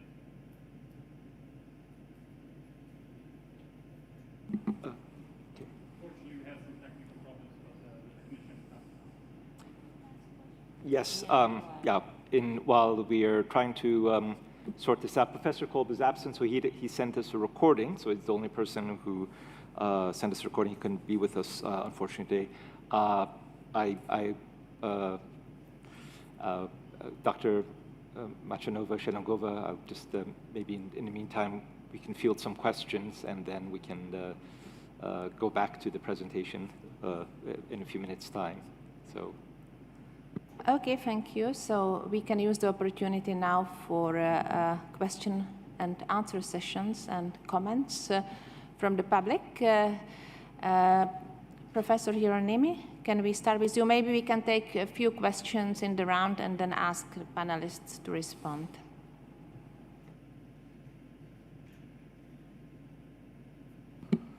Thank you very much. I would like again to thank you for all the 3 excellent presentations. I have a question and comment, and that has to do with one dimension of forced migration that hasn't really been mentioned, and that is the first stage in the trip of a refugee, which is getting out of the country of persecution. And if you cannot get out, the question of getting in becomes a moot point. Now, in the 20th century, prohibition, a very forceful prohibition of exit, was very common. The Nazis did it, the Soviets did it, all the communists did it.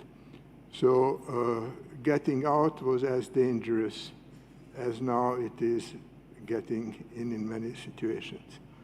But we have right now a modern-day reminder of this right, and this is a more fundamental right even than the free entrance, is according to human right, you cannot be prevented to leave your country of origin. And what we have seen on television, what we have read in the papers happening in Afghanistan is exactly this situation. And we don't know what the Taliban will do to try to keep in those people who want to leave. And this is especially a threat for men, women, children. I would like maybe to have your comments on this. Thank you very much for your question. Shall we maybe take 2 more questions? Did you have a question? Can you please introduce yourself and your affiliation? Hi again. My name is Aurélie. I'm an IR student in Webster. I know you might have heard my voice once or twice today, but it's all very fascinating, so thank you. My question is actually regarding a very specific basic right, the right to water.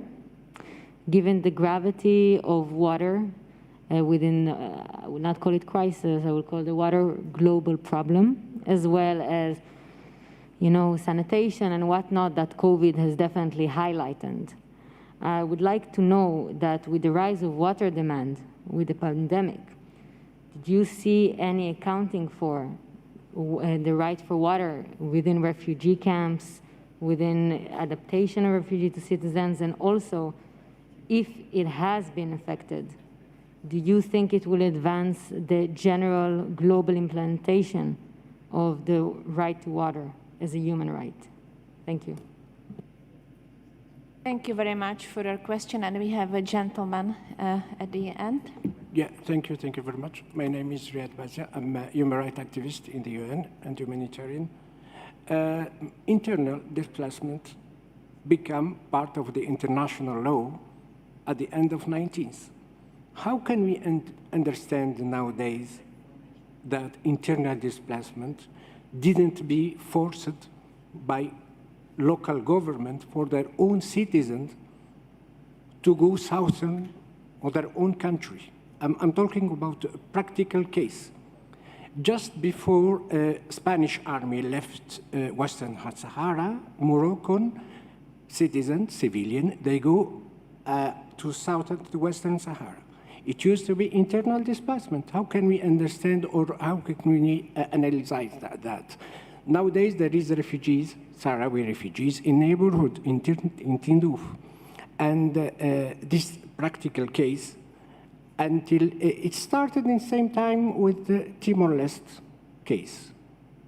It used to be in the Cold War. And since the end of the Cold War, there is other cases like that.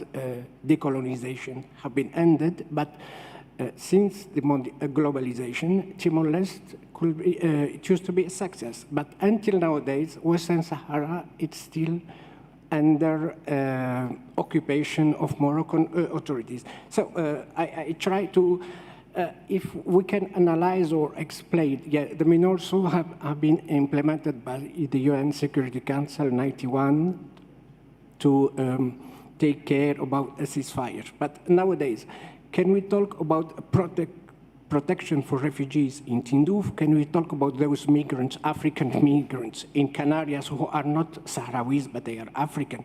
And the armed conflict, it's growing up nowadays. I don't know the future, how it will be. Who can be comment on that? Thank you very much.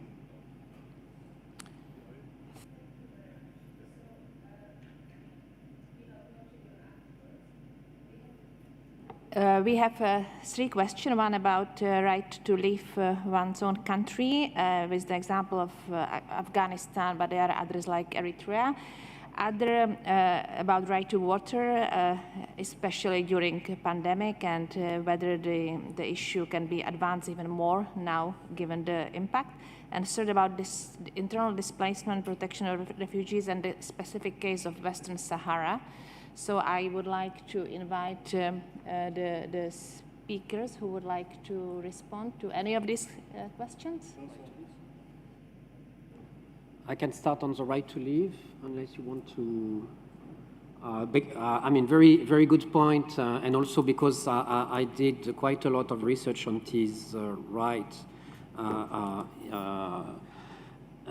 And clearly, I mean, from a legal perspective, the situation is rather quite clear, but unfortunately not well understood by many, including policymakers.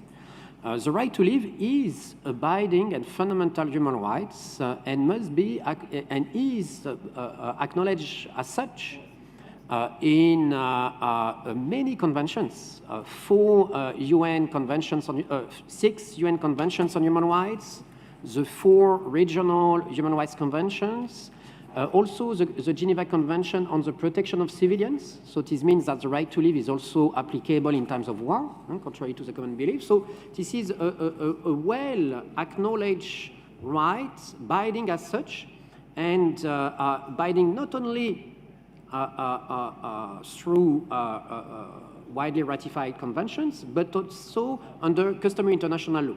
I developed this idea in my book, International Migration Law, and did some research on this. And in fact, this is clearly today binding for all states.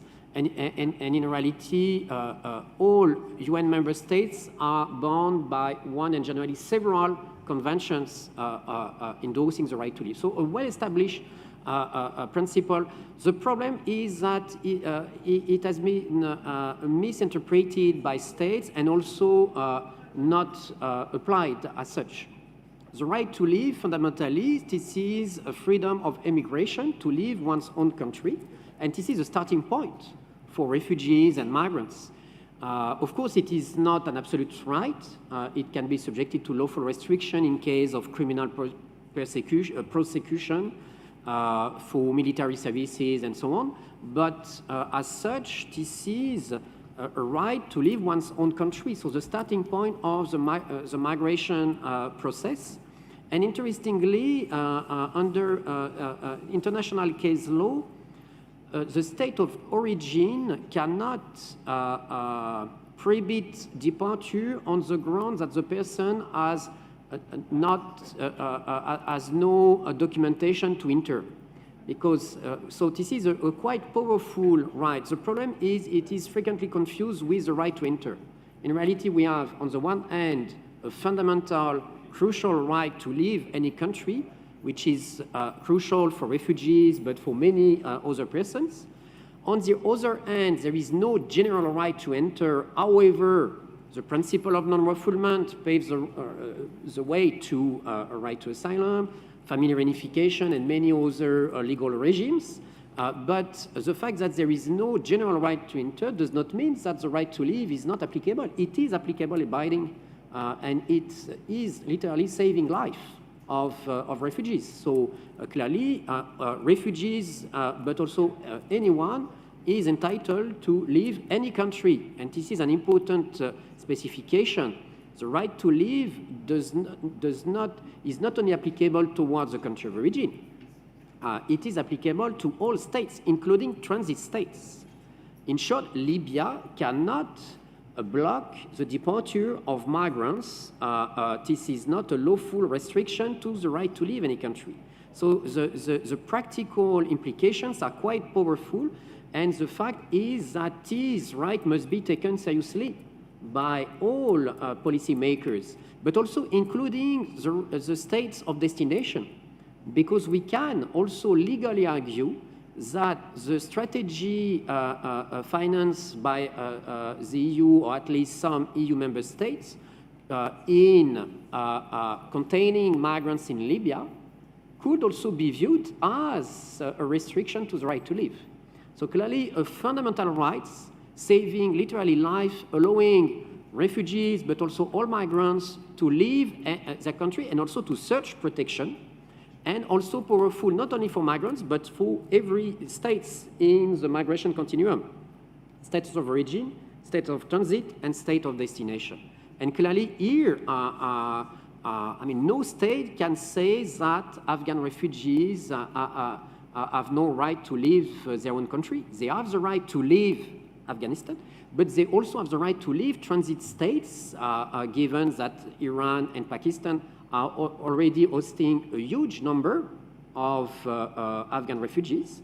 And at some point, I mean, all states must also take their responsibility in the Afghan refugees, because this is too easy to say that they must go in Iran and Pakistan. They already have a lot, and at some point, we must have some burden sharing or responsibility sharing, and all states, including European states, must take their share, especially because the number of Afghan refugees in Europe is quite limited when compared to Iran and Pakistan, for instance. So I will stop on this, because I'm sure that also Madeleine Garlick has a lot to say on this right. Thank you very much, Dr. Chital. Dr. Garlick is in agreement with you, and please, if you can kindly compliment. Thank you very much. No, it's a very important point. Thank you, sir, for raising it. Indeed, what we saw in the few days following the arrival of the Taliban in Kabul was positively, I think, a number of states that were seeking to facilitate evacuation, including not only of their own nationals, but other groups of people who were perceived to potentially be at risk. And we were very glad to see that departure from the country for people who could indeed have feared persecution from the Taliban was greeted with welcoming and positive spirit in a number of countries to which those people were brought. What has happened since then, of course, is the Taliban has announced that it intends to no longer allow people to leave in such numbers without permission, and specifically expressing concern about a perceived brain drain of people who could contribute to the ongoing well-being of Afghanistan. What we see, however, in practice is that this policy of preventing entry isn't necessarily being enforced. The BBC this morning was reporting that in one particular part of the border of Afghanistan near to Iran, an area where it was said to be that around 200 pickup trucks a day were departing in 2015, that numbers even higher than that are seen to be moving now out of that area. Of course, this means that people are undertaking dangerous journeys, in many cases at great expense, fueling the criminal business of smugglers who in many cases are taking advantage of the vulnerability of these people. And so indeed, this is highly problematic that people feel they need to resort to these irregular channels to leave in the first place and to seek to gain entry to other countries in a consequence. Indeed, what we are concerned about now is that not only there are going to continue to be desperate people who are forced to take irregular routes to leave, but also that they will be met with increasing barriers at the shores of other countries. We are also concerned that we hear much rhetoric from the European Union about seeking to stabilize the population of refugees in the region at a time when Iran and Pakistan are already hosting and have been hosting for decades large Afghan populations, often in conditions where it's been extremely difficult for them to meet their needs. We are very concerned at HCR indeed also at this idea that seems to be articulated in some discussions about onward movement of asylum seekers and refugees, some kind of idea that if people have got to a transit country and then are seeking to move on because they can't find protection there, that they're not really refugees. If they were really refugees, as some political actors would have it, then they would stay where they are in the first place. But the reality is that in many cases, refugees continue to face dangers in countries close to those from which they've fled, or they may find that there is simply no means to enjoy protection or the basic access to subsistence. And so therefore, it is incumbent upon us to underline that they have a right to leave and they have a right indeed to seek and enjoy asylum in other countries further afield. If I could perhaps turn also to the question on the right to water, I think this is a very important point that's going to, I believe, receive increasing attention over coming years. What we've seen indeed in the pandemic is that it's been important for us to make strenuous arguments for states that they need to continue to allow access for refugees to be included in national facilities and services, including access to infrastructure, including access to education for children. And sometimes this is a very difficult discussion, especially in situations where those resources are limited. UNHCR seeks to deal with this in operational terms. We and other humanitarian agencies have large-scale programs to try and ensure that we can provide access to water and sanitation, which are crucial in order to prevent outbreak of disease that can affect host communities as well as refugee communities. But I think another dimension to this that we're going to see increasingly raised in international discussions relates also to the very real risk that we are going to see impacts on the environment that are going to make water an increasingly scarce resource. The Human Rights Council in October endorsed the idea of a right to a healthy environment, and we've had already a decision of the Human Rights Committee in January of last year, which recognized that in some circumstances where people in small island states, for example, may find that increasing sea level rise and salination may mean lack of access to potable water, that this may give rise to an obligation to refrain from returning people to those countries based on the principle of non-refoulement. So I think this is going to be an extremely important legal question over years to come that we're all going to need to seek to address with better answers. Thank you. Thank you very much, Dr. Garlick. Ambassador Vetter? No, thank you very much. I just want to add, of course, we have the Universal Declaration on Human Rights with Article 13, as you know, Vincent, yes, and from that you have and Article 13, paragraph 1 says, everyone has a right of freedom of movement and residence within the borders of each state, of course, but Article 13, paragraph 2, everyone has a right to leave any country, including his own, and to return to his country. But as for water, Amélie, I think I would just add that obviously you again have Article 25 of the Universal Declaration on the right to food, and obviously water is part of food. And you have in international humanitarian law, so applicable in armed conflict situations, you have protection of wounded and sick, protection of the civilian population, protection of the population in occupied territories, and also the two 1977 additional protocols in 1977 have now prohibitions of attacks of objects indispensable to the survival of the civilian population. So actually, yes, water should be protected. Access to drinkable water should be protected, even if water, as you know, too little water or too much water could be also part of the story of migration. Thank you very much. If I may just add to this, right to water is also the right to adequate standard of living in the Covenant on Economic, Social and Cultural Rights, and there is a particular general comment of the committee devoted to this issue, so it's indeed a recognized human right, and also resolutions of Human Rights Council are approving this. But I would like to give now the floor to students at the end of the room who have some interesting questions to our panelists. Thank you very much. Eric Sola from Webster University. You mentioned the duty and of states to help the immigrants disembark in the hosting states, and that they're not supposed to deny access to the refugees and the immigrants. But as the adage goes, you cannot expect to help out others when you can't help yourself at the first place. So this brings to my first questions. Are there any quotas regarding the number and the capacity of each state to welcome a certain number of immigrants? And are there any forms of cooperation for the repartition of migration flows? Thank you. Thank you very much. Eric, Abdul, you also have a question?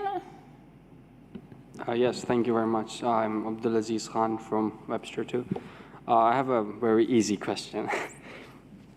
So you've discussed a lot about the immigrant problems that arise after the pandemic and what has been transpiring for quite some time. So my question is that should the international community take this chance to reconstruct or in essence renovate the international legal framework, as it has seen like many issues regarding the migration aspect of it that you stressed about?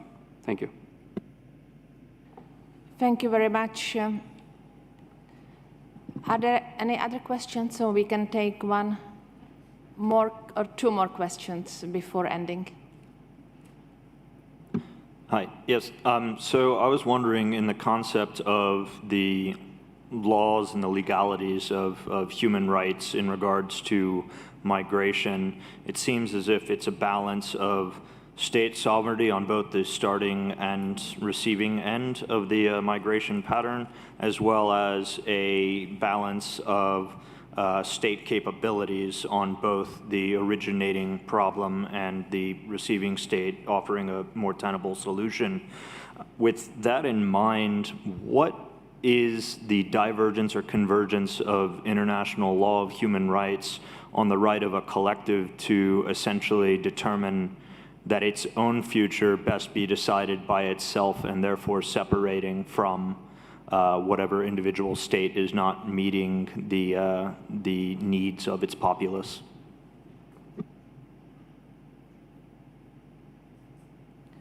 Thank you very much. And the last question? Hello, I'm Narana Iksham from Webster. My question is going back to the past, actually. We know that there was a refugee crisis in Europe, and there was a big scandal with Europe where they confiscated the boats, where it led to smugglers using cheap and flimsy boats that led to many thefts of asylum seekers. And would that be an internationally wrongful act, and on what grounds? Okay, thank you very much for this question. Maybe we should give each panelist the floor you can choose to which of this question would you like to respond. Shall we start with Dr. Garlick? Thank you. Yes, perhaps if I can speak first of all to the question of the capacity of states to receive and to host refugees.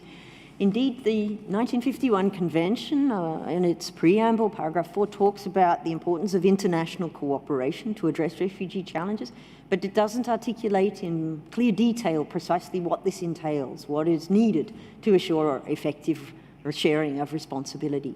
So one of the aims of the Global Compact on Refugees, which was affirmed by the UN General Assembly at the end of 2018, was to give more concrete and specific proposals for models and approaches that can be taken to ensure that we can seek to redress the imbalances in the responsibilities that exist as a factual reality for the hosting of refugees and the uneven distribution thereof. And so that Global Compact has sought specifically to put in place a number of structures that can help provide support to states that are hosting large numbers. There are support platforms that are envisaged in which a number of states have sought to activate. We have had a support platform to assist with the Somalia situation, one to deal with the challenges of Afghanistan before the most recent developments in the situation, as well as for countries in Latin America that have been hosting refugees through the so-called MIAPS platform. And this doesn't involve a specific numerical allocation of responsibility as such. We know this is something that academic literature has discussed over time, the idea of a distribution key by which a numerical quota could be given to different countries based on reference to their geographical or to their economic hosting capacity. But this isn't something which states have been prepared to embrace thus far. And so what is involved, therefore, in the Global Compact and the way in which it is seeking to provide support to states is a case-specific approach that looks at the specific needs and how these can be best addressed. We're seeking also to ensure that additional finance can be raised in this regard, facilitating discussions between the World Bank and large refugee hosting countries to see if the existing humanitarian assistance made available to refugees can be supplemented through development funds over longer-term periods of time. But an important part of this has also been about seeking to encourage more countries to make available their opportunities and places for refugees to come to their territory. It shouldn't just be about large donor states being able to provide money to others to host the large numbers. And this is one of the reasons why more emphasis is being placed on third country solutions, increased resettlement quotas, as well as so-called complementary pathways, encouraging states to make available channels for people to come into their territory for labor or for study or other purposes. It's an ongoing process. We will have a high-level official meeting here in Geneva next month where we'll take stock of what has been achieved. We know that some large hosting states are going to say they feel the need for more to be done. And so this will be something where we as UNHCR and all of those interested in this issue will be encouraged to come and join the discussion about ways in which we can improve it. Thank you. Thank you very much. Any of the panelists would like to respond to any question and to say any final word of the panel? Dr. Ambassador Wett. Maybe on the important question of disembarkation raised before, because here again, I mean, also international law can provide at least the general framework of state actions. And clearly, on the one hand, there is a well-established duty to rescue life at sea. This is a binding duty for every captain in a boat and a very long-standing principle dating back from at least the 15th century. So clearly, every captain, even in a commercial boat, I mean, any boats, they are bound to save life at sea. And then the difficulty is in terms of disembarkation. Because under the law of the sea, once they are rescued, they must be disembarked in the nearest place of safety.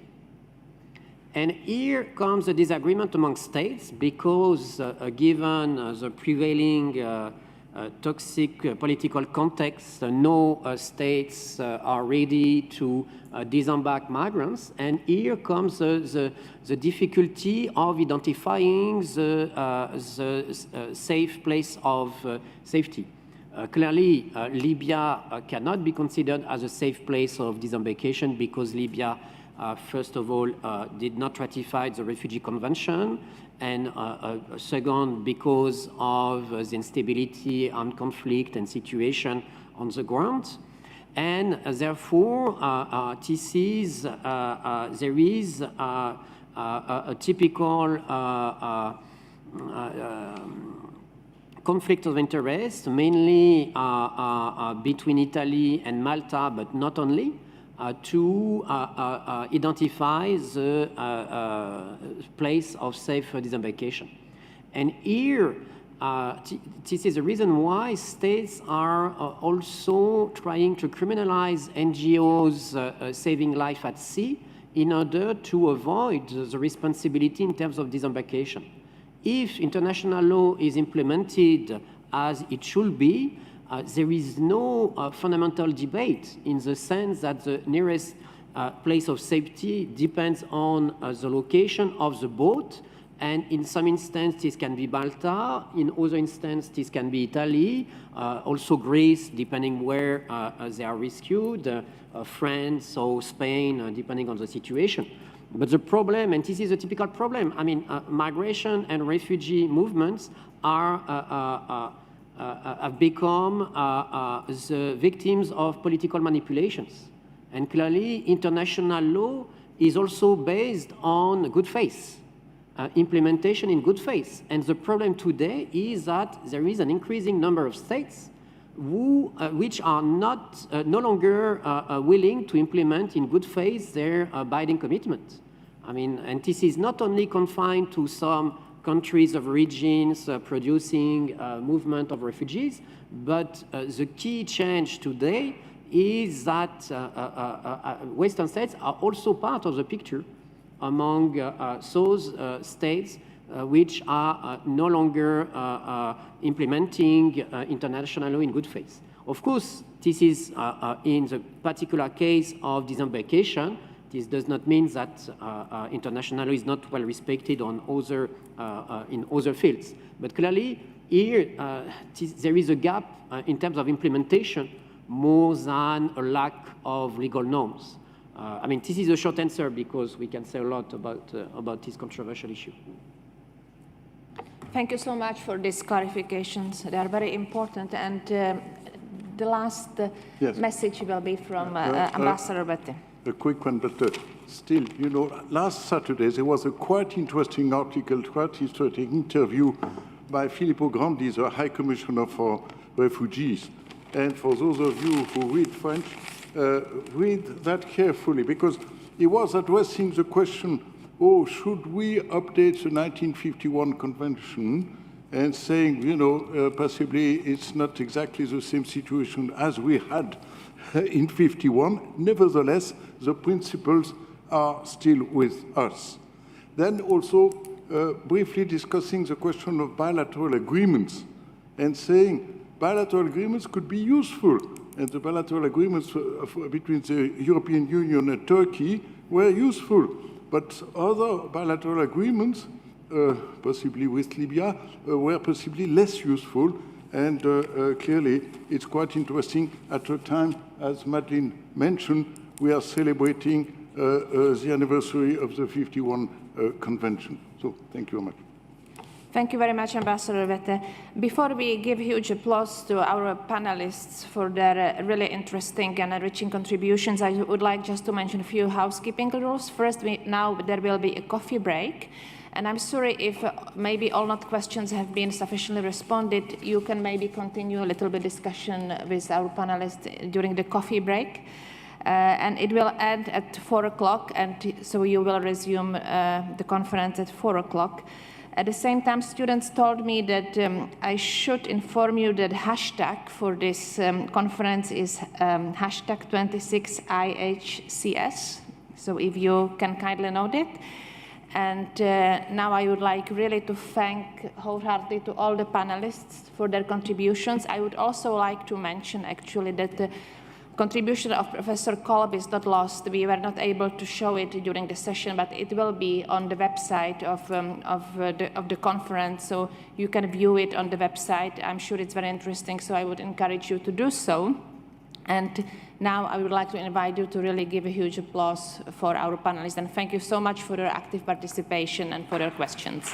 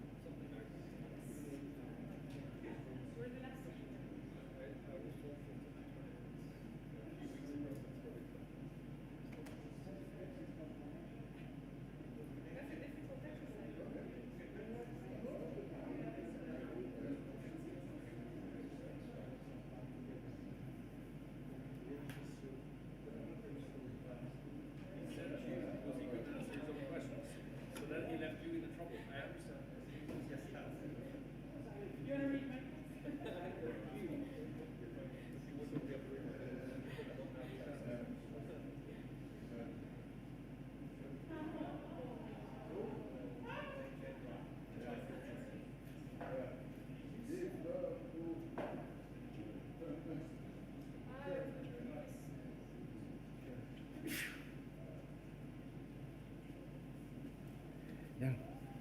There are, for the essence page, yes.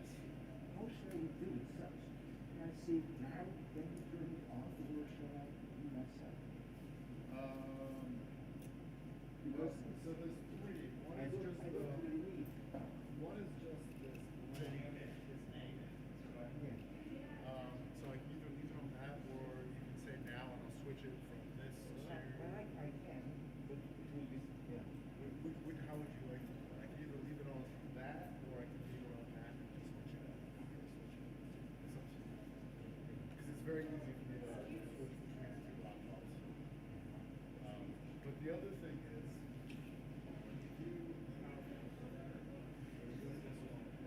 it automatically moves on to that. I don't know why. I don't see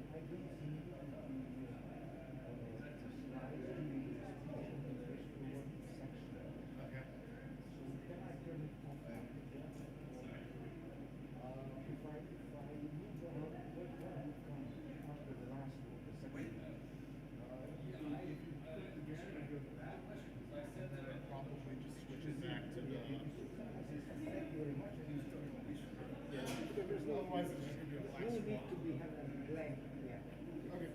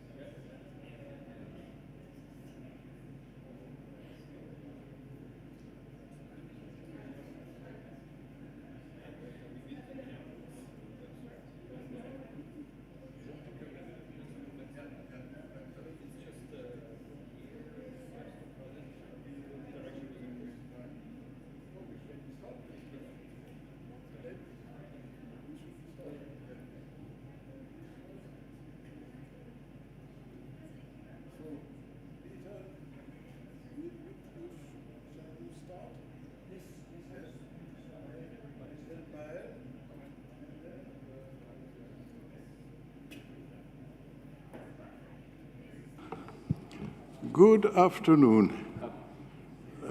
Thank you for being here this afternoon, and welcome to this session 4, dealing with humanitarian assistance and protection in different arenas.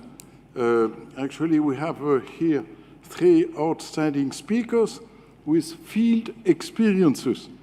And I think it's very important that we not only deal with theory, but also we deal with practice. And we'll have even echoes from even pictures at the end of this session with Christian Chaillet. But now we have first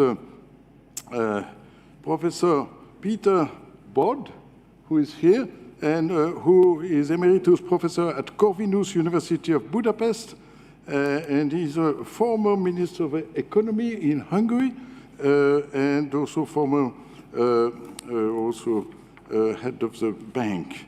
And he shall speak on behalf of Professor Geza Jerzyński, who actually, as you've seen on the program, is also a professor in Budapest, and I think we should definitely be welcoming Professor Geza Jerzyński on the humanitarian and human rights situation of minorities in Eastern Central Europe, the examples of victims of the conflict between Ukraine and Hungary.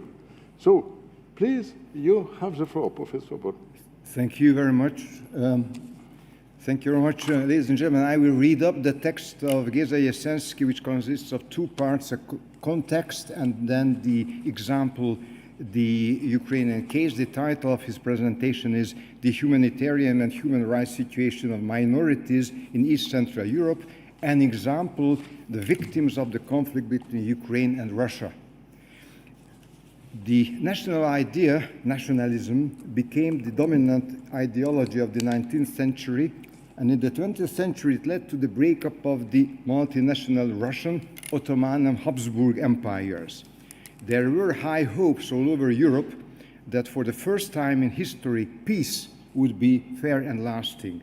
President Wilson's 14th point and the equally important pledges delivered on the 11th of February 1918 in his address to Congress were truly inspiring. I quote, "Every territorial settlement involved in this war must be made in the interest and for the benefit of the population concerned, and not as a part of any mere adjustment of compromise of claims amongst rival states."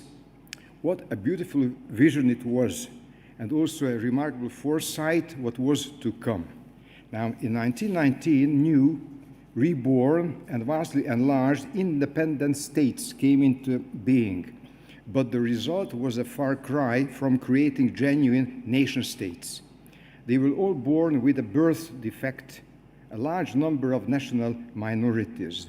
The ethnic mixture of Central Europe made it next to impossible to draw ethnic borders. Strategic and economic considerations awarding some and punishing other nations loaded the new Europe with millions of unhappy national minorities. These minorities made up almost a third of the population of the territory between the Germans and the Russians, and between the Baltic and the Aegean Sea. Thus, for 30 million people, self-determination was a false slogan. Now, I have some figures about the situation of the ethnic map of Austro-Hungary, and then particular figures that you can see that in case of the new Czechoslovakia, only 50% of the population was Czech, another important part Slovak, but also huge portion of Germans and a significant part of Hungarian-speaking population. In Romania, only 72% were Romanians in the new Romania. In Yugoslavia, as you can see, the Serbs were less than half of the population, Croats, Slovenians, but also Albanians, Hungarians, and others. In Poland, the new Poland is only 64% were Polish, other Ukrainian Jews, Belarusian and Russian and Germans. Hungary was perhaps the only country which remained homogeneous, 90% of Hungarians, significant German minorities. Austria, one language, Bulgaria, 80% of Bulgarians. Thank you very much. These are the figures indicating the situation at that time. The region was multinational. Now, the peacemaking great powers indeed could have done a better job by honestly applying Wilson's principles. At minimum, they should have prescribed plebiscites for all the areas claimed by one or two countries. But at least they tried to mitigate the consequences of the rash, one-sided decisions by demanding all the new Central European states to sign a special treaty for the protection of national minorities. The newly created League of Nations was assigned the task of guaranteeing all the provisions of the new European order. Instead of trying to win over the minorities by a fair application of the beautiful constitutions and the minority protection treaties, practically all the states in the region mistreated their minorities to various extent. Land reforms were carried out to their detriment. Repressive measures were introduced, expulsions, closing schools, removing monuments, renaming locations. And there were efforts to assimilate the minorities through the schools. The cause, or rather the pretext, for Germany starting the Second World War was the issue of national minorities.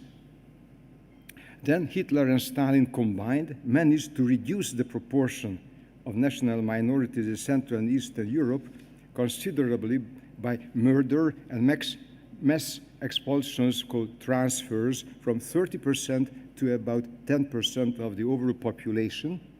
And after 1945, all legal obligations for the protection were dropped. The new peace treaties were also far cry from fair borders. The emphasis on human rights, never kept in the Soviet bloc, could not compensate for the lack of international convention for helping the minorities in their fight for survival. In the communist-dominated countries, national minorities became the subject of double oppression. In addition to the general denial of basic political rights, they lost their communal properties. They were not allowed to form political parties, to have organizations and newspapers representing their interests. Industrialization and urbanization radically changed the ethnic composition of the region inhabited by minorities. Religion, often the last refuge of minorities, was also suppressed and persecuted. With annus mirabilis, the ending of the Cold War and the fall of communist dominoes in Europe, there was the hope that a new enlightened attitude towards the national minorities would accompany the democratic transformation. In Hungary, we expected a radical change in the treatment of the 2.5 million Hungarians living in the countries neighboring us. We counted on positive Western examples like the status of South Tyrol, the Åland Islands, or the cantonal system of Switzerland to be emulated. The Copenhagen recommendations in 1990 and the conventions adopted by the Council of Europe offered hope. Membership in the European Community and in NATO, common aim of all the so-called new democracies, was made conditional of guaranteeing the rule of law and democracy and the observation of the rights of national minorities. Regionalism, decentralization, subsidiarity were words full of promise. In the early 1990s, Yugoslav, Soviet, and Czechoslovak federations broke up. The first amid a horrible war, the two others, thanks God, peacefully. But the disintegration did not lead to more homogeneous states commanding the loyalty of dedication of all the citizens. On the contrary, in the Balkans and in the post-Soviet space, millions of new national minorities were created. 25 million Russians found themselves outside the border of the Russian Federation, which itself continued to include millions of non-Russians. Hundreds of thousands of Albanians, Serbs, Croats, Hungarians, Romanians are minorities in the successor states of Yugoslavia. The large number of Poles in Lithuania, in Belarus, German, Lithuania, Slovak, Bulgarian, Greek, Turkish, and other national minorities adds to the complexity of the ethnic composition of the countries in the eastern half of Europe. It is high time to realize that most countries in Central and Eastern Europe are multinational, and that the source of primary loyalty, that is ethnicity, religion, and language, and not citizenship. The present Western ideal, an integrated multi-ethnic society where the majority national group does not aim at undermining the position and reducing the size of national minorities, has little appeal here, at least not among the majority national groups.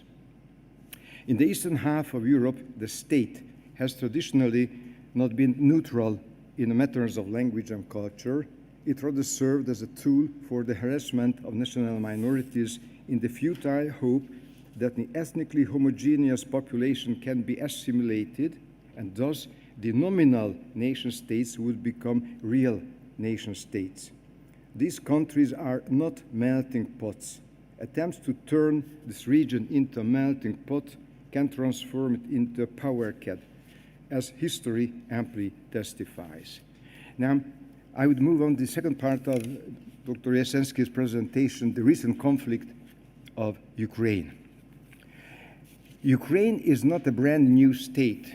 Kievan Rus, perhaps founded by the Vikings, but inhabited mainly by Eastern Slavs, was a large and powerful medieval monarchy. It was destroyed by the Mongol Tatar invasion in the 19th century. The Grand Duchy of Muscovy gradually grew into the Russian Empire. In the 17th century, it acquired the territories east of the river Dnieper from the Polish-Lithuanian kingdom. Ukraine means borderland, Ukraina, and the local language became increasingly distinct from Russian. In the wake of the 1917 Russian so-called revolution, there were various formations claiming the allegiance of the people of Ukraine, but finally the Bolshevik prevailed and Ukraine became part of the Soviet Union as a nominally federal unit. In the Soviet Republic, as a Soviet republic, the Ukrainian language was taught in school, but the Soviet identity was AIM, and the language the elite used was Russian. Under Stalin, Ukrainian national feeling, nationalism, could have been a ticket to the Gulag camp or a firing squad. The Gorbachev's enlightened policies allowed the Ukrainians to assert their national identity, culminating in a declaration of independence, confirmed by a national referendum held on the 1st of December 1991. At that time, the population was close to 52 million. By ethnic origin or mother tongue, 73% were Ukrainians, but also 22% Russian. Other national minorities included Romanians, Belarusian, Jews, Bulgarians, Poles, and 60,000 Hungarians. All those minorities had kin states of their own, just beyond the border. To keep the minorities happy, an enlightened, generous policy appeared to be a must. In the 1990s, such a policy was initiated, and the pilot project was with the Hungarians. They live in a compact block just on the eastern side of the border with Hungary, or the westernmost rim of the province of Ukrainian, known as Zakarpattia, Transcarpathian Ukraine, or Subcarpathia seen from Hungary. That region used to be an integral part of the Kingdom of Hungary for 1,000 years, until the end of the First World War. Ukraine signed its first international treaty with Hungary, mutually renouncing territorial claim against each other. In a special declaration signed in 1991 by the late Ukrainian Foreign Minister Zlenko and myself, that is Geza Jasensky, Ukraine pledged to recognize the individual as well as the collective rights of the Hungarians to, I quote, take political, legal, and administrative steps aimed at creating favorable conditions for the preservation and enhancement of their ethnic, cultural, linguistic, and religious identity. Quote ended.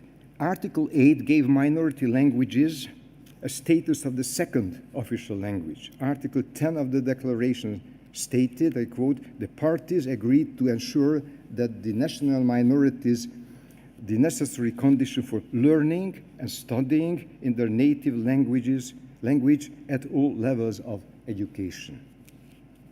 Now, the economic situation in independent Ukraine has been catastrophic.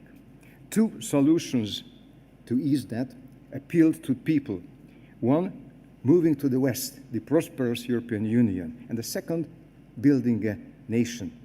The Russian annexation of Crimea in 2015 and starting a military conflict in the eastern provinces, where the Russian was the language of the majority, gave a boost to Ukrainian nationalism. In 2017, the Ukrainian parliament passed a new educational law. Such a reform was badly needed, but to the chagrin of Russia, Romania, Hungary, even Greece, from the age of 10, all schools must teach in Ukrainian. The language of the minorities would be relegated to one subject, and the language and literature of the minority would be taught in a few hours a week.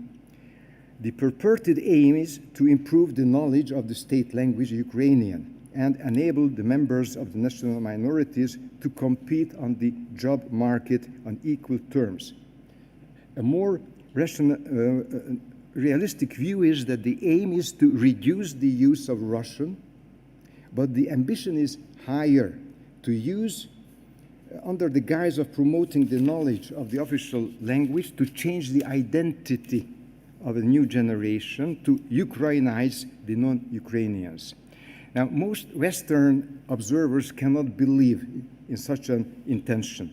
But in Central and Eastern Europe, such efforts are not new, and they go back to the birth of modern nationalism. Sometimes it is suggested that the new Ukrainian law is directed only against the Russian language. The other minorities fall under the category of collateral damage. Even if that were the case, it is unacceptable. Close to a quarter of the citizens of Ukraine are members of national minority. The mother tongue of 10 million is Russian. Loyalty to a state cannot be ordered. It can only be gained by good policies. Speaking the official language will not make a person a good citizen. Can anybody believe that if all Russian-speaking Ukrainian citizens learned the Ukrainian language, they would become ardent Ukrainian patriots? But if they continue to have Russian language school, they would become they would welcome Putin's authoritarian rule. Now, though Hungary joined the European Union and the United States in condemning the unprovoked aggression of Russia Hungary voted for the international sanctions against the country, the appeal of the Hungarian minority of Ukraine, strongly supported by Hungary, fell on deaf ears. Instruction in the Hungarian language over the age of 10 is to be terminated. In return, the present Hungarian government blocks Ukraine's tie to NATO. The Venice Commission of the Council of Europe also recommended modifying the controversial law, but to no avail. The Pact of the European Stability signed in 1995 envisaged the settling of all bilateral problems between European states and guaranteeing the right of national minorities in bilateral treaties. Those were the two pillars of stability. By reconfirming the borders and pledging good neighborly relations, one of the pillars became strong. The other pillar, strictly observed minority rights, has remained unfinished. In my opinion, the idea of the exclusive national state is not in line with modern democracy. The only way to create homogeneous nation-states would be through exchanges of population or territory on a vast scale involving tens of millions of people and enormous financial cost and causing untold human suffering. A variant of this is the practice of ethnic cleansing, whose hideousness could be observed in 1990 in the occupied parts of Croatia and Bosnia, and today in Myanmar. So it follows that the only real solution for the 40-odd million people who form national minorities in the states of Central Eastern Europe today, including Russians in Ukraine, is to introduce regionalism, genuine self-government, where the minorities are more dispersed, they could still enjoy the institutions of cultural autonomy. If the Hungarians in Subcarpathia can maintain their own culture, enjoy equal rights, do not face hostile propaganda provocations, like is the case today, they would feel themselves at home in their ancestral land. If they are treated as dangerous enemies, they will certainly not love Ukraine and its language, and they may even feel forced to emigrate to Hungary. Is this the aim? Perhaps that can happen to the Hungarians, but it certainly cannot happen to all non-Hungarians. Let me conclude by saying the developments of 75 years in Western Europe, the reconciliation of nations and countries after the Second World War, offer a model to be followed in the eastern half of the continent too. Economic integration followed by political, the four liberties of the European Union, the Schengen system of free movement of peoples is the solution to the border and minority problems, eliminating the apple of Iris, discord, which the First World War and peace treaties tossed into the midst of Europe 100 years ago. Thank you.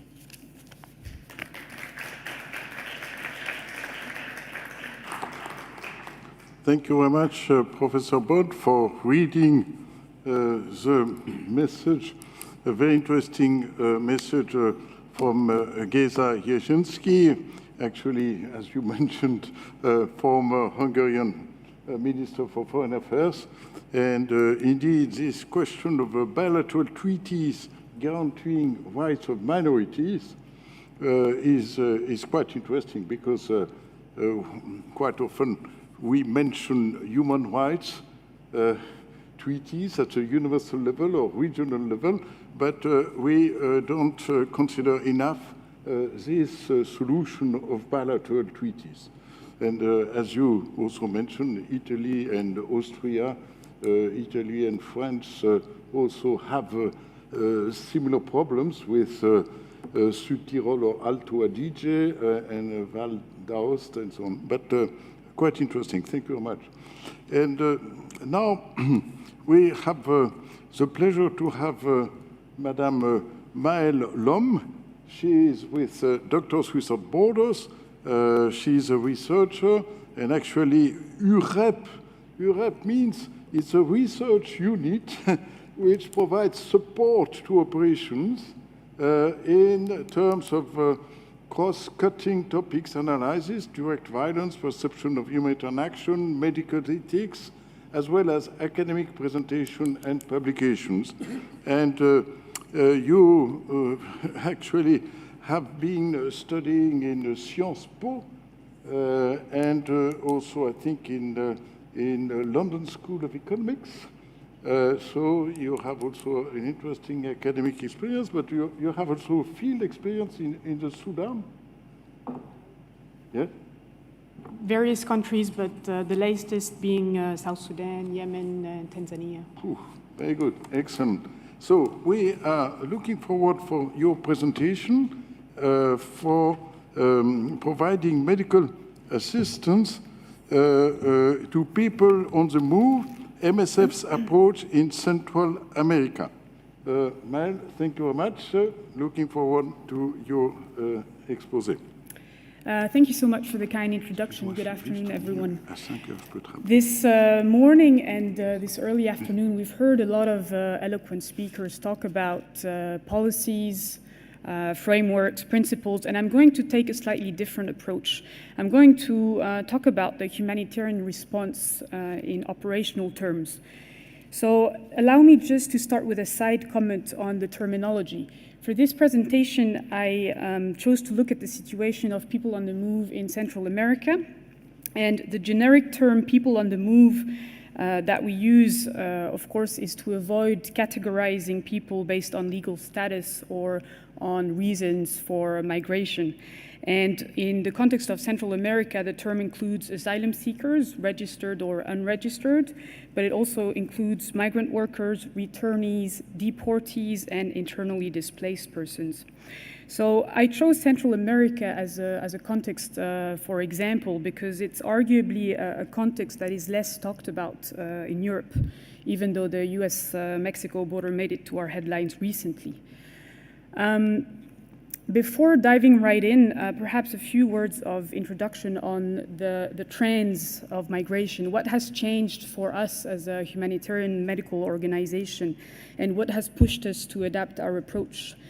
If you looked at the map of MSF's programs in the 80s, you would see that most of our programs at the time were in refugee camps all over the world, but mostly in Central and Southeast Asia, in Central America, and in the Horn of Africa. In a way, refugee camps set the scene for humanitarian action because of the great technical and logistical challenges that they posed, but of course as well because of the humanitarian necessity they represented. In fact, much of MSF's public health expertise was built in these refugee camps. And this is where the scale of needs forced us to broaden our approach and to integrate, for example, water and sanitation activities, but also immunization activities in our programs. Now, of course, today's challenges when it comes to providing medical care to refugees and other displaced populations are not what they were then. Contemporary patterns of migration make for what we could call less traditional humanitarian settings. And while MSF still has significant projects in very large camps, in Kenya, in Tanzania, in South Sudan, among others, well, actually the majority of the world's displaced people now are in informal settlements in urban settings and not in identifiable camps. So the vulnerabilities of these people and the constraints that we face, as well as the approach that we have, are not the same. There are two aspects to how we have had to adapt our approach. The first one is, of course, as a medical organization, MSF has had to reflect on how we adapt our approach to care. How do we meet the medical needs of a mobile population, one that sometimes lives in hiding and faces immense obstacles to accessing care? And then the second aspect is that more broadly, we've had to reflect on how to deal with situations where the needs extend beyond the scope of healthcare. And so we've had to redefine the limits of what we do. A few words on the general context in Central America. Now, I won't be going into much details on migration policies and their consequences, but I think that painting an approximate picture is necessary to understand the specific vulnerabilities of these populations. So the US-Mexico border is considered one of the most transited in the world. And as in other contexts, of course, people trying to reach the US have usually crossed multiple international borders before getting there. The term migrant caravans is used to describe the large groups of people traveling together by land, often some of them departing from Honduras and others joining them along the way in El Salvador and in Guatemala, for instance. These caravans have increased in number and in frequency since 2018 and unsurprisingly have been met by increasingly restrictive policies from the US and Mexican governments. So again, I won't go into too much details, but the metering system you might have heard of, which is a system that basically limits the number of asylum claims that are processed at official ports of entry every day, as well as the migrant protection protocols, which were implemented in January 2019, often referred to as the Remain in Mexico program. These are protocols and systems and regulations that have restricted access for asylum seekers and have forced them to go back to Mexico while waiting for a court hearing. Finally, in March 2020 onwards, borders were closed down because of COVID, and pending hearings were suspended indefinitely.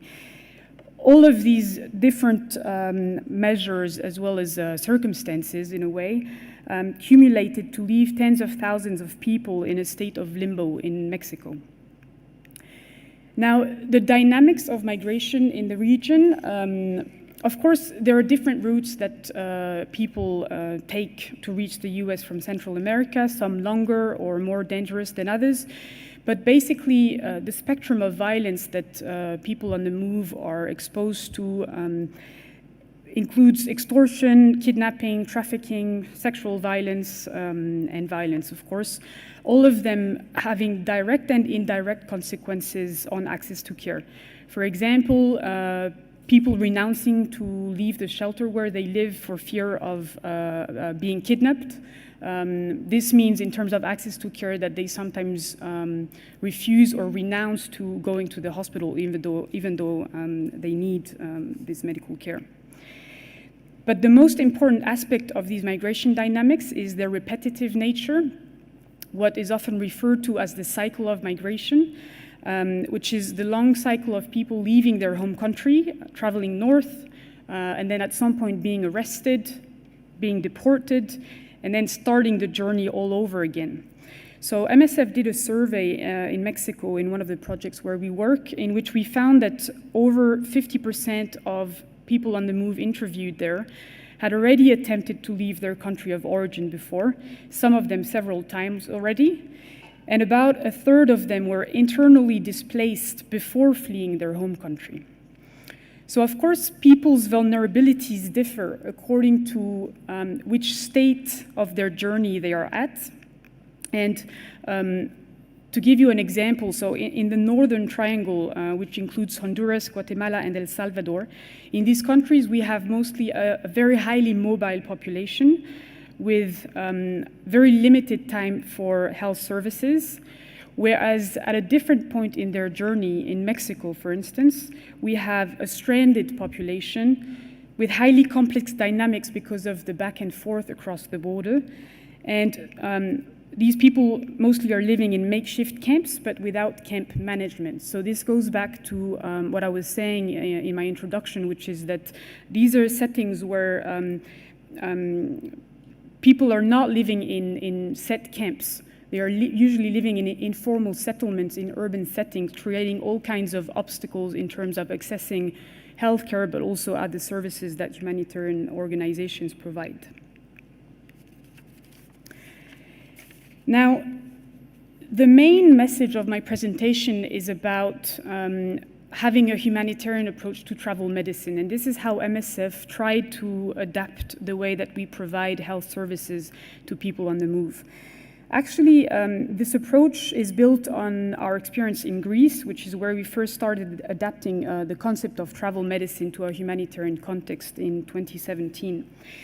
Of course, the expression travel medicine may initially seem odd and inappropriate for humanitarian settings because of its connotation with tourism, but it's actually been a recognized field in health sciences for over 30 years.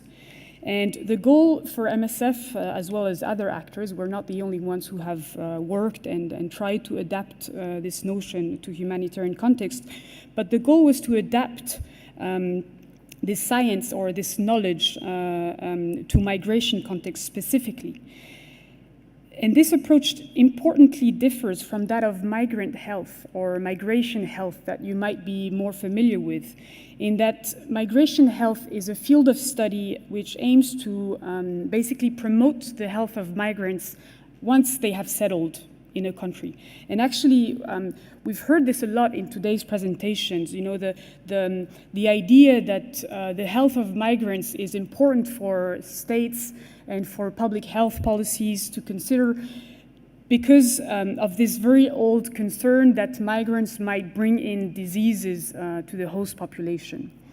Well, in contrast, travel medicine offers a very different approach because travel medicine is the recognition of migration-related risks at all points of a person's journey.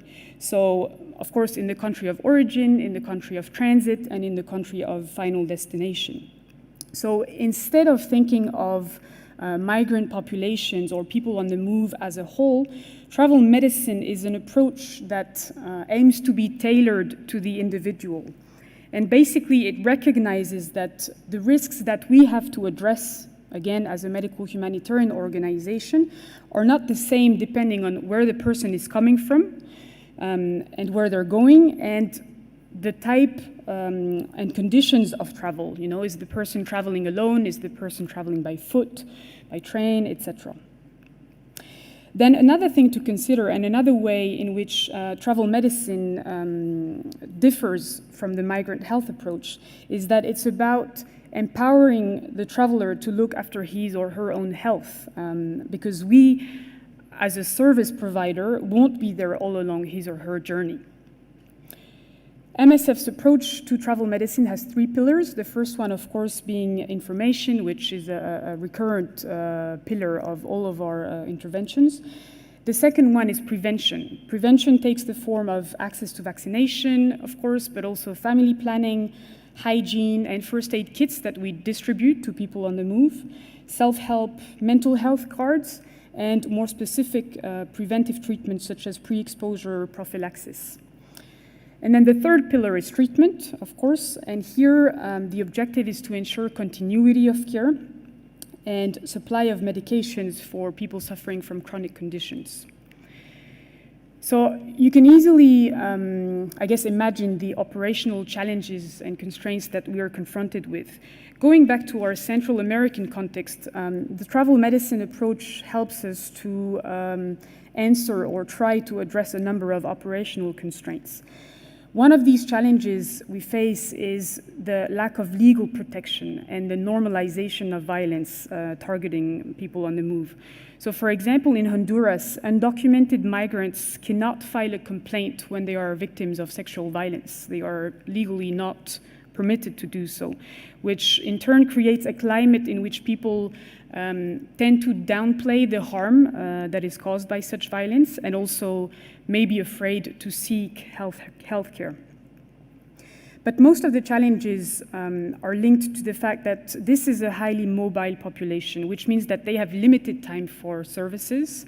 It's difficult for us to build trust and to gain their trust and to enhance access to diagnosis or to provide continuous treatment because simply of the fact that we often see the patient only once. So we have to think in terms of a one-shot approach where we are not sure at which point in their journey people are going to be able to access health services again. So travel medicine, we adapted the notion with three essential rules.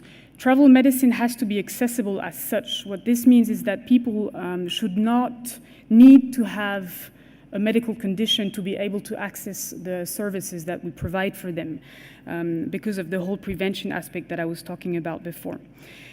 The second rule is travel medicine has to be integrated into existing consultations, which means that, for example, a midwife providing a patient with contraception after she has just delivered should think of asking the person when is she thinking of traveling onwards and in order to give her enough supply of contraceptives and items for her journey. But most importantly, travel medicine has to be transversal. What this means is that one patient will most likely have multiple vulnerabilities across their journey. And so we, as a service provider, have to answer these needs, perhaps even before the person or the patient knows what they will need along their journey. All that, of course, is made more complicated by the fact that people themselves often don't know when they'll move onwards and by the fact that their itineraries often change. So we, again, need to adapt and we need to follow those changing routes in order to change the location of what we call our points of attentions, which are usually bus stations, shelters, parks, border locations, etc. And so this is what we've called our mobile model of attention. The last constraint, and I'll move fast on that because I'm running out of time, is language barriers. This is not a new thing, and it's not specific to our projects targeting people on the move. But of course, you can imagine that in refugee camp settings, it's very easy for us to address these barriers, because any humanitarian organization works with a lot of refugees. Actually, refugees or internally displaced persons make up an important part of our teams. But in informal settings, we have to find new ways to overcome language barriers. So, for example, we use digital tools to facilitate instant translation. Now, on top of operational challenges, there are ethical dilemmas to trying to provide the best possible assistance to people on the move.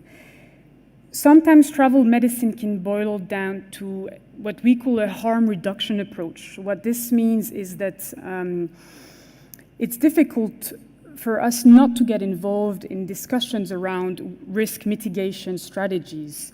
And so we provide information about migration routes, we give advice, but here the problem, the ethical dilemma for us is that in doing that, we may be indirectly encouraging people to undertake a risky trip.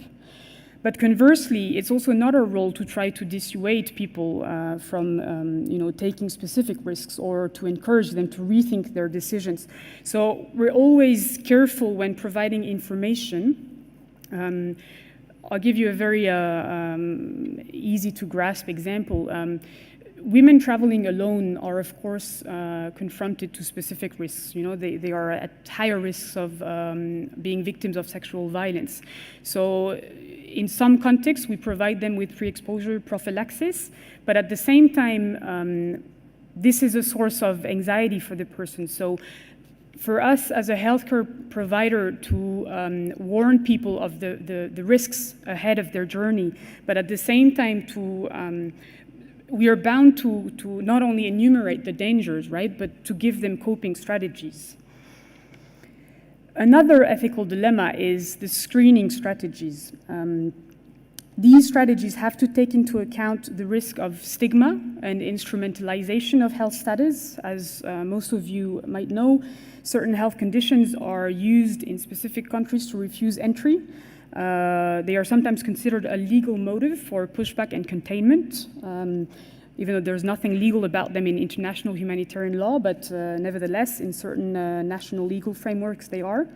And so there's a clear dilemma for us, again, to diagnose and perhaps to refer patients to other services if there is a risk that this information could lead to this patient's being denounced to the police. Finally, the last ethical dilemma is that the overriding goal of people of reaching their destination, more often than not, conflicts with our own value system as healthcare providers. Because of course, what we consider a priority for people to protect their health, to adopt risk mitigation strategies, people on the move not always recognize these priorities as such. And here, again, we are dealing with questions around, what is a relevant intervention? What is our role? And where is the balance between protection and paternalism? How do we adapt and how do we innovate in terms of our approach? To conclude, I'd like to point out two things. The first is that our approach on people on the move is forcing us to evolve faster on issues such as self-care and patient-centered care, which of course are relevant to humanitarian contexts other than population displacements. So this is very good news, and it's also helping us to innovate and to think differently for other of our interventions. The second observation is that the specific vulnerabilities of people on the move have also pushed us to acknowledge the link between protection needs and medical needs. Now, this has been a very long debate within MSF1, which is definitely beyond the scope of this presentation, but it's undeniable that migration, in its contemporary forms at least, poses enormous protection challenges, and that the hospital or the clinic is often a point of entry. What I mean by that is that it's very easy or frequent for us to have access to a lot of information about the person, not just their medical information, but to have an indication of our patients' access to food, access to shelter, etc. So to the extent that behind the purely act of medical care provision, which is MSF's core concern and expertise, to the extent that behind that act of medical care, there is a notion, a central notion of protecting people's dignity, we have to acknowledge the fact that sometimes the most useful thing that we can do for people on the move is not so much in terms of performing a highly technical medical act, but it's actually to provide very simple things such as a place for people to charge their phones or to provide them with water so they can have a warm shower. So these very simple and basic acts we have to be reminded of so that we don't talk of humanitarian programs as something that is always very technical and life-saving. Sometimes it's much more basic than that. And so what we need is to have a holistic approach, to take off our strictly medical spectacles sometimes, to be able to simply see and respond to what the person really needs. And I'll stop there. Thank you very much.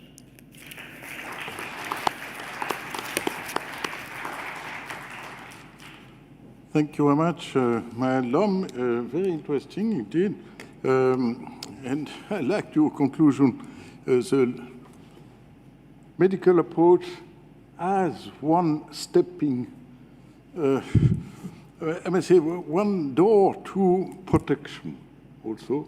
This is key. And the link between both protection and assistance, I think, is classical, but here you gave a very interesting, good practice. Central America, obviously, MSF is doing that in other parts of the world, and you know better. But thanks also for keeping the time, and looking forward to also reading about your experience also in MSF and in other parts of the world. And now we have the last speaker, Christian Schaje, is a Norwegian photographer based in Switzerland. Actually, he is a photojournalist or a journalist working on humanitarian topics in Bosnia, Herzegovina, Rwanda, Iraq, among other places. And today he will be speaking or giving us pictures about people on the move, a description from the field on the migration crisis in Bosnia-Herzegovina. Christian, you have to, yeah. Oh yes, wherever. Okay, good. Okay, thank you very much for inviting me to come here. As you've been told, I'm a photographer and educator. I've been based in Sarajevo in Bosnia-Herzegovina for the past 4 years. And I will focus on the migrant crisis, which is existing at the border of Bosnia and Croatia in recent years. I don't know if there are pictures. There we go, yeah. This is meant to be a slideshow, so it should run on its own. I will start by saying that Bosnia and Herzegovina is, I will refer to it as Bosnia, is a poor country in the southeast of Europe.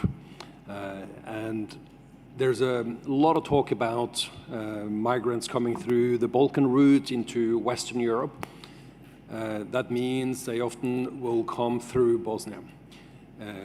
Being a poor country, it's complicated. And for 5 years now, it's been 5 years since the European Union and Turkey signed a deal to stop migrants, to close the border into Western Europe.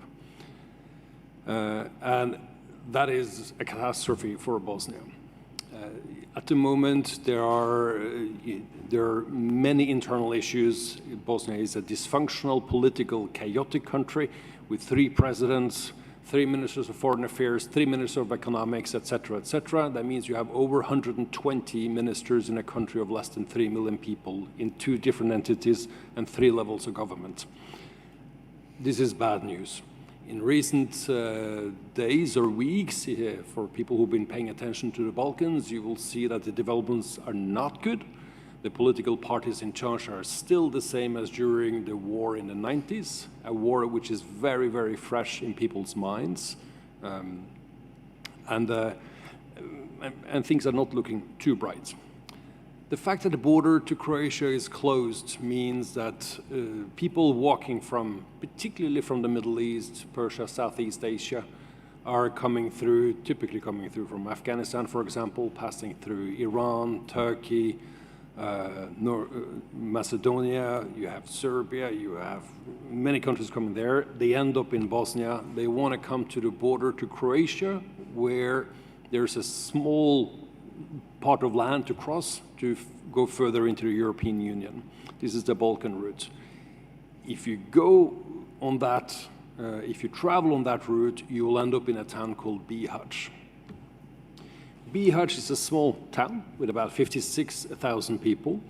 It's lying quite idyllically located on the Una River. On the Una River, you have a lot of abandoned buildings, houses, factories, etc., etc. And this is a place where migrants are settling. You have a nice town center. You visit in the summer. You have perfect settings. You have hotels. You have cafes. You have people drinking coffee, smoking cigarettes. You have stray dogs being fed by the local population. You get a good impression. You walk a few hundred meters along the river. You find an old, abandoned old people's home. In this old people home, I went to visit this place with a colleague and a journalist, Matthew Algeo. We found 400 people stranded. We were talking to these people, and we met mostly people from Afghanistan, and we started to take testimonials from them, or we having conversation to understand why they were there, what was the situation for them at the moment. Most of these people, or all of these people, have individual stories. They have unique stories to tell us. At the same time, pretty much all of them told us exactly the same stories. They are on their way. Many are economic migrants. Many have escaped poor conditions in conflict zones. But they're not coming to stay in Bosnia, and certainly not in Bihać, which already have high unemployment and not ideal prospects for the future. They explained to us that they're stuck there. They've been there for a long time. Many people have been there since 2016, when the deal between the EU and Turkey was founded, and they have tried to do the game. The game is basically, they describe the game as being entering Croatia and then passing on to Italy eventually. If they manage to do that, they succeed the game. And I will just do a little quote from Amir, a guy we met in Bihać. Since they are in Bosnia illegally, the migrants were reluctant to give us their full names. One, who identified himself only as Amir, said he walked to Bosnia from his home in Pakistan, crossing Iran, Turkey, Greece, North Macedonia, and Serbia, a journey of some 4,000 miles. That took nearly 1 year. Everyone here wants to make a better future in Europe, Amir said. And everyone knows that the European Union gives jobs to everyone, good jobs and good camps, and given us a chance to make our future better.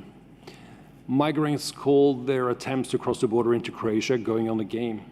100 or more form a group and go over the mountains or ford the river at night. 1 or 2 might make it all the way to Croatia, to Slovenia, and into Western Europe. That's winning the game. The rest will be caught by Croatian police and forcibly returned to Bosnia. That's losing the game. Amir told us he's lost the game 4 times, and he was in no hurry to try again. Many of the migrants told us that the Croatian police beat them and steal their money, clothes, and cell phones before pushing them back into Bosnia. Some return wearing nothing but their underpants. A spokesperson for the Croatian Interior Ministry denied that the police beat and robbed the migrants. but many showed us the wounds they said the police had inflicted, bruises, welts, and broken fingers. We saw this many times, and we only saw the surface of what was going on. A friend of mine, a Danish photographer called Jan Grarup, who worked directly with the Danish Refugee Council, had access to the clinics or the help centers that they had put up. And he showed me the real problem. And it wasn't just the kinds of injuries we met, but there were also burn marks, broken arms, broken legs, and also people who lost their lives. That's the reality on the border of Bosnia. At any one time, by the way, there are roughly 4,000 to 5,000 migrants. And these are not the ones in the IOM camps. These are the ones living in those abandoned buildings and in the forests.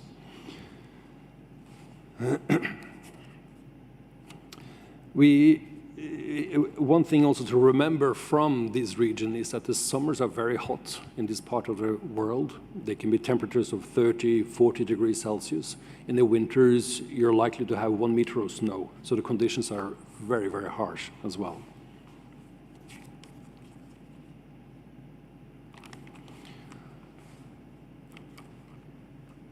Talking about pushbacks earlier on too, because of course going on the game and losing the game means you're pushed back into Bosnia from Croatia. If only that was the entire story. We have many interviews by people who've been going on the game, who made it through to Croatia. They were not caught by the police. Well, eventually. Most of them have been caught at least once or twice or several times. We've seen pictures of the beatings. But they make it through to Croatia. They continue through Slovenia, and they reach Trieste in Italy. At this point, a lot of migrants will feel reasonably safe. They think that this is the time for me or them to apply for some status. And they go to the police station, and they're being pushed back from Trieste through Slovenia, through Croatia, and all the way back into Bihać area. I've lost count on how many stories like that I've heard. There is an organization called Border Violence Monitoring Network. They recently published the Black Book of Pushbacks, and I think they have nearly 1,000 testimonials there of similar stories of pushbacks and violence against migrants. We spent a little bit of time too, together with Matthew, in some of the main locations where these migrants are staying. And one place is commonly known just as the factory. The factory is an abandoned factory where they used to produce refrigerators and cookers and dishwashers and that kind of equipment. An abandoned factory in Bosnia means you have the skeleton of cement, basically. But it means you have a roof over your head. So therefore, they camp, they put up their tents inside these factories, and they stay there. On the first visit I went to this factory, we met approximately 500 migrants. And this was not even the high season yet. There are, of course, no electricity. There's no water, there's no sanitary, there's nothing. And we were talking to various people. Most of the people were coming from Afghanistan and Pakistan. There were some Bangladeshis and some North Africans, typically from Morocco and Tunisia, some Libyans. And that surprised me a little bit, why they took the Balkan route. Anyhow, they were telling us, again, very similar stories. They were staying, it was a communal feeling there. There was kind of a feel-good feeling amongst the general population inside there. And we were welcomed. There was no problem going there. But they were also telling us that the Bosnian police started to be more brutal. You can see from some of my pictures, you see things that look like they've been burnt. And we were told it was a weekly occurrence that local police would come, wake them up early in the morning, 3, 4 o'clock, tell them to go away, and they will burn all their belongings. This is obviously not ideal. They would also take their mobile phones and take their money, although this was a little bit less common on the Bosnian side of the border. We took these stories, we continued to the old people's home where we found another roughly 300 people, and again, similar stories. I know today, or since last summer, these facilities have been sealed off entirely by the authorities, which is very problematic because now it's winter and it's going to be cold in this area and even more difficult for the people to stay warm and healthy. There are NGOs working in this area and trying to help the population, the immigrant population. We collaborated with a couple of them. For example, No Name Kitchen is initiated in Spain, and there's an organization that basically tries to provide food, they try to provide tents, blankets, some clothes, in addition to what they call the kit for the game. That means a backpack, some blankets, and power packs for their mobile phones. Again, they have a hard job to do because the migrants, if they get caught, they will lose everything and they start from scratch again. Another organization is Compass. I will refer back, they do similar things, I'll refer back to them later. I came across an Italian organization called Action Solidarité. The problem with the NGOs in Bosnia is that however much they try to help people, they're working totally illegally because they're banned from helping. If you help more than one person, it's illegal in Bosnia, or at least in Bihać. So the volunteers typically that volunteer for these organizations are sent out of the country. And I witnessed that myself too. I think we managed to prevent 2 girls from being sent out of the country. Compass, that I mentioned, is the only organization that I came across that is a Bosnian organization, and they have recently gained a legal status, so that they've been licensed, they're allowed to run their organization. And it's basically an organization that provides all the necessities, and they don't only target migrants, they also are open for local people, because there are a lot of poor people in Bosnia itself. You can come in there, it's like a shop basically. You walk in, everything is free. You can have a shower, you can clean your clothes, etc. None of them are allowed to give medical care though. And I went with No Name Kitchen and I saw how they work. It's all based on WhatsApp basically. They have groups on WhatsApp and migrants will contact them and say we need food, we need blankets or a tent. And they will contact No Name Kitchen, and they will try, if they can, to provide for them. But they have to deliver it at night. They have to deliver it at the time where they think they will not get caught by authorities. The last bit of this story, too, that I want to say, during Ramadan last summer, I went with Matthew again up there, and we met with some of the same migrants we had met in the past, but also new ones. We also met a few children, because we hear a lot about these young men coming to Europe from some part of Asia. Women and children tend to be provided for by the family camps, so they are run by IOM. IOM, they do a pretty good job in those camps, but they only, I would say, probably cater for certainly less than 50% of the migrants, probably 10 to 20%. We met with IOM too and didn't really get much information. It was very complicated to access the camps, for example. And we were trying to visit the now quite famous camp called Lipa. And Lipa was a camp that burned down nearly 2 years ago now.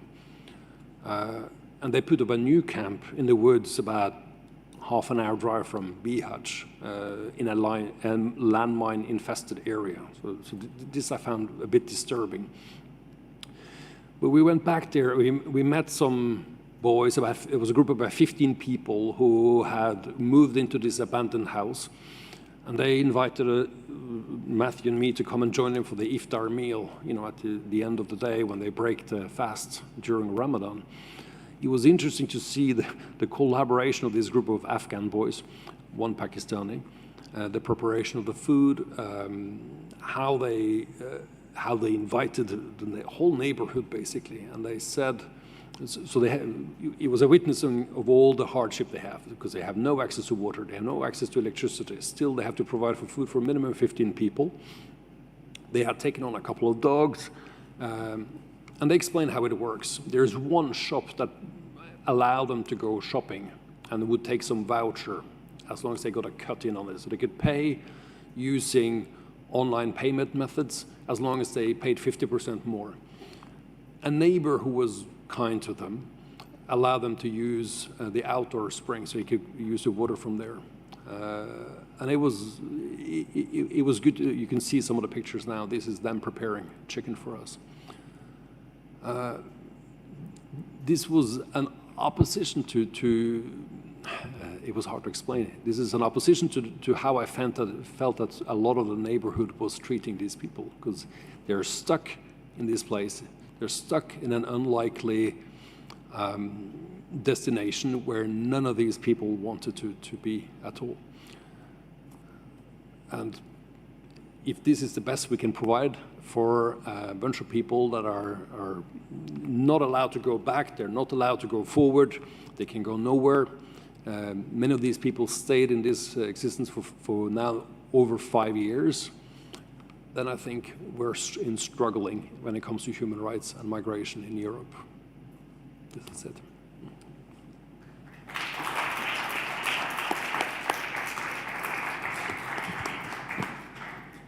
Thanks, Tack, Christian. Indeed, your job at Webster is to tell stories through pictures, no? To teach students to tell stories through pictures, and actually what you did show us was very forceful. Oh, thank you very much. And I know that you also had an exhibition of on Srebrenica, life after Srebrenica, and I think it's good indeed that we conclude this day by those pictures. And I don't know whether we have time for a question and answer period. Yes. Certainly, we can 15 minutes, let's say, if anybody has questions, yeah. Please, certainly, by all means. I think this panel, just like the others, people should have an opportunity to ask questions. Yes. Thank you, Jubin. So now, is there any questions? Yes, sir, in the middle there. Tell your name, please. Thank you. My name is Abdulaziz Khan, and I'm from Webster, International Relations Department. Thank you.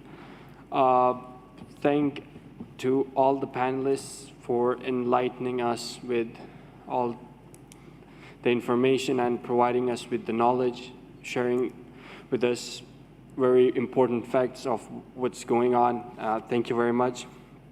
I have a question for Professor Skie, that as a journalist yourself, like whenever there's a problem or a crisis, there are many aspects to it, and there are many parts in play that we can say that are the root causes or stuff like that.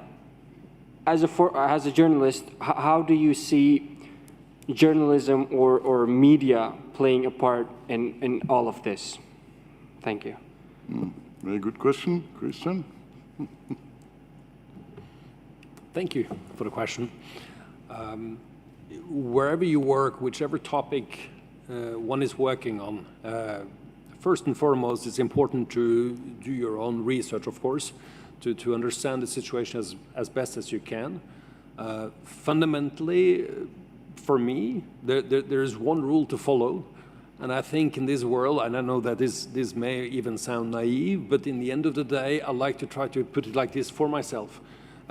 Is it right or is it wrong? In the end of the day, when you meet people who are in trouble, my question is a little bit less why they're there, but why do they live like they do there? Is this right or wrong?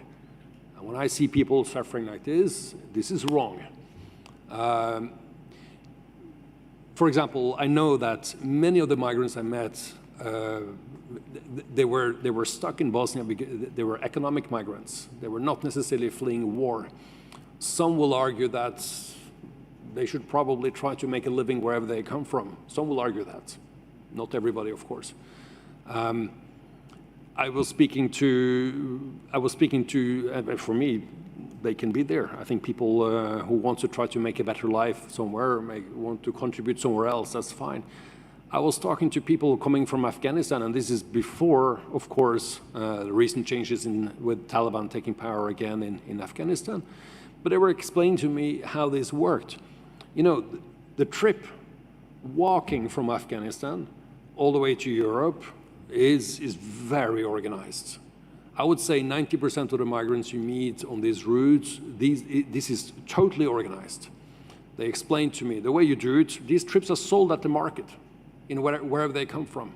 You go there, you meet some of the smugglers, you pay $5,000, $10,000, $15,000 on a frozen bank account. People, and that's frozen, it stays there. Depending on how much you pay, that depends on how kind of transportation, if you will walk, take a bus, get a taxi, or what kind of transportation will take you all the way to Europe. You're certainly going to walk for part of the trip, and there are smugglers along the route. So they pay attention to what's going on, they follow these people. Once the person reaches the final destination or a destination a person is happy with, say Paris, Berlin, London, Stockholm, wherever it must be, they make a video, they show that they reached the destination, send it back to whoever they pay the money, and the money is taken out of that frozen bank account. Job done. It could be 1 year, 2 year, 3 year, it doesn't matter. That's how it works. That's not necessarily, or was not necessarily due to conflict, but it was to try to make a better life. So in the end of the day, my own personal conviction is that, okay, you look at a situation and you try to look for as many sources as you can, but is this right or is it wrong? Thank you, Christian. And Professor Hieronymi, you have a question, please?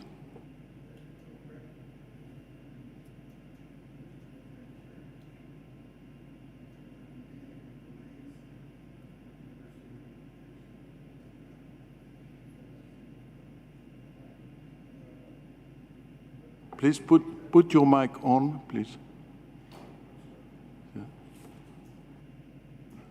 I'm sorry. Two things I would like to say. I taught for many years migration studies, the migration system, the convention. One of the most absurd features, indispensable but absurd features of the refugee regime is status determination. The decision, are you a political refugee? Are you an economic refugee? Are you fleeing violence? Are you fleeing persecution? Or you just want to have a better life? For most people, it's all five. And for somebody to determine that in this family, I mean, we had a trip to Berlin, a study trip, and we went to the office where we determined.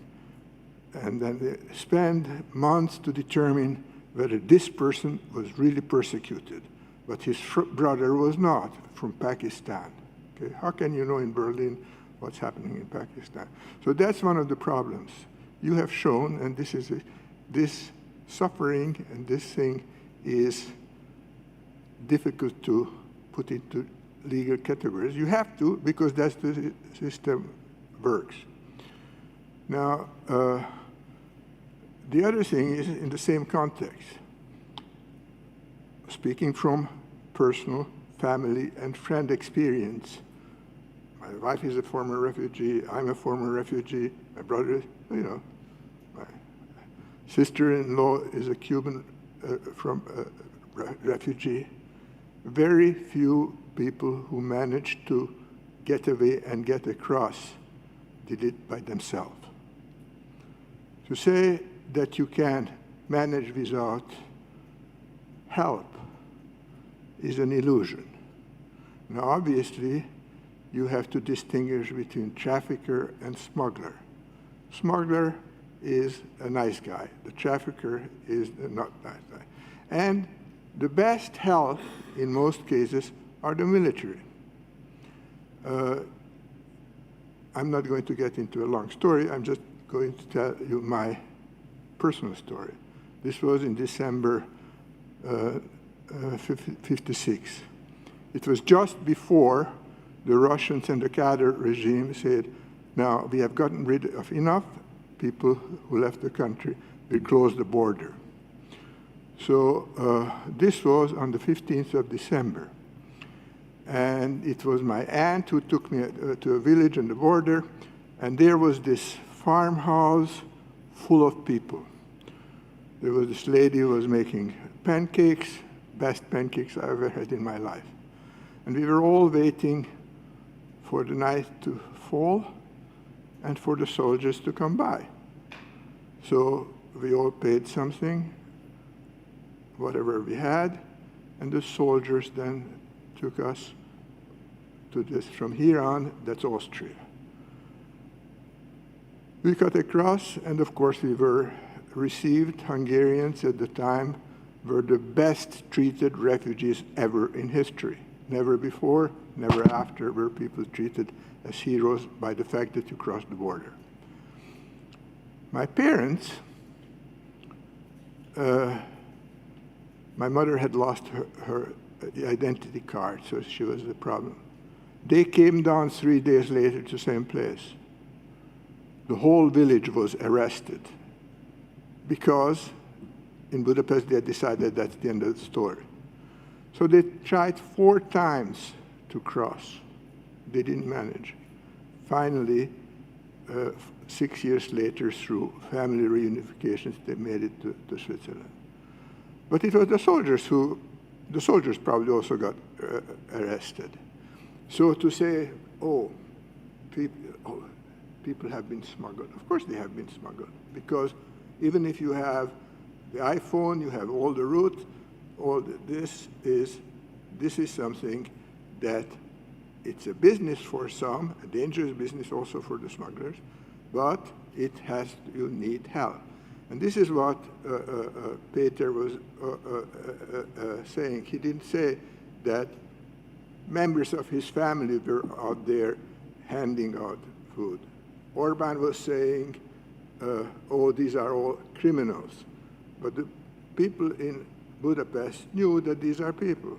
In Hungary today, there are very few families who don't have any people who were refugees, whose parents live abroad.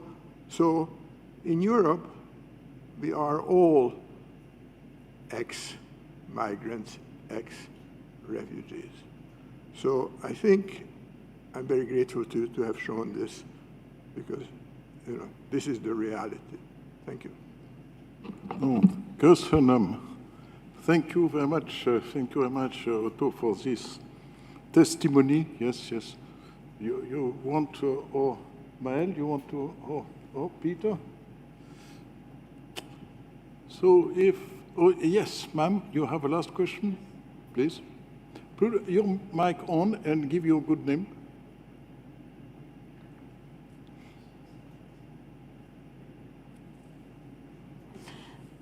Can the European community oblige the European countries to accept a certain number of refugees?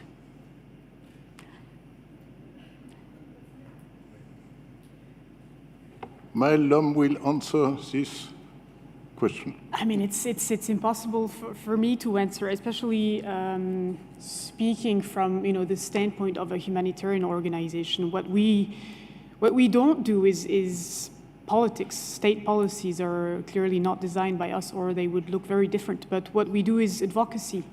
And for this, I can cite one of our current, I mean, it's more than an advocacy project, but it's an initiative to try and pull specific, highly vulnerable people out of Libya. And this, of course, has to be done in collaboration with states. Different organizations are working towards that goal.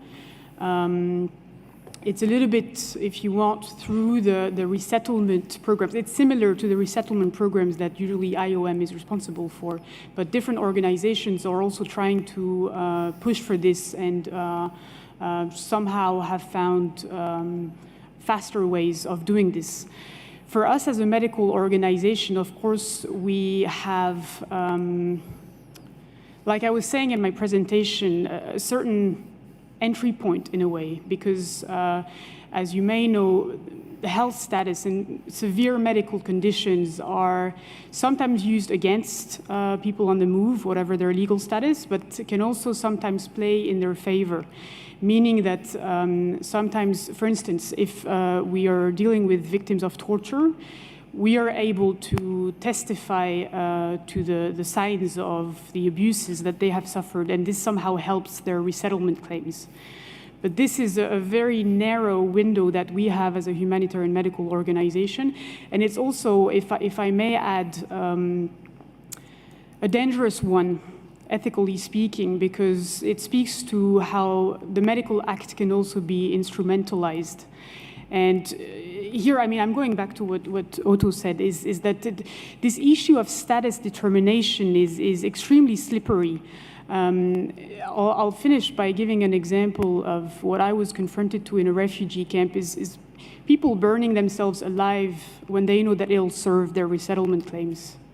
And so in a way, by being part of that system, you know, drafting medical certificates that will help these people's resettlement claims, and of course, we do that, and we are hoping that these people get pulled out of, you know, the hell conditions that they're living in. At the same time, we are, in a way, agreeing to be part of a system where people have an incentive to, you know, set themselves on fire to be able to be resettled.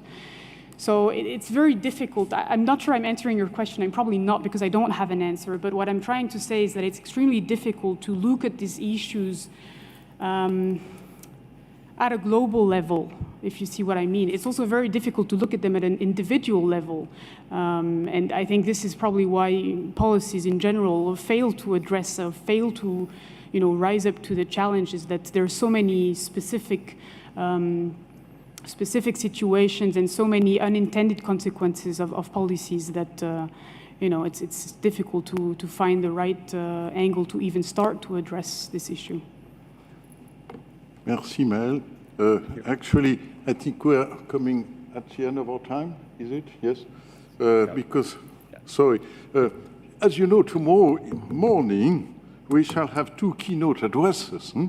And so the issue is not closed tonight. And Gillian Triggs and Professor Hieronymi will be speaking, so possibly there will be opportunities for you to answer, or to ask questions and to receive answers. But now I would just like to conclude this panel, to thank all the 3 speakers, and to hand over the floor to Professor Goudarzi to conclude this day. Thank you very much for your... Thank you, Michel, for moderating, and I'd like to thank Professor Baud, Madame Lom, and Christian for their valuable contributions. Much obliged, much appreciated. Just before ending, I would just like to say, before finishing today, we would like all this, because we had one group of students helping out this morning. Their contribution, their assistance was indispensable. We had another group of students helping this afternoon. So right after I finish with the concluding remarks, if all the students could come in front, so we could take a group photo for, and if you basically have something at the cloakroom, just if any of the panelists or moderators, if you could just be patient for 5 minutes or so. You'll get your items back. I think we got off to a very good start. We had a full day today with 2 fascinating, enlightening keynote speeches and 4 panels. We had 1 or 2 small minor technical glitches in session 3, but other than that, I think the quality of the presentations, the speakers was outstanding. I think it was very informative, illuminating, a lot of food for thought. And tomorrow, as you know, we will continue, as Professor Vete said. We will start at 9 o'clock sharp with the keynote speeches by the Assistant High Commissioner for Refugees, Gillian Triggs, and then Professor Otto Hieronymi, who's the founder of this event and former head of the IR department. And we will have 2 panels afterwards, one on displacement and climate change. We have a speaker who's basically going to join us via Zoom from the COP26 in Glasgow. And then we will have another panel discussing the future of planetary health. Another speaker from MSF and 2 speakers from the ILO and UNHCR about the future of, and this, your questions in terms of the future status, how things are going to go with the status of refugees and migrants in the future. So I would like to thank all of you, and also thank you for those of you who I've been following online live stream. So thank you very much for those of you who are physically here and also following via live stream. And we hope you will all join us tomorrow at 9 o'clock sharp when we start. And I wish you all a pleasant evening. And the speakers and moderators, a group of you, and also the students, we look forward to seeing you at the restaurant in Carouge by 7 o'clock. So thank you very much and have a good evening.